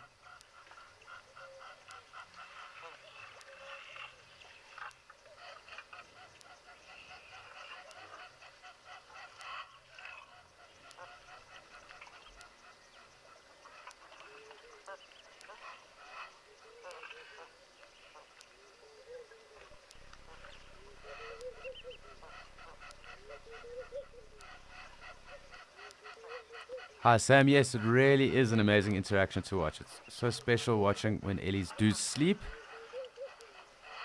or take opportunity to rest.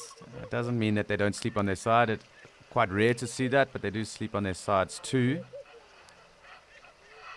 Generally when it's a lot hotter though as well. So you do find them in under the shade, taking opportunity to perhaps rest on their sides as well. Nice young calves.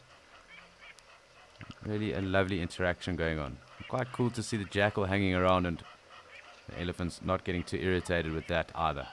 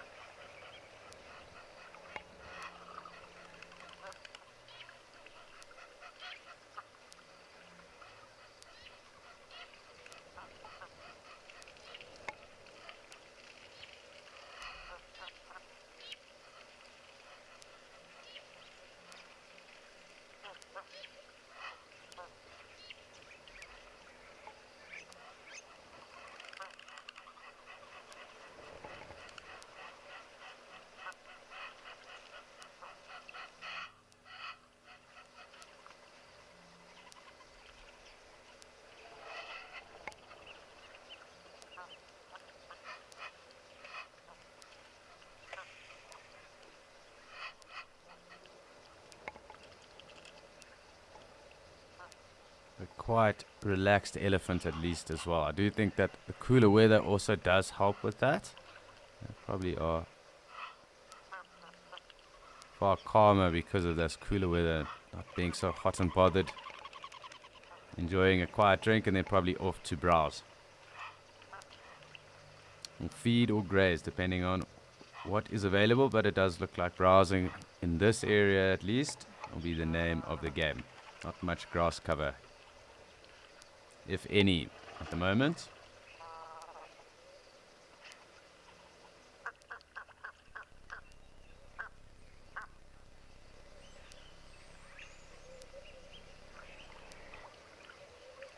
Hi Victoria, I actually don't know. I would think that they kind of aren't, although I don't think they are in a REM sleep like what we get into. They kind of sleep for about 5-10 minutes and wake up and check what's going on. So I do think that they do shut down, and I don't think that they are actively communicating, if that is the case, because it does mean that, and as you will know, when you do sleep, but you aren't really communicating. Probably, maybe, I'm assuming, dreaming to some degree, but it isn't a very long period of time that they do sleep. So if you consider 80% of their day is made up of walking and browsing or feeding, and that other 20% is then made up of drinking, playing, and sleeping. So it's really not a long time during the day that they would then be sleeping. And it'll probably be in different intervals. So they might have, say, 15 minutes here, and maybe a few hours later, another 15 minutes, and that'll happen throughout the day. So I don't know too much about elephant sleep cycles or patterns or what might be going on a cognitive level, but I would like to think that that is kind of how it would go down. I'm sure that there is some form of cognitive action or energy that is expensed while they are sleeping, but I don't know about communication while they are fast asleep.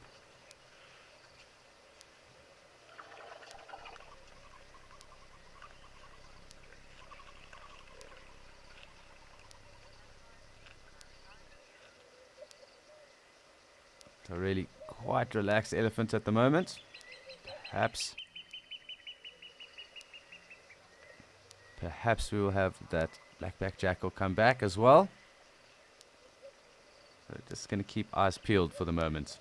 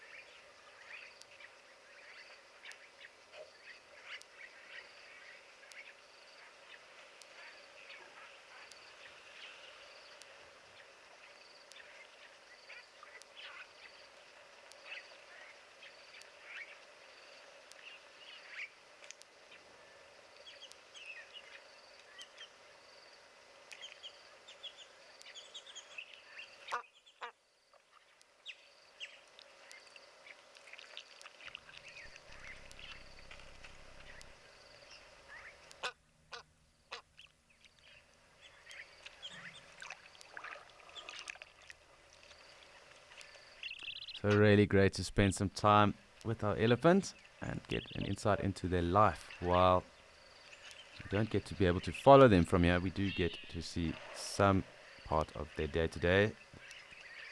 And just awesome seeing how relaxed they have been while they have been around us today. So really cool and very peaceful.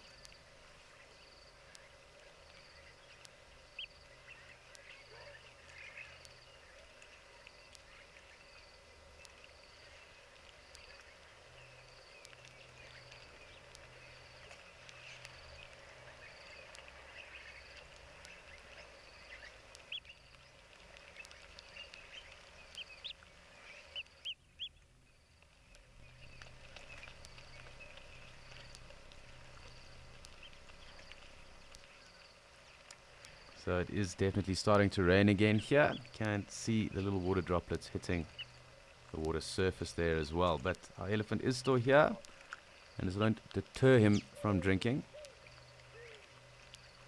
But it might limit some of the action that we do have going forward. But that remains to be seen. But it does seem to be quite a gentle drizzle at the moment.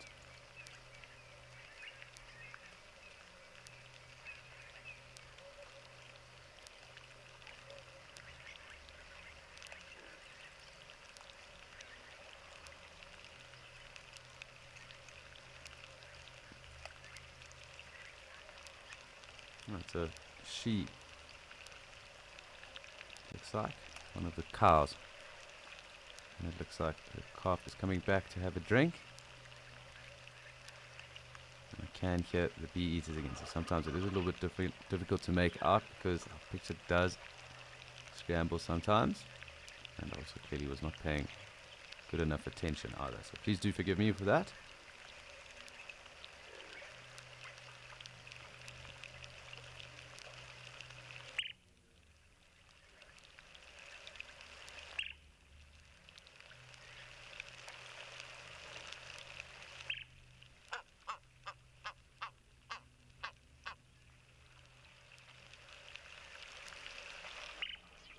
The rain definitely seems to be coming down a little harder as well, so we will spend as long as possible with her. We might see her move off just now. You can see that calf also coming to take a bit of shelter there with mom.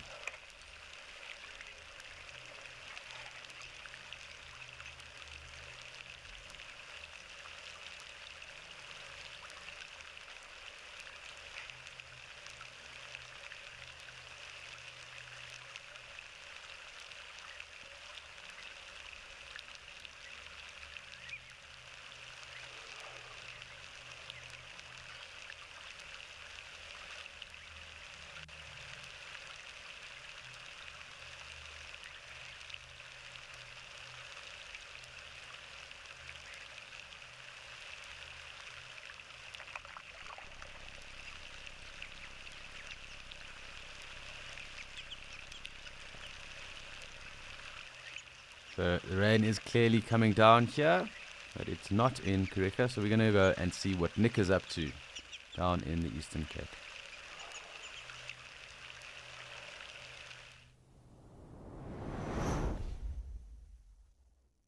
Back to the lush and green Kariega, where the wind has picked up and the clouds have come over, but thankfully it does not look like rain for the moment. Thankfully for us at least. Yeah, I mean the bush could definitely could do with a bit more rain. Obviously, you know, we're coming up into summer now where we're going to start to get more rain, but I mean you can see it's looking beautiful already, nice and lush and green. And now with these clouds that have started to come over, we're seeing a lot of the antelopes that we can see in our picture here starting to feed once again.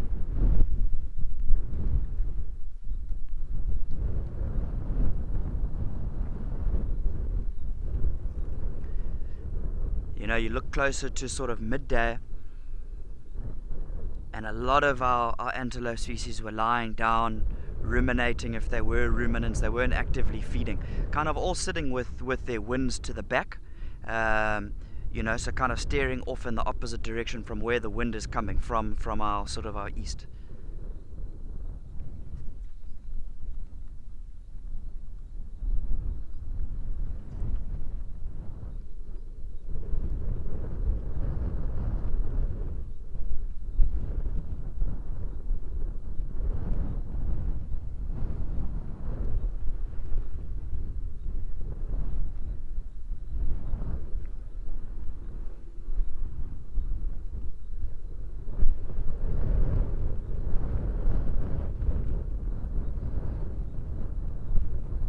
Yeah, I think it's amazing for everybody watching Wild Earth Now live that you can jump from a location like Okokuyo, where you can see it's very, very dry, to a place like Kariga here, where it's just green all over, and then you've got these little yellow dots from the yellow button flowers. It's just lush, it's vibrant.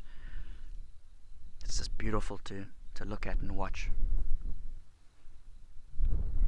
You can see those impala on the right having a little domestic there, nothing too serious.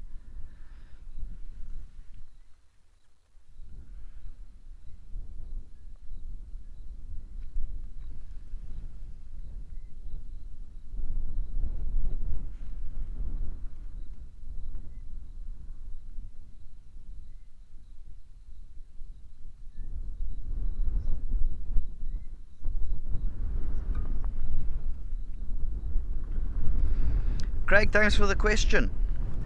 In terms of why do zebras have black and white stripes, it's for camouflage, to stay concealed. So the technical term for it is disruptive coloration. So the theory is that the stripes are going to help to break up the outline of a single zebra. So you can imagine if you've maybe got 10 zebras together, kind of scattered amongst each other, that those stripes will kind of interweave with other zebras and make it tougher for a predator species to make out an individual zebra. And I guess if they had to move through denser vegetation as well, that would also be the case.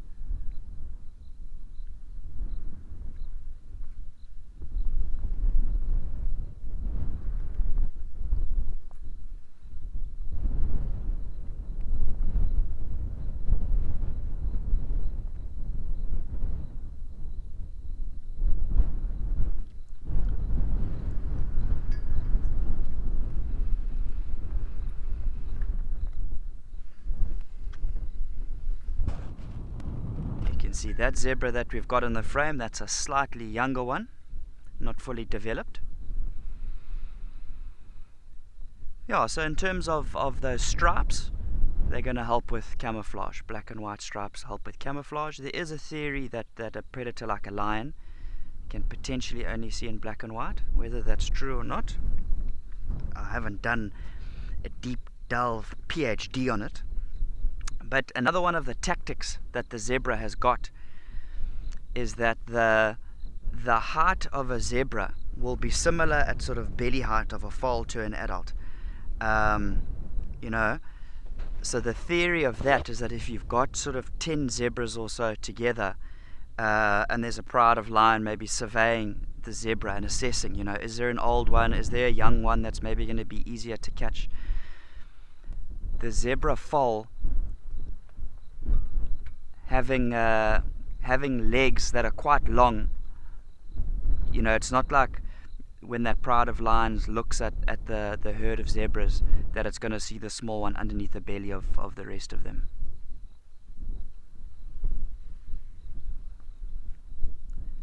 And we've got a wildebeest coming into the frame from the left hand side there. I've got a little bit of everything happening here.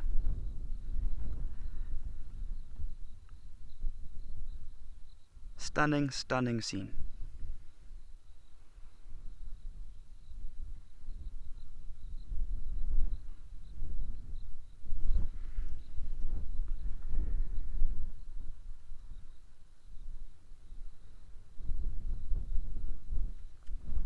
So you can see the zebras on the left there, side by side, the two of them. How that youngster, in terms of shoulder height, it's a little bit shorter, but not all that much shorter than mom. And you look at those legs, how they're a very similar length there. So that's exactly what we're talking about.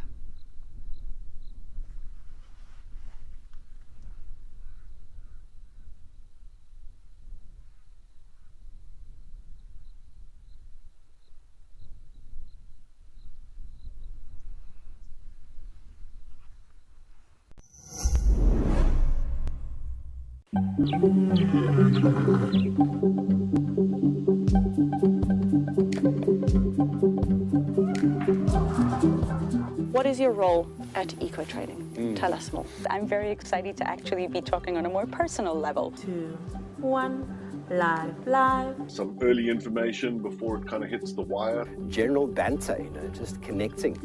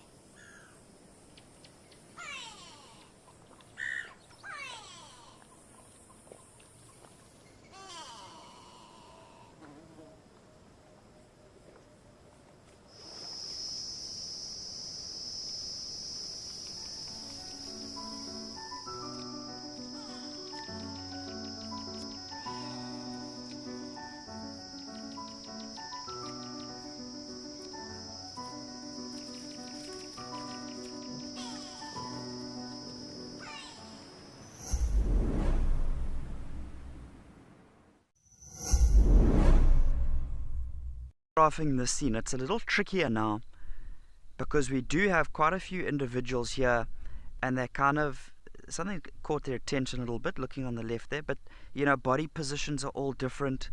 Heads are going one way to the left, another one sort of to the right. There's not a whole lot of sort of symmetry going on right now, so it's a little bit tougher to you want to try and get a photograph that's got some flow to it, that's easy on the eye.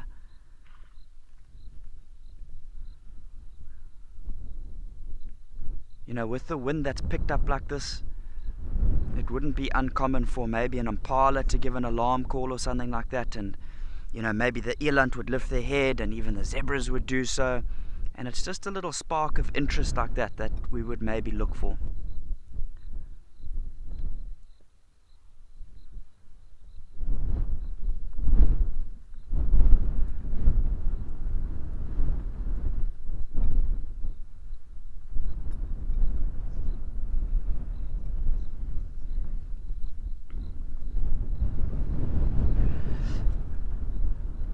Ruth, the grass isn't always going to be as green as this. It will look drier, sort of in our deeper winter months of July, August. So we have received a little bit of rainfall already here at Kariega, which has definitely helped to keep things a bit greener. Being a different sort of biome, the thicket biome, in terms of the general color of greenness, this area might retain its sort of lush green colors much more than a different part of South Africa. You think of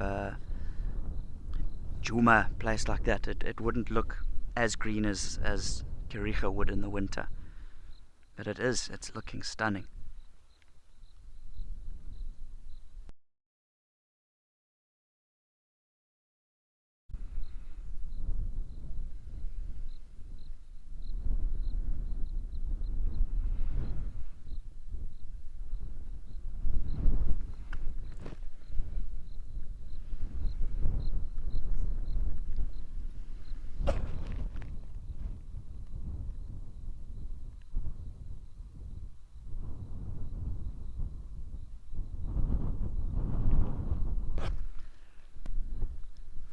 Such diversity here. Nyalas at the back. Ostrich right in the distance. Blesbok, eland. Plenty of different species. Talking about the lush green sort of pastures here, let's take you across to a different type of scene with Alex in Okukuyo.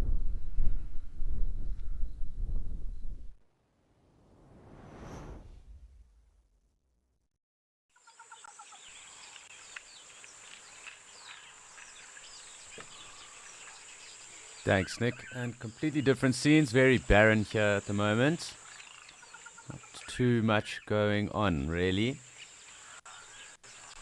So I'm just going to take a closer look here. And just some gemsbok. Zebra coming through too. So really not too much going on.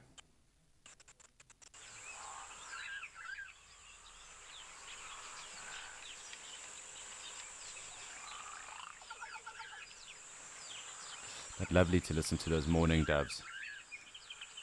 But yeah, as I said, not too much going on right now. Zebra slowly starting to come through, and those gemsbok moving off. But there's some greener pastures to go and look at. Possibly not as green as Kruger just yet, but certainly starting to get there. And that is where we're headed, off to Djuma.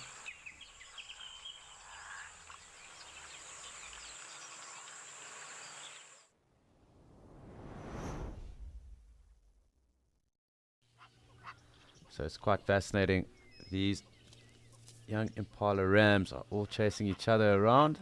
Possibly a bit of exuberance or over-exuberance now that they've started to clear up a little bit. And you'll see them shooting in and out of the frame. And that is sometimes... There's also that young Inyala there as well. I was just thinking, why is there a weird coloured impala? But there have been quite a few of them just chasing each other around, kind of mock fighting as well.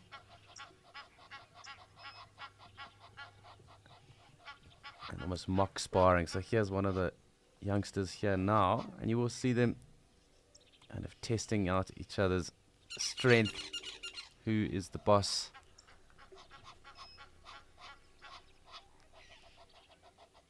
So really, really quite fascinating to watch when it does go on, because it's not uncommon that you don't, or that you do hear this kind of rutting and impala action even after it's rained or when it's not rutting season.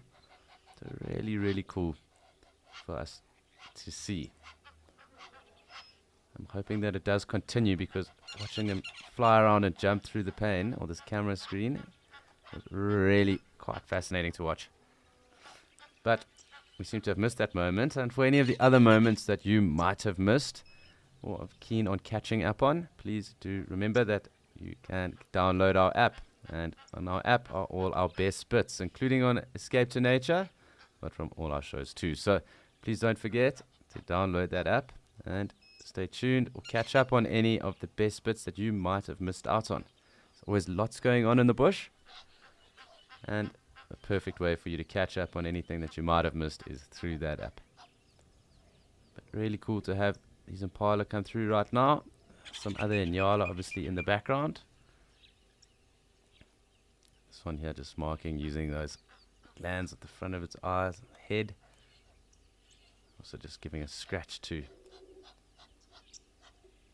Quite a bit of action right now. And clearly with this cooler weather, nice food and good water to drink, these guys are feeling rather energized.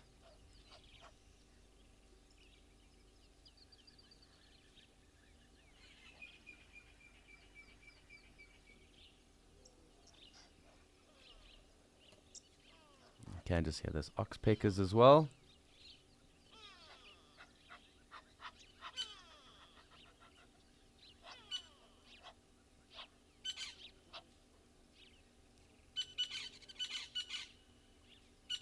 Looks like a little interaction going on here, so just keep an eye on what is going on, because it really is fascinating, and impala don't get enough time.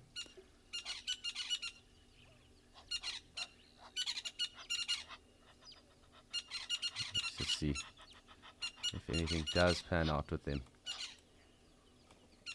Because these two youngsters over here that were the most exuberant of the bunch, chasing each other around. It looks like one's starting to get into it again down there.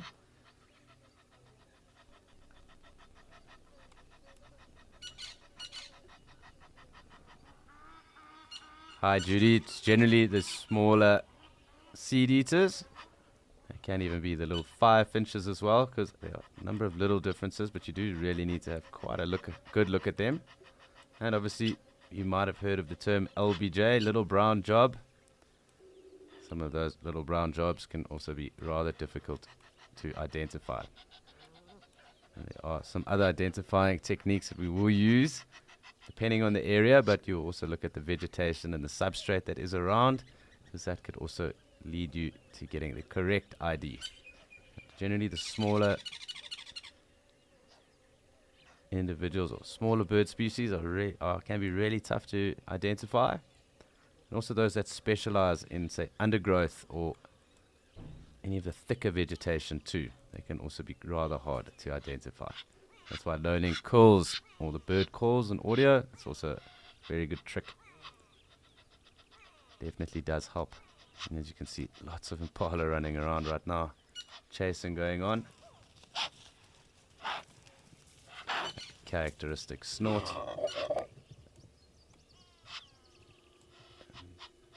Almost like a mock rat going on right now.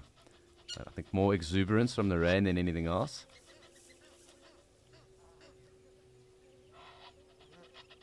And that snort and guttural sound when they do start to rut in early winter, late autumn, definitely does throw a lot of first timers, or even people that have been in the bush a few times. If you haven't heard it before, that will definitely throw you.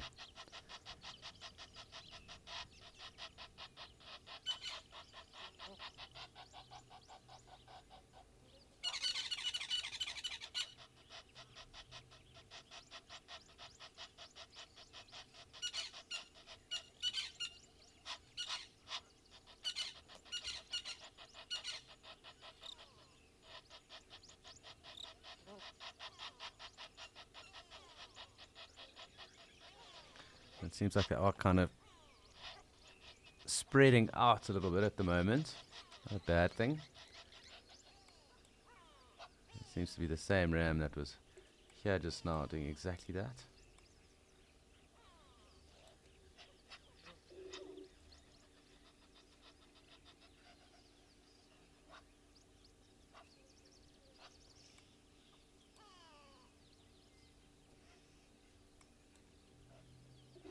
Some of those Egyptian geese too, but with all these impala running around, it also kind of scattered out those Egyptian geese that have been here waging war on each other.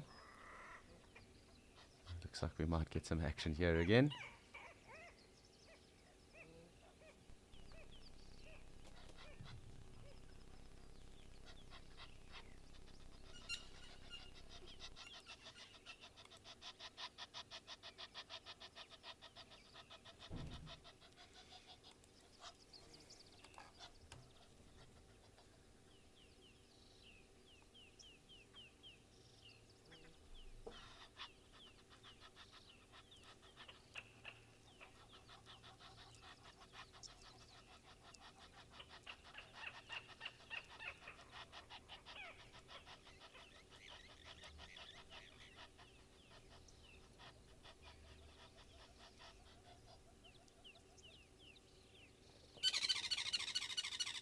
I do just want to keep an eye on where these impala go, because I do think we might be interested, or it might be interesting just watching to see what unfolds with these rams, this little bachelor herd that has congregated here.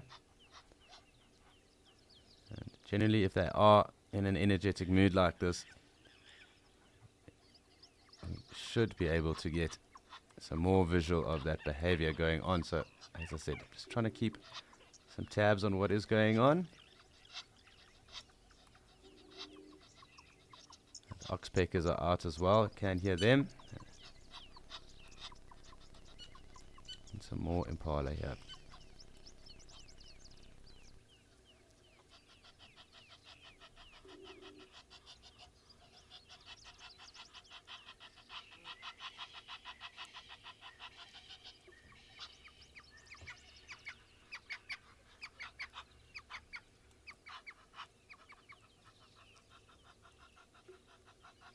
So let's just watch these rams here, because they kind of all did splinter off at one point. So interesting just to see, because when there is this exuberance going on, like I said, there's that oxpecker, but like I said, it does seem to continue for a little bit too. So when there is always action, it's good to follow it.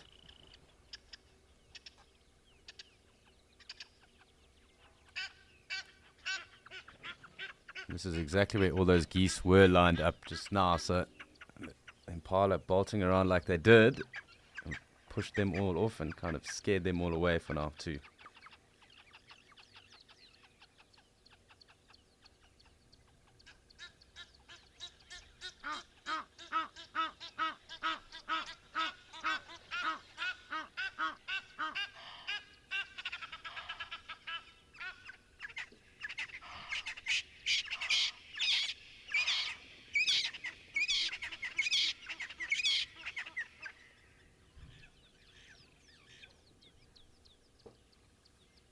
Looks like they're slowly starting to make their way into the undergrowth there. Let's just keep an eye out of Natal. Spurfowl calling at the moment too.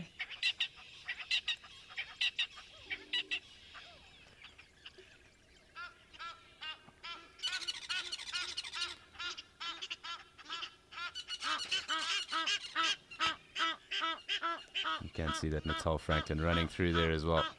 So I'm hoping these impala do come back down to join us, because there's quite a lot of interesting things going on with them at the moment.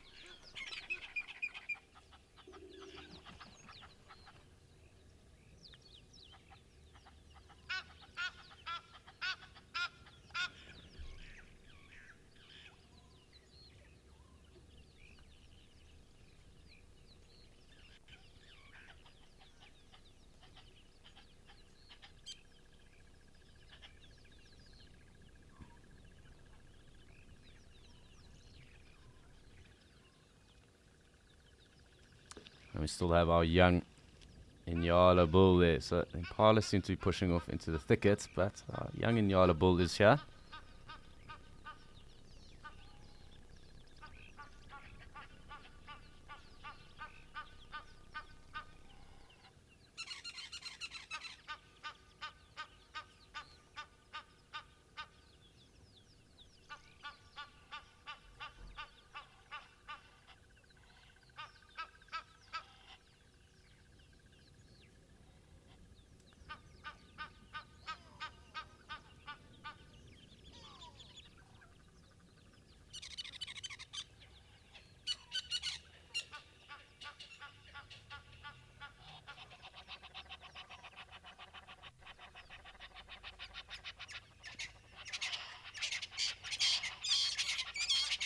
These spurfowl are going wild right now. It's really quite cool to hear them when they are quite close like this. For anyone that has spent time in the bush though, generally the alarm clock or even bush chicken as well. That kind of raucous call does allude you to the sun rising, as well as let you know that it is dusk and setting too. But obviously with it being overcast,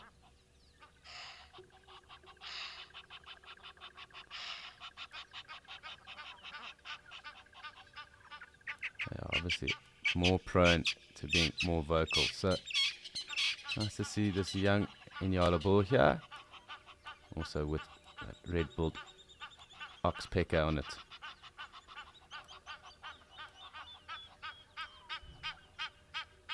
It does seem to have a bit of a limp. I did notice that this one had a bit of a limp the other day. It slowly seems to be recovering.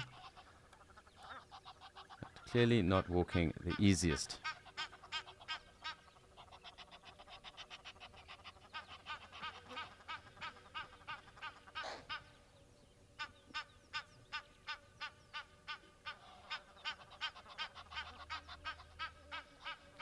Definitely not walking the easiest. So clearly something has gone wrong. Maybe a sprain or something. I'm not too sure. Speculation again at best. But let us see.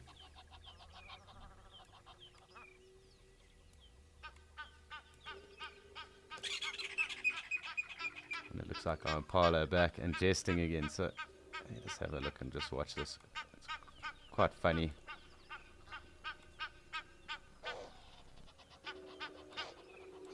So I am just going to keep an eye on our sparring impala, because there's quite a bit going on with him at the moment. But we're also going to go and check in with Nick again in Kariga.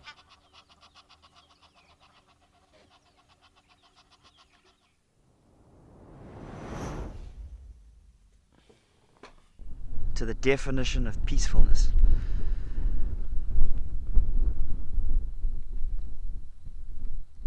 Yeah, these zebras have got themselves a lovely little spot here. The greenest of grasses, obviously nice and soft as well, growing at the edge of the water.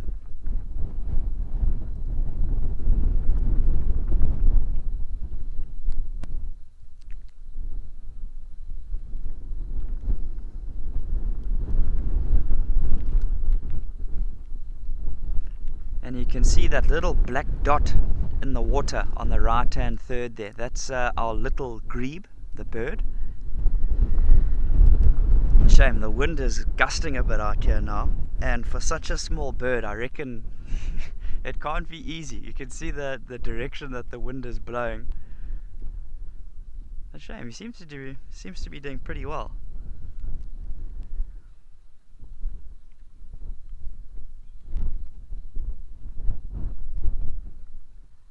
So remember, here at Scotia Dam, our little pair of little grebes have got a nest at the moment.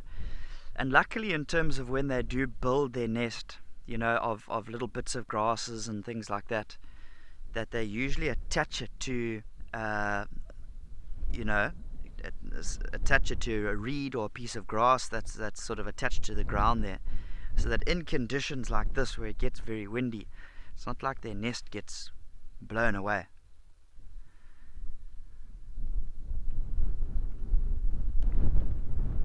You know, there's another type of bird, a red-headed weaver, that makes a very loose type of nest, often on phone lines and things like that. And I've seen in wind like this how the nest gets blown up and down all along that phone line. Whereas for these little grebes, they've done well. Good little engineers, architects.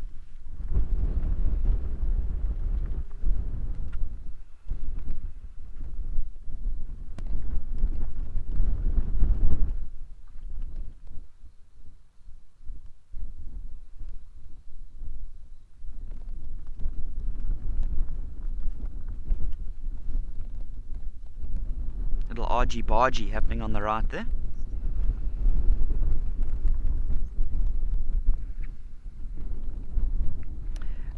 Pam, thank you for the question. In terms of wind affecting zebras' eyesight, I don't think it's going to affect them too much. So remember, zebras do have relatively long eyelashes. That's going to help to protect their eyes from getting dust and, you know, bits of debris and stuff like that into the eyes. It's going to affect their hearing more than their eyesight. Remember, because there's so much wind, you know, it kind of muffles out other noises of potential predators and just general other noises. So the wind is not going to affect their eyesight as much.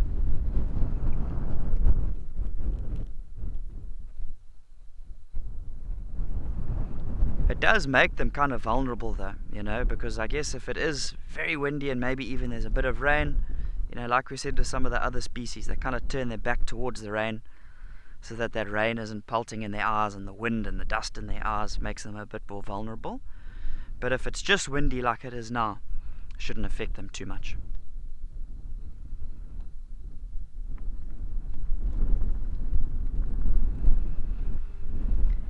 And you can see in the top left hand side of our frame our journey of giraffe that we had down here earlier today. They've moved off away from the waterhole and they're now resting closer to the thickets there.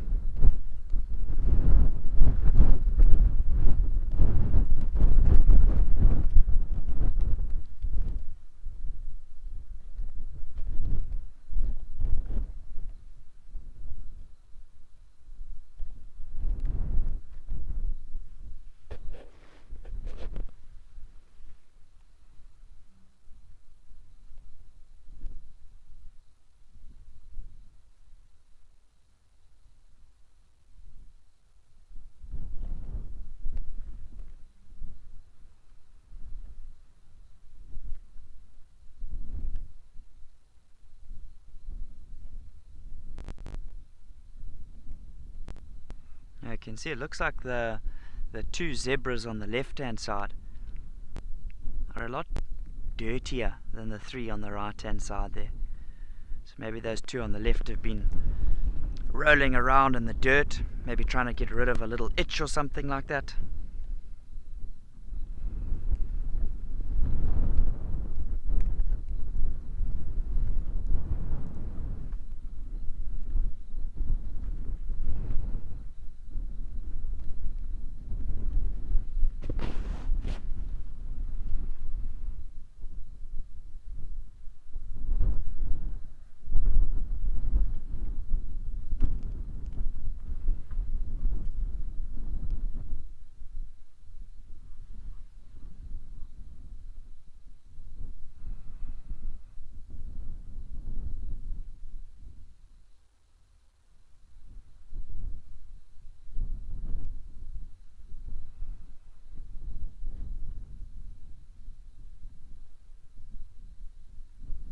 I think it's nice for the zebras that we do have, or they do have, the impalas in the background.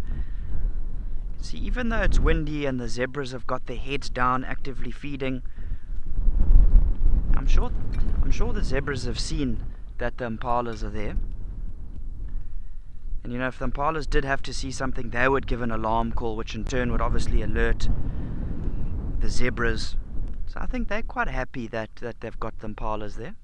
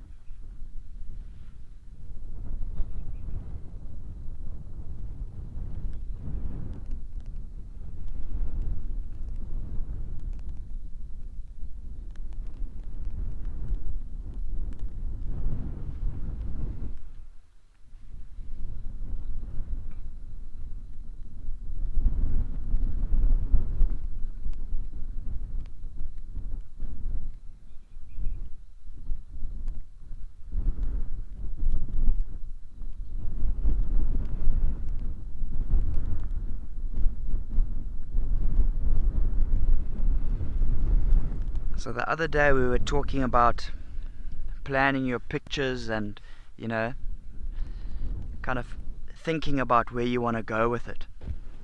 Talked a little bit about black and white pictures.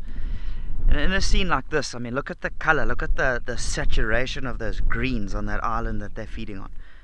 You know, it absolutely pops. So here I wouldn't really be thinking about a black and white picture. I mean, look at the contrast of those greens to the stripes of the zebra. They're all giving us the bum shot, but you can imagine if something caught their attention in my direction here, and they all had to stand up, or lift their heads rather, and look in this direction. It would be an amazing, amazing picture.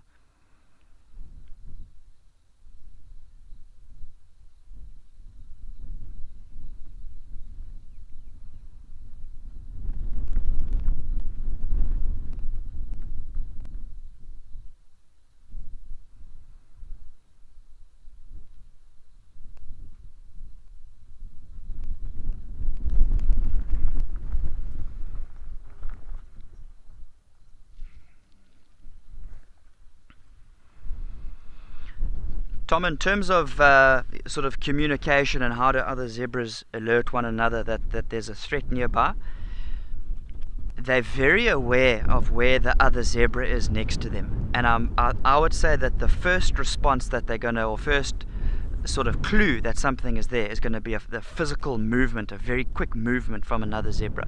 As it does make that move, they do have this alarm call. Yeah, which is a tough one to put off. Yeah, so they would give an alarm call as well.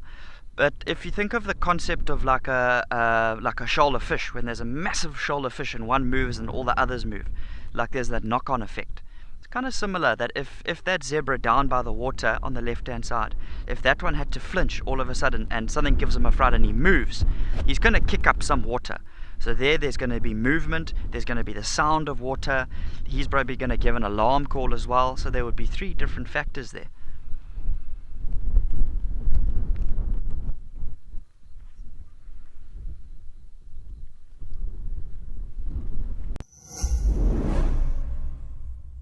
Amakhala, a wonderland of natural beauty. Now you can experience it for yourself at the Amakhala Safari Lodge, the perfect safari getaway where luxury meets nature seamlessly.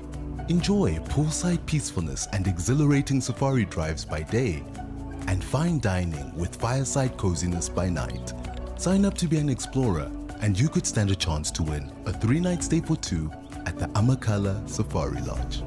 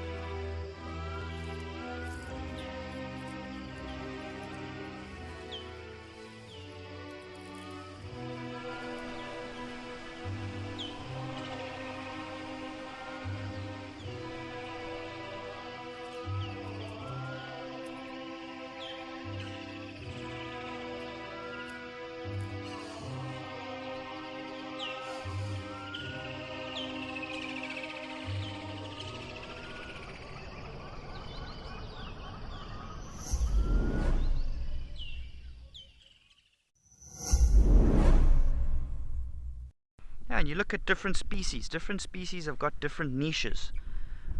You know, our zebras, our wildebeest, our blesbok. You know, earlier on this afternoon we got a picture of all 3 of them in the same frame together. They love these open areas. You know, other species like you look at your kudu, they love much thicker bush. You know, but definitely when you're moving through that thicker bush, there's a higher chance of ambush.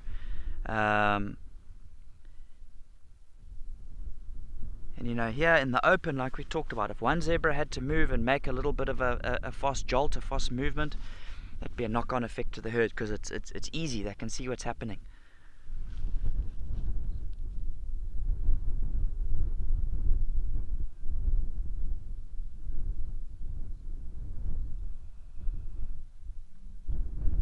But it is quite funny when zebras do get a fright. Yesterday we talked about their sort of stomach composition, of how, you know, they're very gassy animals. So when something does give them a fright and they have to run quickly, it's like there's a little bit of jet propulsion from the rear end there.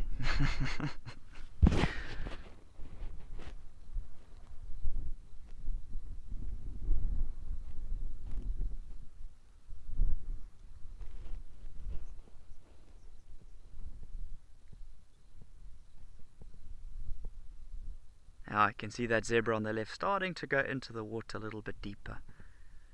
We'll see what he gets up to, but in the meantime let's take you across to Alex and see what he has in store for us.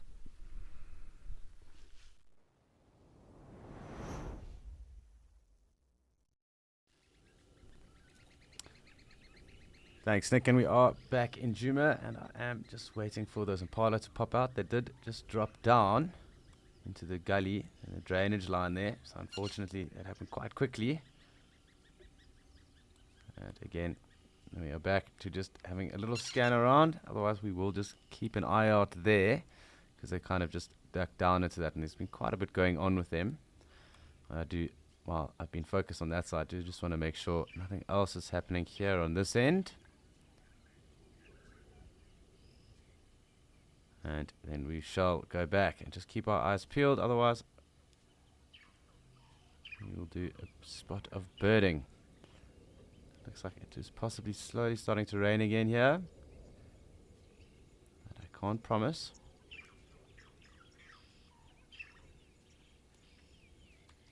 It could also just be insects and that are around. But lots of bird life around really, and that is also because of the weather that we do have currently. Nice weather for all these birds. Lovely oxpeckers calling in the background. I just want to make sure I haven't missed anything, because I was watching those impala quite intently.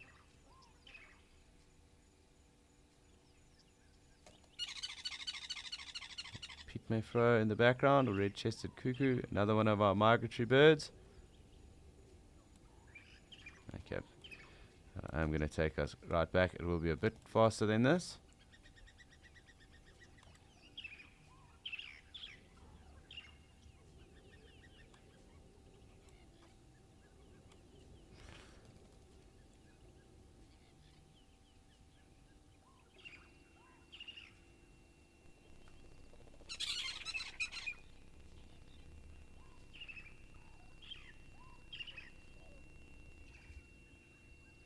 Hi Judy, and there are a number of birds that are quite tough to identify. We do generally go on call with a lot of them, but some of the smaller birds, some of the fire finches can be quite tricky.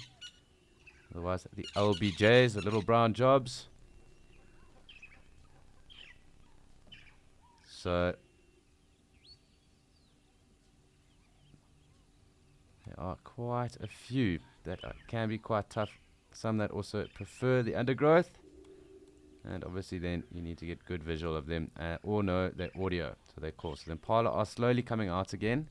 And I'm just going to stick here for now, because they have been chasing each other about. And kind of almost false rutting. But I think that's, again, as what I was saying earlier, consequence of this cooler weather. Looks like they're heading off down to the drainage line again. But let's just wait and see. Looks like one or two of the others are popping out again as well. So there's a chance that they will come back. Otherwise, we'll just watch this one as he moves off into the bush. Otherwise, we will join one of the many Egyptian geese that are around as well for the moment.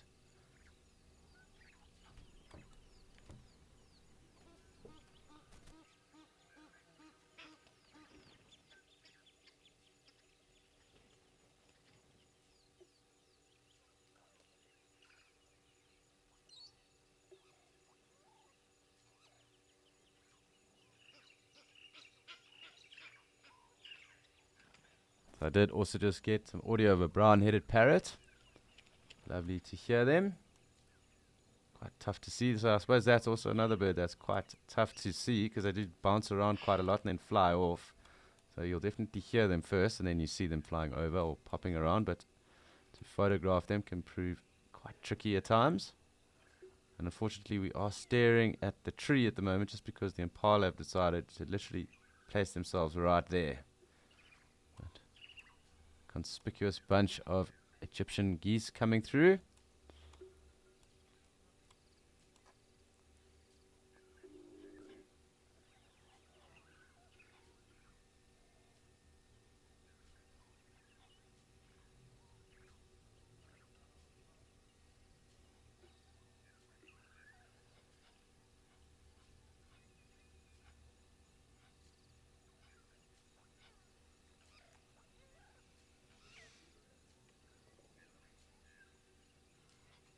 Seems like the ducks have kind of come to a truce at the moment with these geese. That could change imminently.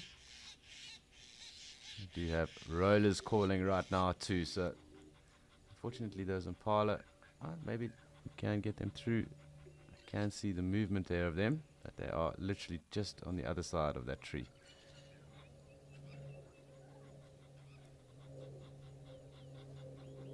There's one there. I just want to check. Those are the miners. Indian miners in the tree.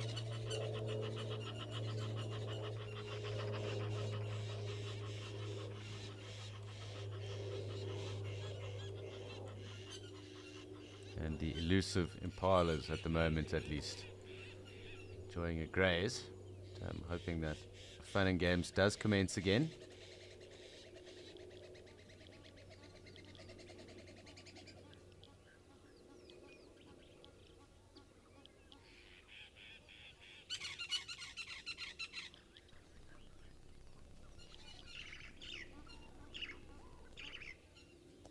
So it does seem like these impala are giving us a bit of the slip, but I know where the animals aren't giving us slip is down with Nick in Kariga. So we're going to head off back to him, and hopefully these impala will start to play ball with us just now.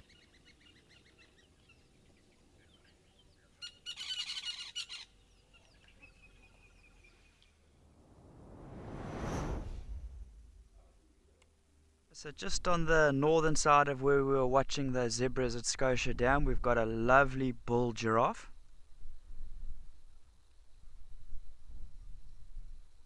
Oh, looks like he's having a good stretch, if anything.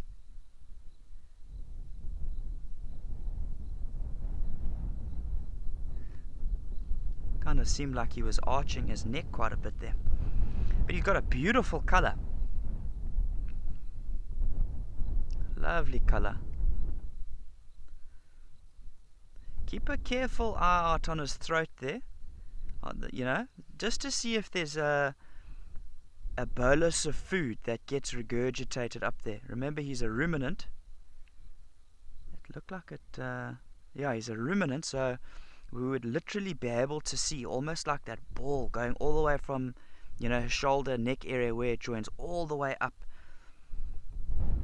to his mouth, obviously. It blows my mind every time I see that. It's mesmerizing. It's amazing.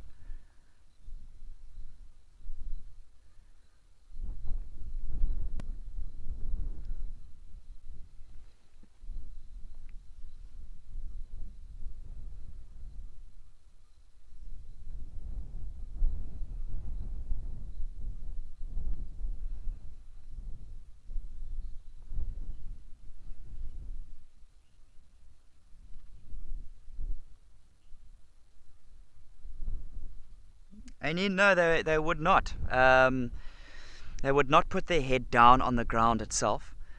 This is pretty much the sleeping position of a giraffe. Shame. No, they've got very bad valves at the top of the neck, where, you know, going into the head. And if they had to kind of put their neck on the ground and lie their head on the ground, there'd be a massive sort of flow of blood into the brain there, into the head. And it's not kind of what they want. They don't handle that very well. So this is the position that a giraffe would sleep in. You know, at night time, if they want to take it easy, this is how they would lie down. This is about as good as it gets for a giraffe. It's either this or standing up. Leaning against a tree, I haven't really seen that too much, you know. Something like a big bull elephant will lean up against a tree, but not really for giraffes too much.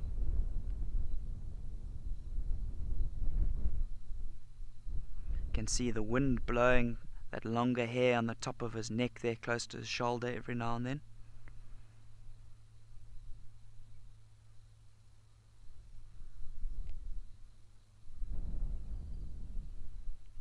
Yeah, giraffes can be difficult animals to photograph sometimes. You know, obviously because they're so tall, you need to try and portray that in the photo. And the distance from the front of the chest area, if it's looking straight towards you, to the back of the bum, is actually quite a big distance. So in terms of sorting your settings out, you've got to allow for that. You've got to have enough room to get the whole giraffe in focus. You know, so a nice high f-stop. You know, shoot at f8 maybe. I've always struggled with shooting giraffes a little bit, I must say. It's kind of like a little nemesis species for me. And I always think a silhouette of a giraffe is beautiful. You know, it doesn't even have to be a black silhouette, but just a sort of outlined. You know, it can have a little bit of detail there, but just the rough shape. You know, if you could get you know what's like the quintessential safari tree for me is an umbrella thorn tree. So one of the acacia species that's got almost like an umbrella shaped top, umbrella shaped canopy.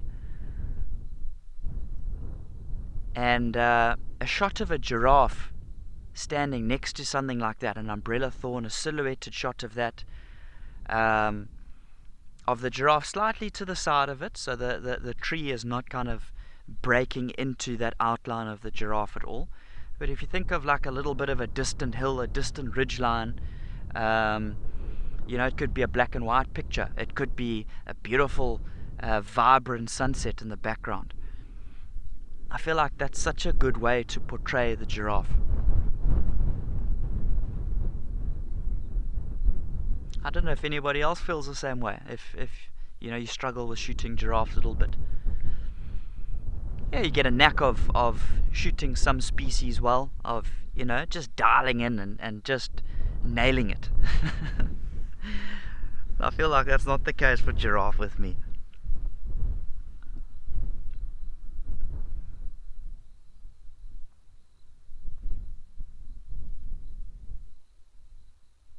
But it's such a quintessential animal of the bush.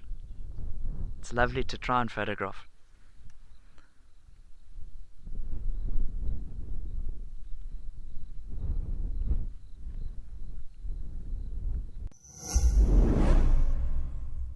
Wild Earth is excited to announce the launch of our massively updated app.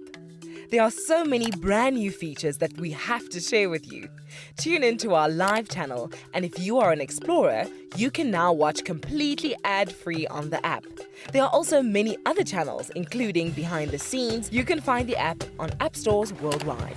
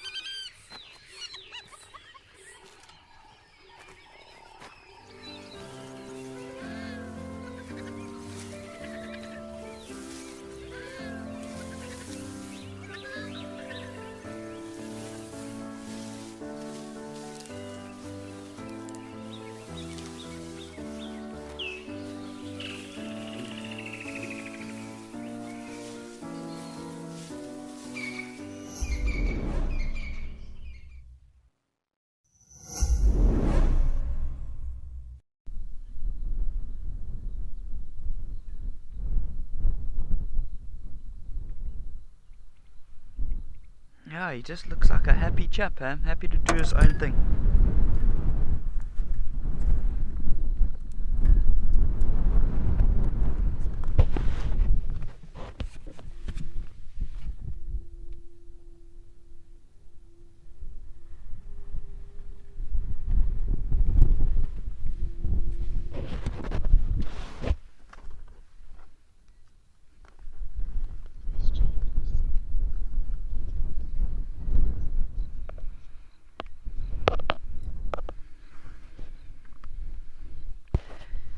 Sam, that's a very good question in terms of where do they go. It's tough when you're so tall. But no, I mean, they will try and find, maybe a little bit of thicker bush where they can, potentially if it's pouring with rain, they can try and get a little bit of reprieve from that rain. Those thickets are going to be the best spot, but I'm not going to lie, it is very, very difficult for a giraffe to be completely sheltered from bad weather.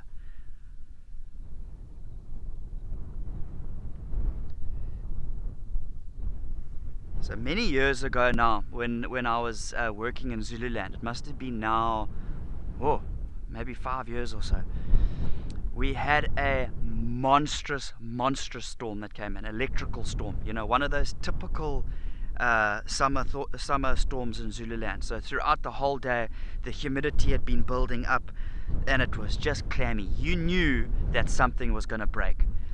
And we saw sort of at 3:30 in the afternoon in the west there, we saw these big cumulonimbus clouds starting to build up, and we could hear the thunder. We knew it was going to be a big one. Everybody had looked at kind of the weather reports, and we knew, righty-ho, the bad weather setting in. I had a set of guests on my vehicle, and when I saw the sky starting to change colour, I said, that's it, we're going back to the lodge. And we headed back, as did most of the other chaps. Sam, the next day, everybody went out and about on the normal drives. What we found from that one storm, 3 giraffes had been killed during that storm. They had been struck by lightning. And they were all close to the top of this big ridge line. So there was this massive valley, and then obviously coming out of that valley up to a big ridge line, and it kind of opened up a little bit at the top there. I'm not too sure why these giraffes, with this massive storm and being the tallest animals in the area, decided to try and be the electrical conductor for everybody, but they didn't do a good job. All jokes aside, there was 3 giraffes that were struck by lightning during the storm. Not something that you want to happen, but not something that you really think would happen either. And it was actually so interesting to watch what happened afterwards, because a giraffe's a huge animal. That's a lot of meat that's on that animal, and nothing goes to waste in the bush. If something dies naturally, everybody comes to finish it up. You think of hyenas and lions, all that type of stuff. Everybody came and investigated these carcasses, which it was strange. I mean, they were almost like charred. They'd been like blackened in color almost. If I remember correctly, I think it was 2 male giraffes and 1 female, but I'm not too sure of that. And everybody came to investigate these carcasses, sniffing around, checking what was happening, but nobody actually ate them. For about 2 weeks, nobody ate the carcass at all. And it's not like the animals didn't know. I mean, they were standing like 3-4 meters away.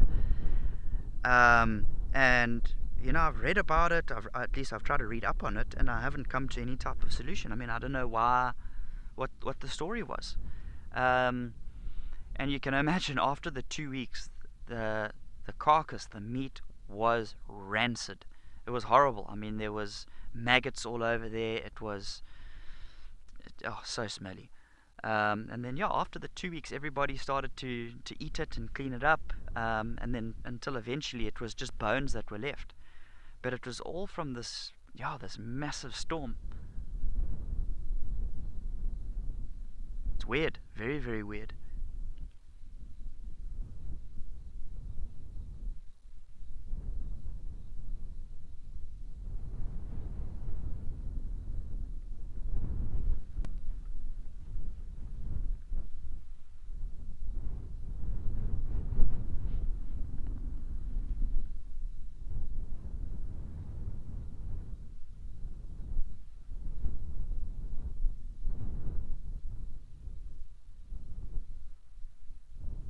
It makes you think, when there's a big storm like that, how often does more damage like that happen?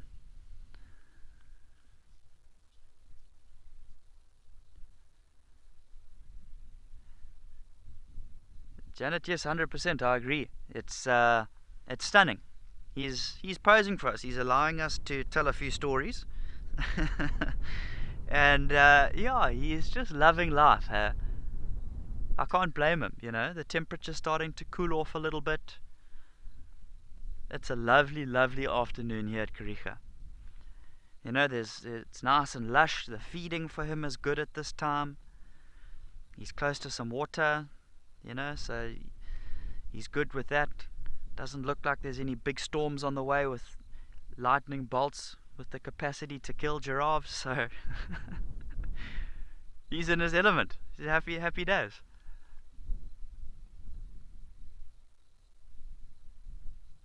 It's amazing having a look at him though.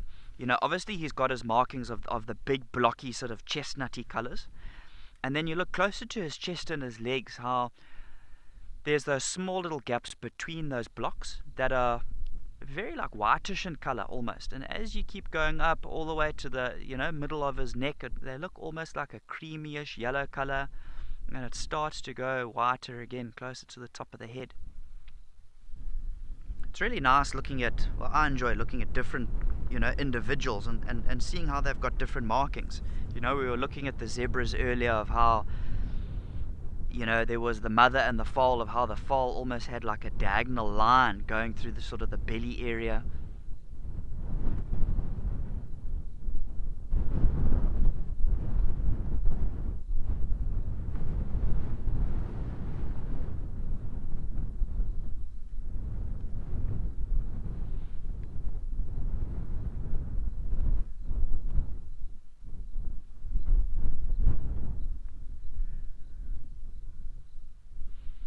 Yeah, so I think it's the zebras that he's got his eye on there, that he's kind of watching every now and then.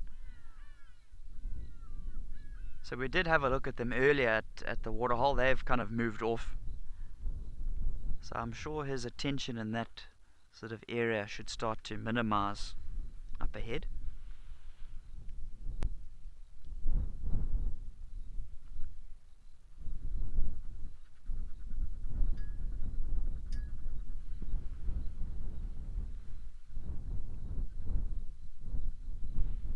So in this position like this, he's obviously got his two front legs tucked in.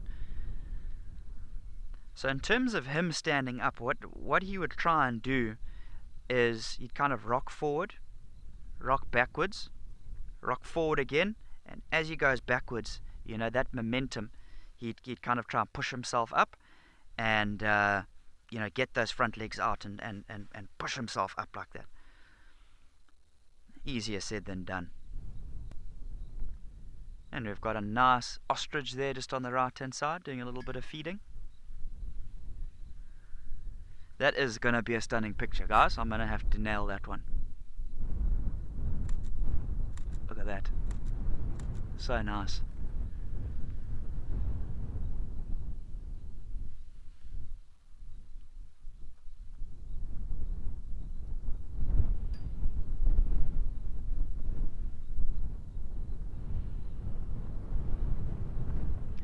So that ostrich came a little bit out of the blue. I wasn't really ready for him there. So in terms of my settings of how I was shooting at f6.3 there, and obviously that ostrich wasn't perfectly in line with that giraffe when I was taking the picture. So ideally I should have increased that maybe to even as much as f11, just to give me more of a depth of field to get both the ostrich and the giraffe in the same frame. That's a funky position, eh? Look at that. That is stunning. I'm sure you can hear me firing away here. Firing on all cylinders.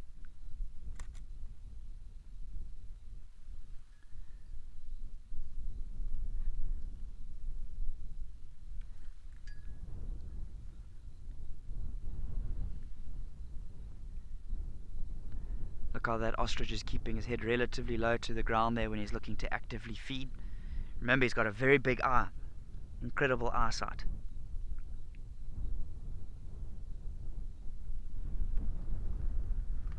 Yep, that's the scene.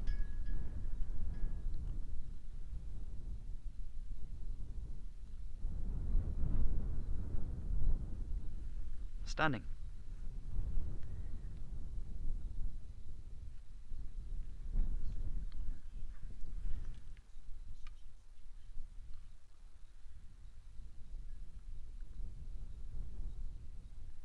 Ben, thanks for the question, my man. No. Ostriches and giraffes, they shouldn't have conflict.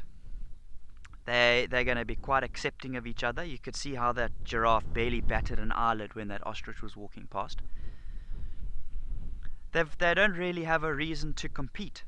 Yeah, I mean, at least to fight, you know. They're not competing over a food source, you know. Yeah, I've never heard of it. I've never seen it myself. So, you know, everybody kind of gets on with everybody if there's no strict competition amongst them. And it's nice to see.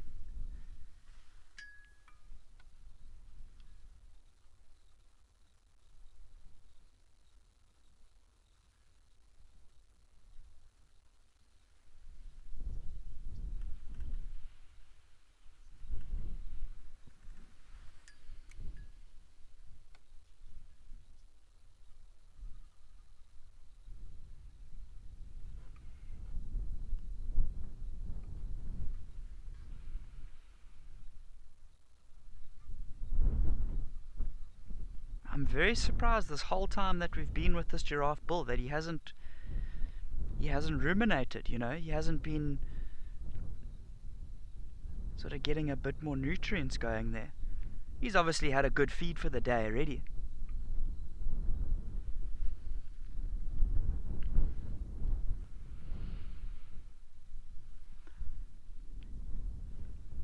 You know, it's obviously amazing to be able to spend so much time out here in the bush, you know, trying to get you guys to join in with us, and we get so many good photographic opportunities, and we can be quite selective, you know.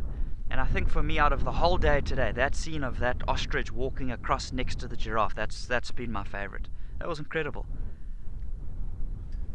It was almost like scripted.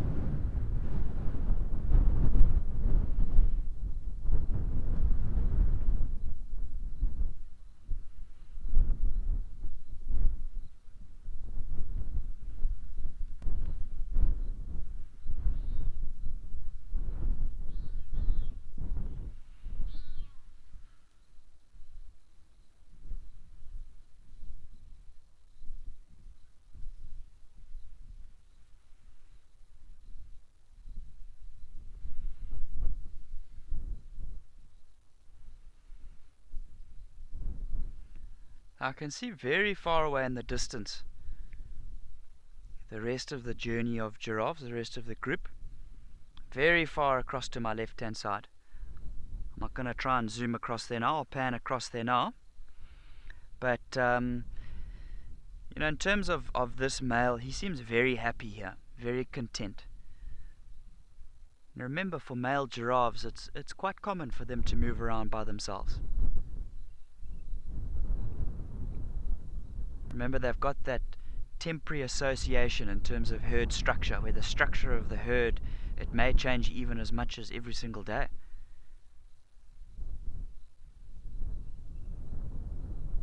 So females will usually stay in the herd, but I mean, like we were saying, it's not uncommon for males to move around by themselves.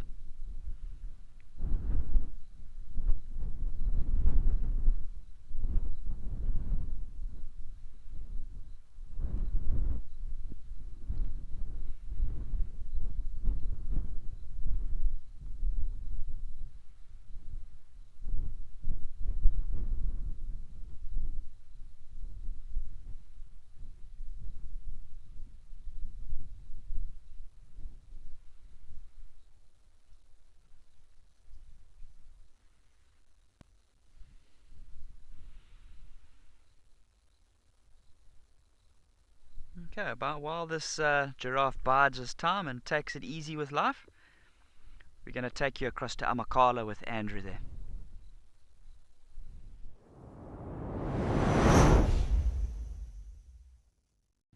So myself and Morgan, we've been driving from waterhole to waterhole to see if we can find anything on this very hot day. And here at Leeuwenbush Flats by Leeuwenbush Pan, we've managed to find several different species all together there. And there's a plain zebra. There's also some eland and blesbok. And there was a warthog as well, but it decided just to run off into the thicket there. But all in all, it's a very beautiful view.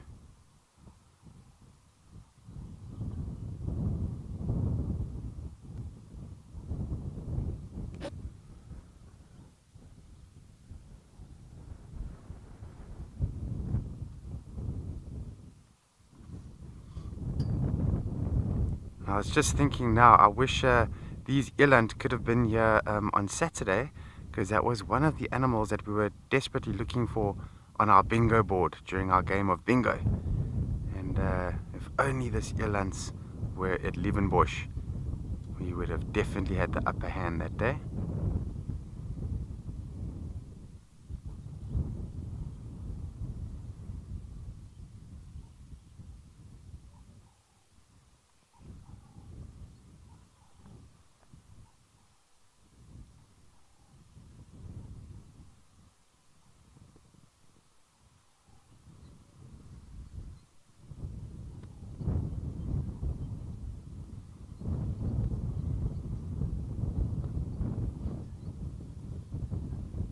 If you look carefully, you can just see some of the heat waves out there. So it's quite hot for ourselves, but you can just imagine these exposed animals out here, and they're sitting in the open environment opposed to going into the bush. So it just goes to show that they do have very good cooling mechanisms, and it seems to be working well.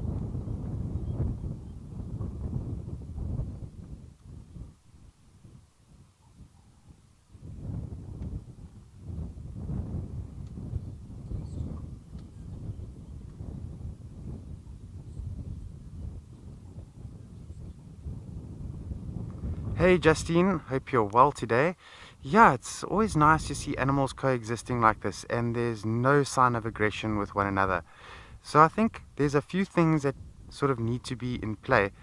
That there needs to be enough space, there needs to be enough resources and water, and if all those things are there, there's actually no reason for them to get angry with each other or to fight with each other. They need each other. They can coexist like this, it's going to help them out. So imagine a lion comes walking through here. If the eland miss it with their senses, then perhaps the zebras will see it with their senses, or the blesbok, etc.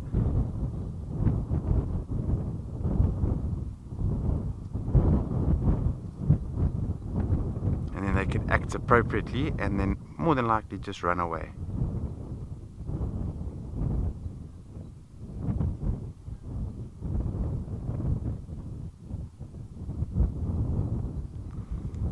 Just scanning the area to see where is the black wildebeest. Usually there's a bull, a territorial bull that hangs around this Leeuwenbush Flats area, but I haven't seen him in a while, and he's definitely not with this group of animals here. So perhaps maybe lions caught him at one stage and he's gone now, but I doubt that. I don't think the lions have come here in a few weeks, because they are preoccupied at the moment being in the den site with little cubbies.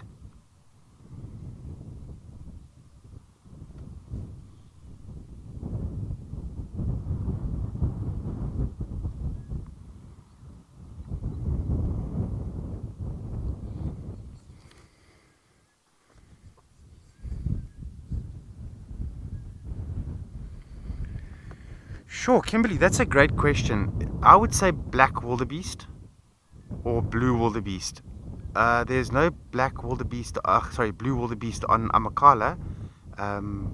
There is black wildebeest on this reserve, and they are extremely territorial. And if you ever get a chance to see black wildebeest and you watch them for prolonged periods of time, you will notice that when they're not feeding or drinking water or walking around, the animal's constantly marking territory. in the form of rolling around in the dirt, leaving the scent and oils, and then rubbing the preorbital gland, which is situated just underneath the eye, and then scratching the ground quite violently. And they've got an interdigital gland between their hooves. Very territorial animals. And out of all the antelopes out in Africa, apparently the two species of wildebeest in southern Africa have got the highest amounts of testosterone out of all the antelopes. And with that is going to become a lot of dominant behavior and therefore territorial behavior. But what is very interesting is that the animal that in the entire world, as we know, that has got the most amount of testosterone and is very, very aggressive is in fact a bull shark.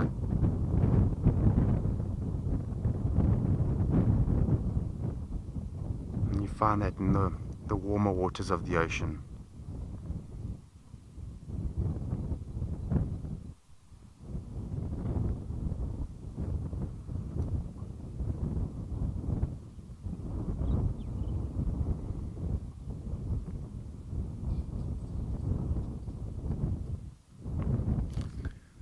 So there is quite a strong breeze that's blowing around. I'm not sure if it's muffling the sound. If it is, I do apologize about that. I'm just going to bend my peak and really cover it with my mic. And with my hands, not with my mic. That should be better.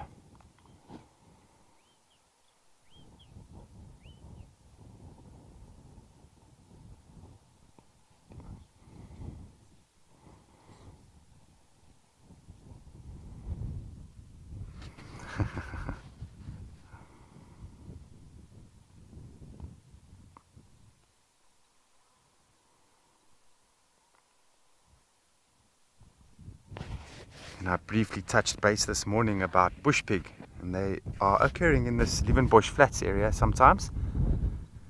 Very, very, I would say scary looking animals. Much bigger than a warthog. Looks like they've got a white mask on their face and this white ridge that runs down their back. And I've seen them a few times out here in Liebenbosch. Oh yes, and I've also seen the Cape dwarf chameleon on 2 different occasions not far from this area. More towards Norman's Way, and Hlossie Pan on a night drive. I was very lucky to see it. They are quite endangered and rare.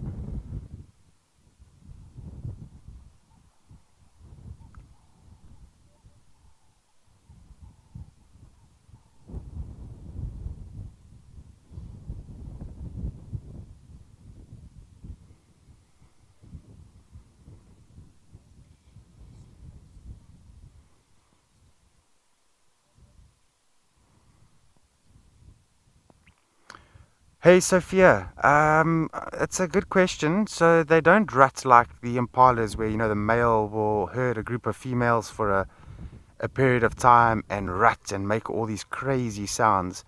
So I don't know if you've ever heard it, Sophia, but the rutting sound of impala, if you don't know it's impala, it does sound very predator-like. You might get confused that there's a predator out there. So it's a very vocal sound. That is sort of the rutting sound.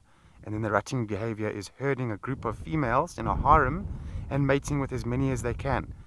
So with eland, they don't make those rutting sounds, and they don't herd in the sense like impalas do, where constantly chasing females back into the group, and then one ram would be in charge of the group. With eland, there are several males within the group, and they're going to actively mate with the females periodically. Of course, the more dominant bulls are going to mate more and take more dominant right in breeding, but there won't be one single male rutting. There will be several males mating. But a lot of the eland have given birth around about now. Red hartebeest as well, and impalas in the near future.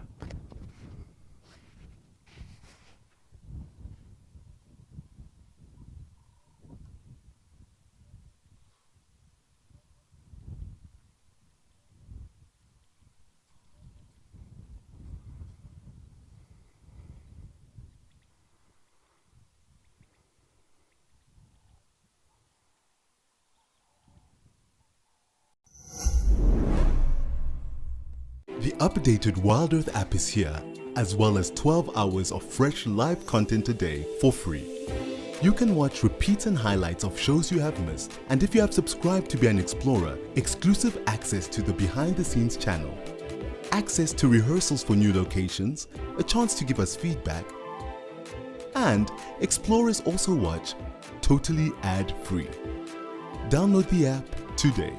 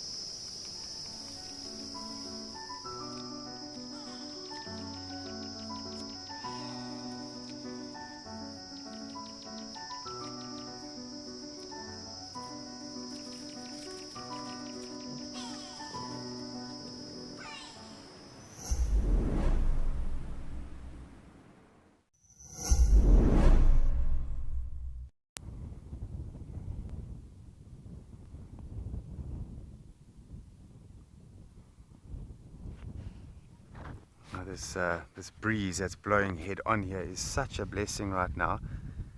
And I see the majority of the eland have decided to sit down. I think they are also enjoying that breeze now.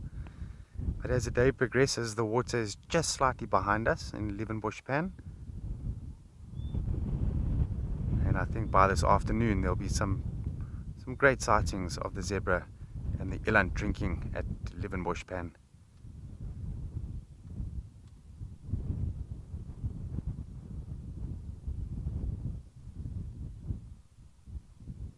And there's quite a big eland that is on Amakhala. I'm not sure where he's hanging around now.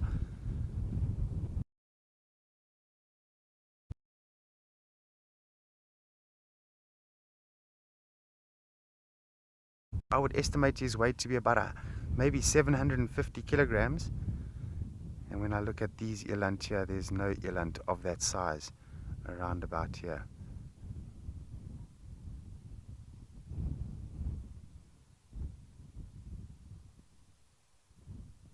But often when we think, animals of big size, we think that they're limited. Maybe they don't run as fast. And that's the total opposite. Elands can move very quickly. But we're going to keep watching them, enjoying the breeze a little bit. In the meantime, I'm going to send you back to Alex.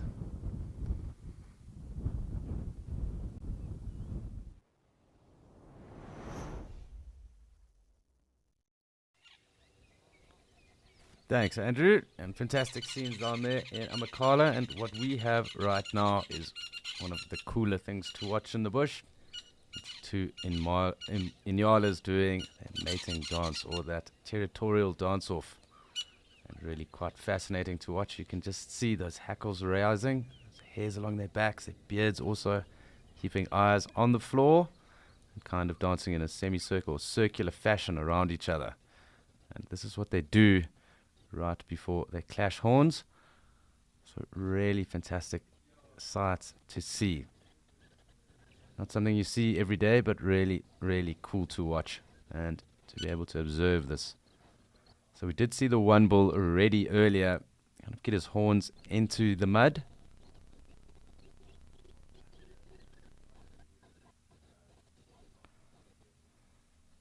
It does seem like we are losing stable feed here, and I do have to cross over.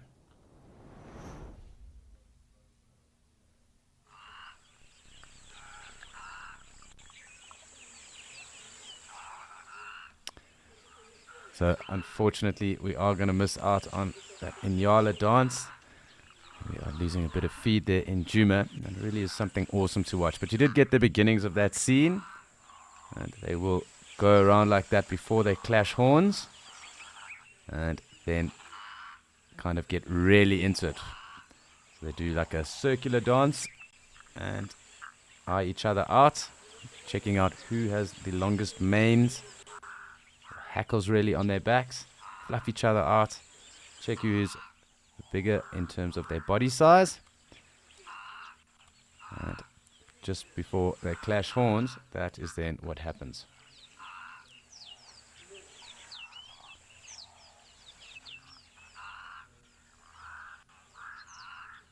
So really, really fantastic. Unfortunately, at the moment, we do just need to be a bit patient here. And Okaukuejo is really lovely in terms of a setting. Lovely clouds building up.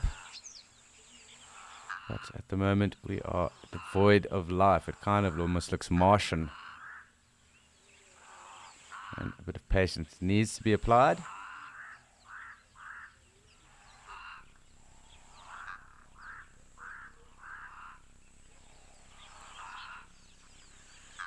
It really is. Yeah, and you kind of feel like NASA needs one of those moon buggies or Mars buggies running around right now, checking to see if there's any extraterrestrial life. But there is obviously life. We have had a lot of action here throughout the course of the day. It just so happens that right now it is just the dull period. And it will definitely pick up at some point. But it is reaching the heat of the day, and the animals will also be taking refuge under the shade. It is one of those moments. Just one of those moments where we just have to appreciate what is going on. I can see one of those black-headed herons again.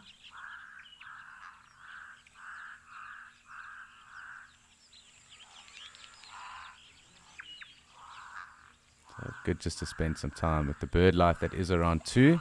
Lots of Cape crows as well.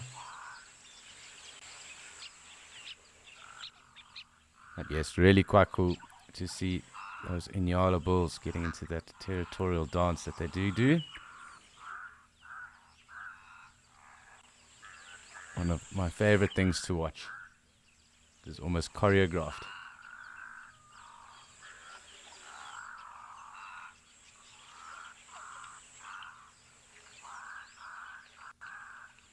Lovely to see this black-headed heron at the moment. I do just see them sitting around or standing around. I haven't seen any go for any prey just yet. There clearly is odd invertebrate that is around. But yet to see anything or any hunting going on.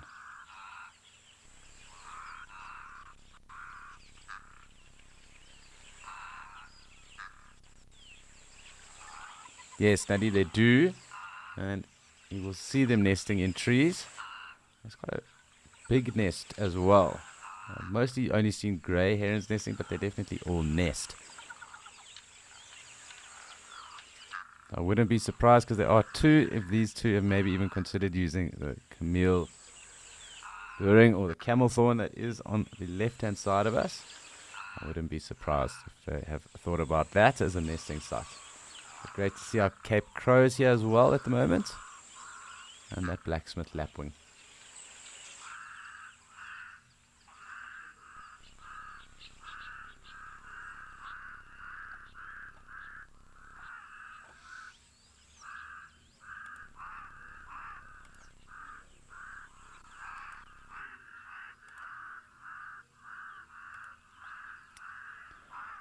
So lots of interesting sounds going on with those Cape Crows. Doesn't seem like they're too happy with what's going on. I'm just going to zoom out because animals do come through rather quickly when they do decide to, and I don't want to miss out on any action or any build-up of action either.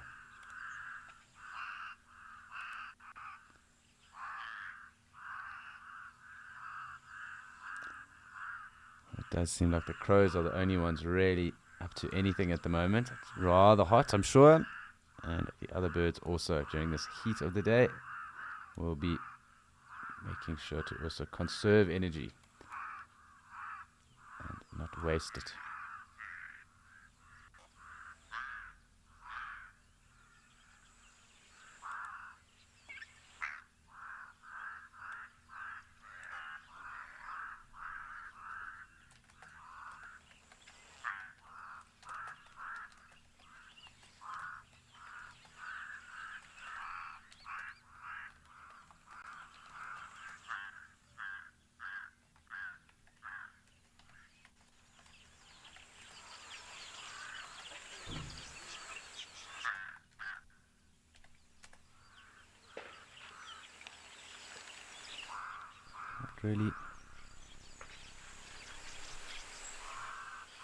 Really quite surreal scenes if you consider how busy the waterhole was, but even say maybe an hour ago, and how quiet it is at the moment.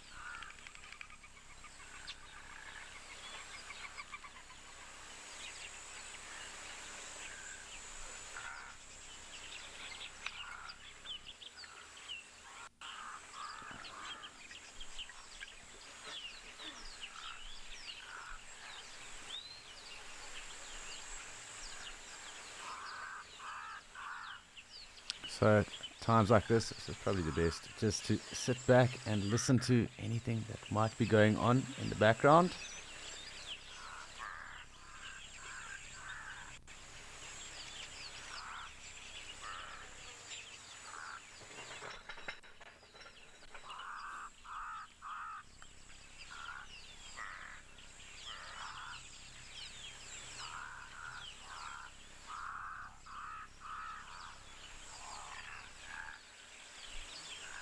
So I suppose, well, we are here. Let us look and see what scenery we can find. Hopefully we do maybe get a rogue springbok or something coming through.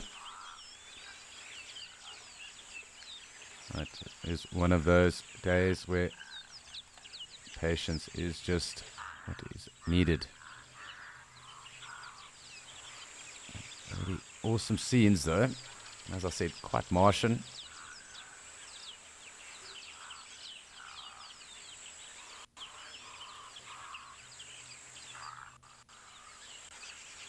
We can clearly see that it is a change of season that is going on, and I just want to make sure I don't miss anyone that might have snuck off or hidden along the sides here.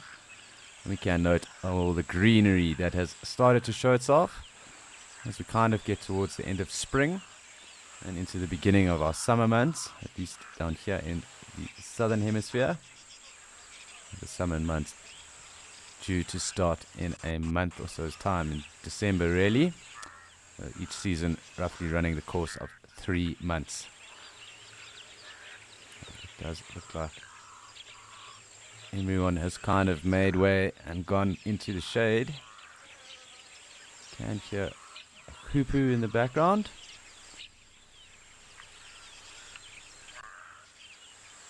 Really no one else wanting to come and grace us with their presence.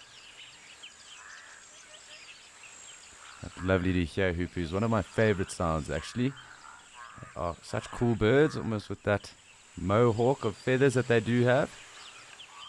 We do also get the European hoopoe too, which I've also been fortunate to see. But, this African hoopoe, such a lovely sound. Very cool. For me, it does almost remind me more of the summer months, even though it isn't a migratory bird, but just from personal recollection and growing up, always reminds me of rainy times and lush green parts of the year. I do call all year round though, but just for myself, that is just a personal memory. Lovely to see the grebes though, they're still around in the dam, and so is that black-headed heron. Quite cool just seeing the climate starting to change and the clouds building up here as well.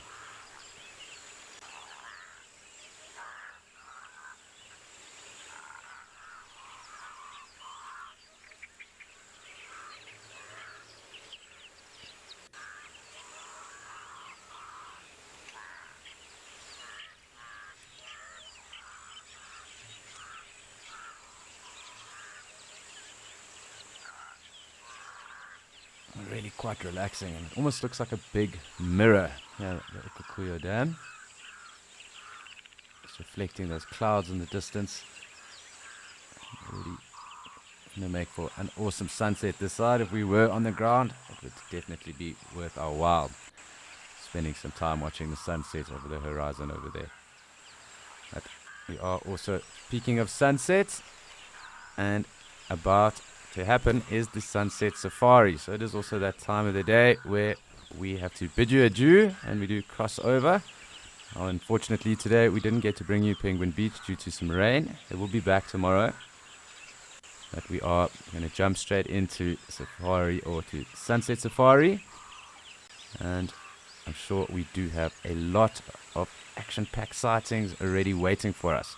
So the bush is always busy and we can't script it. However, there will always be something interesting to see and talk about, so please do stay tuned.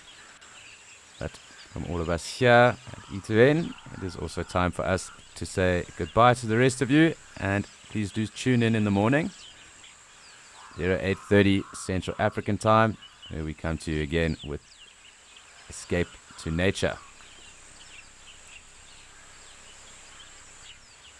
But it is going to be a fantastic afternoon and evening, and I wish it is the same, or hope it is the same as well for you. And we will see you again later.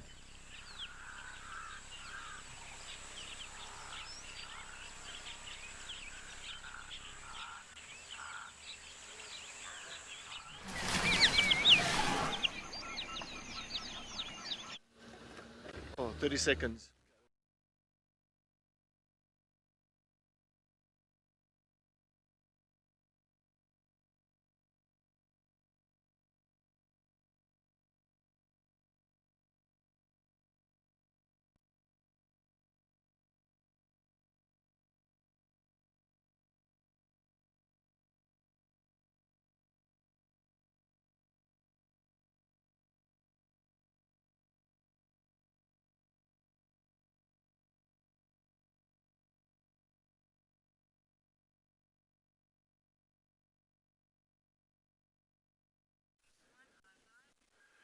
Yes, a very good afternoon to everybody. Thank you for joining us on our sunset safari. Well, I'm not going to say sun, just maybe a set safari, because there's no sun this afternoon. Good afternoon. My name is Cedric Dold, and here on Rusty this afternoon, behind the camera, we've got Craig, and we've got a special Ticket to Dream guest as well. We've got Linda Marais Fasaki. Thank you so much for joining us, Linda. And I'm so looking forward that hopefully we can get that Djuma clan for you this afternoon. I hope so, really.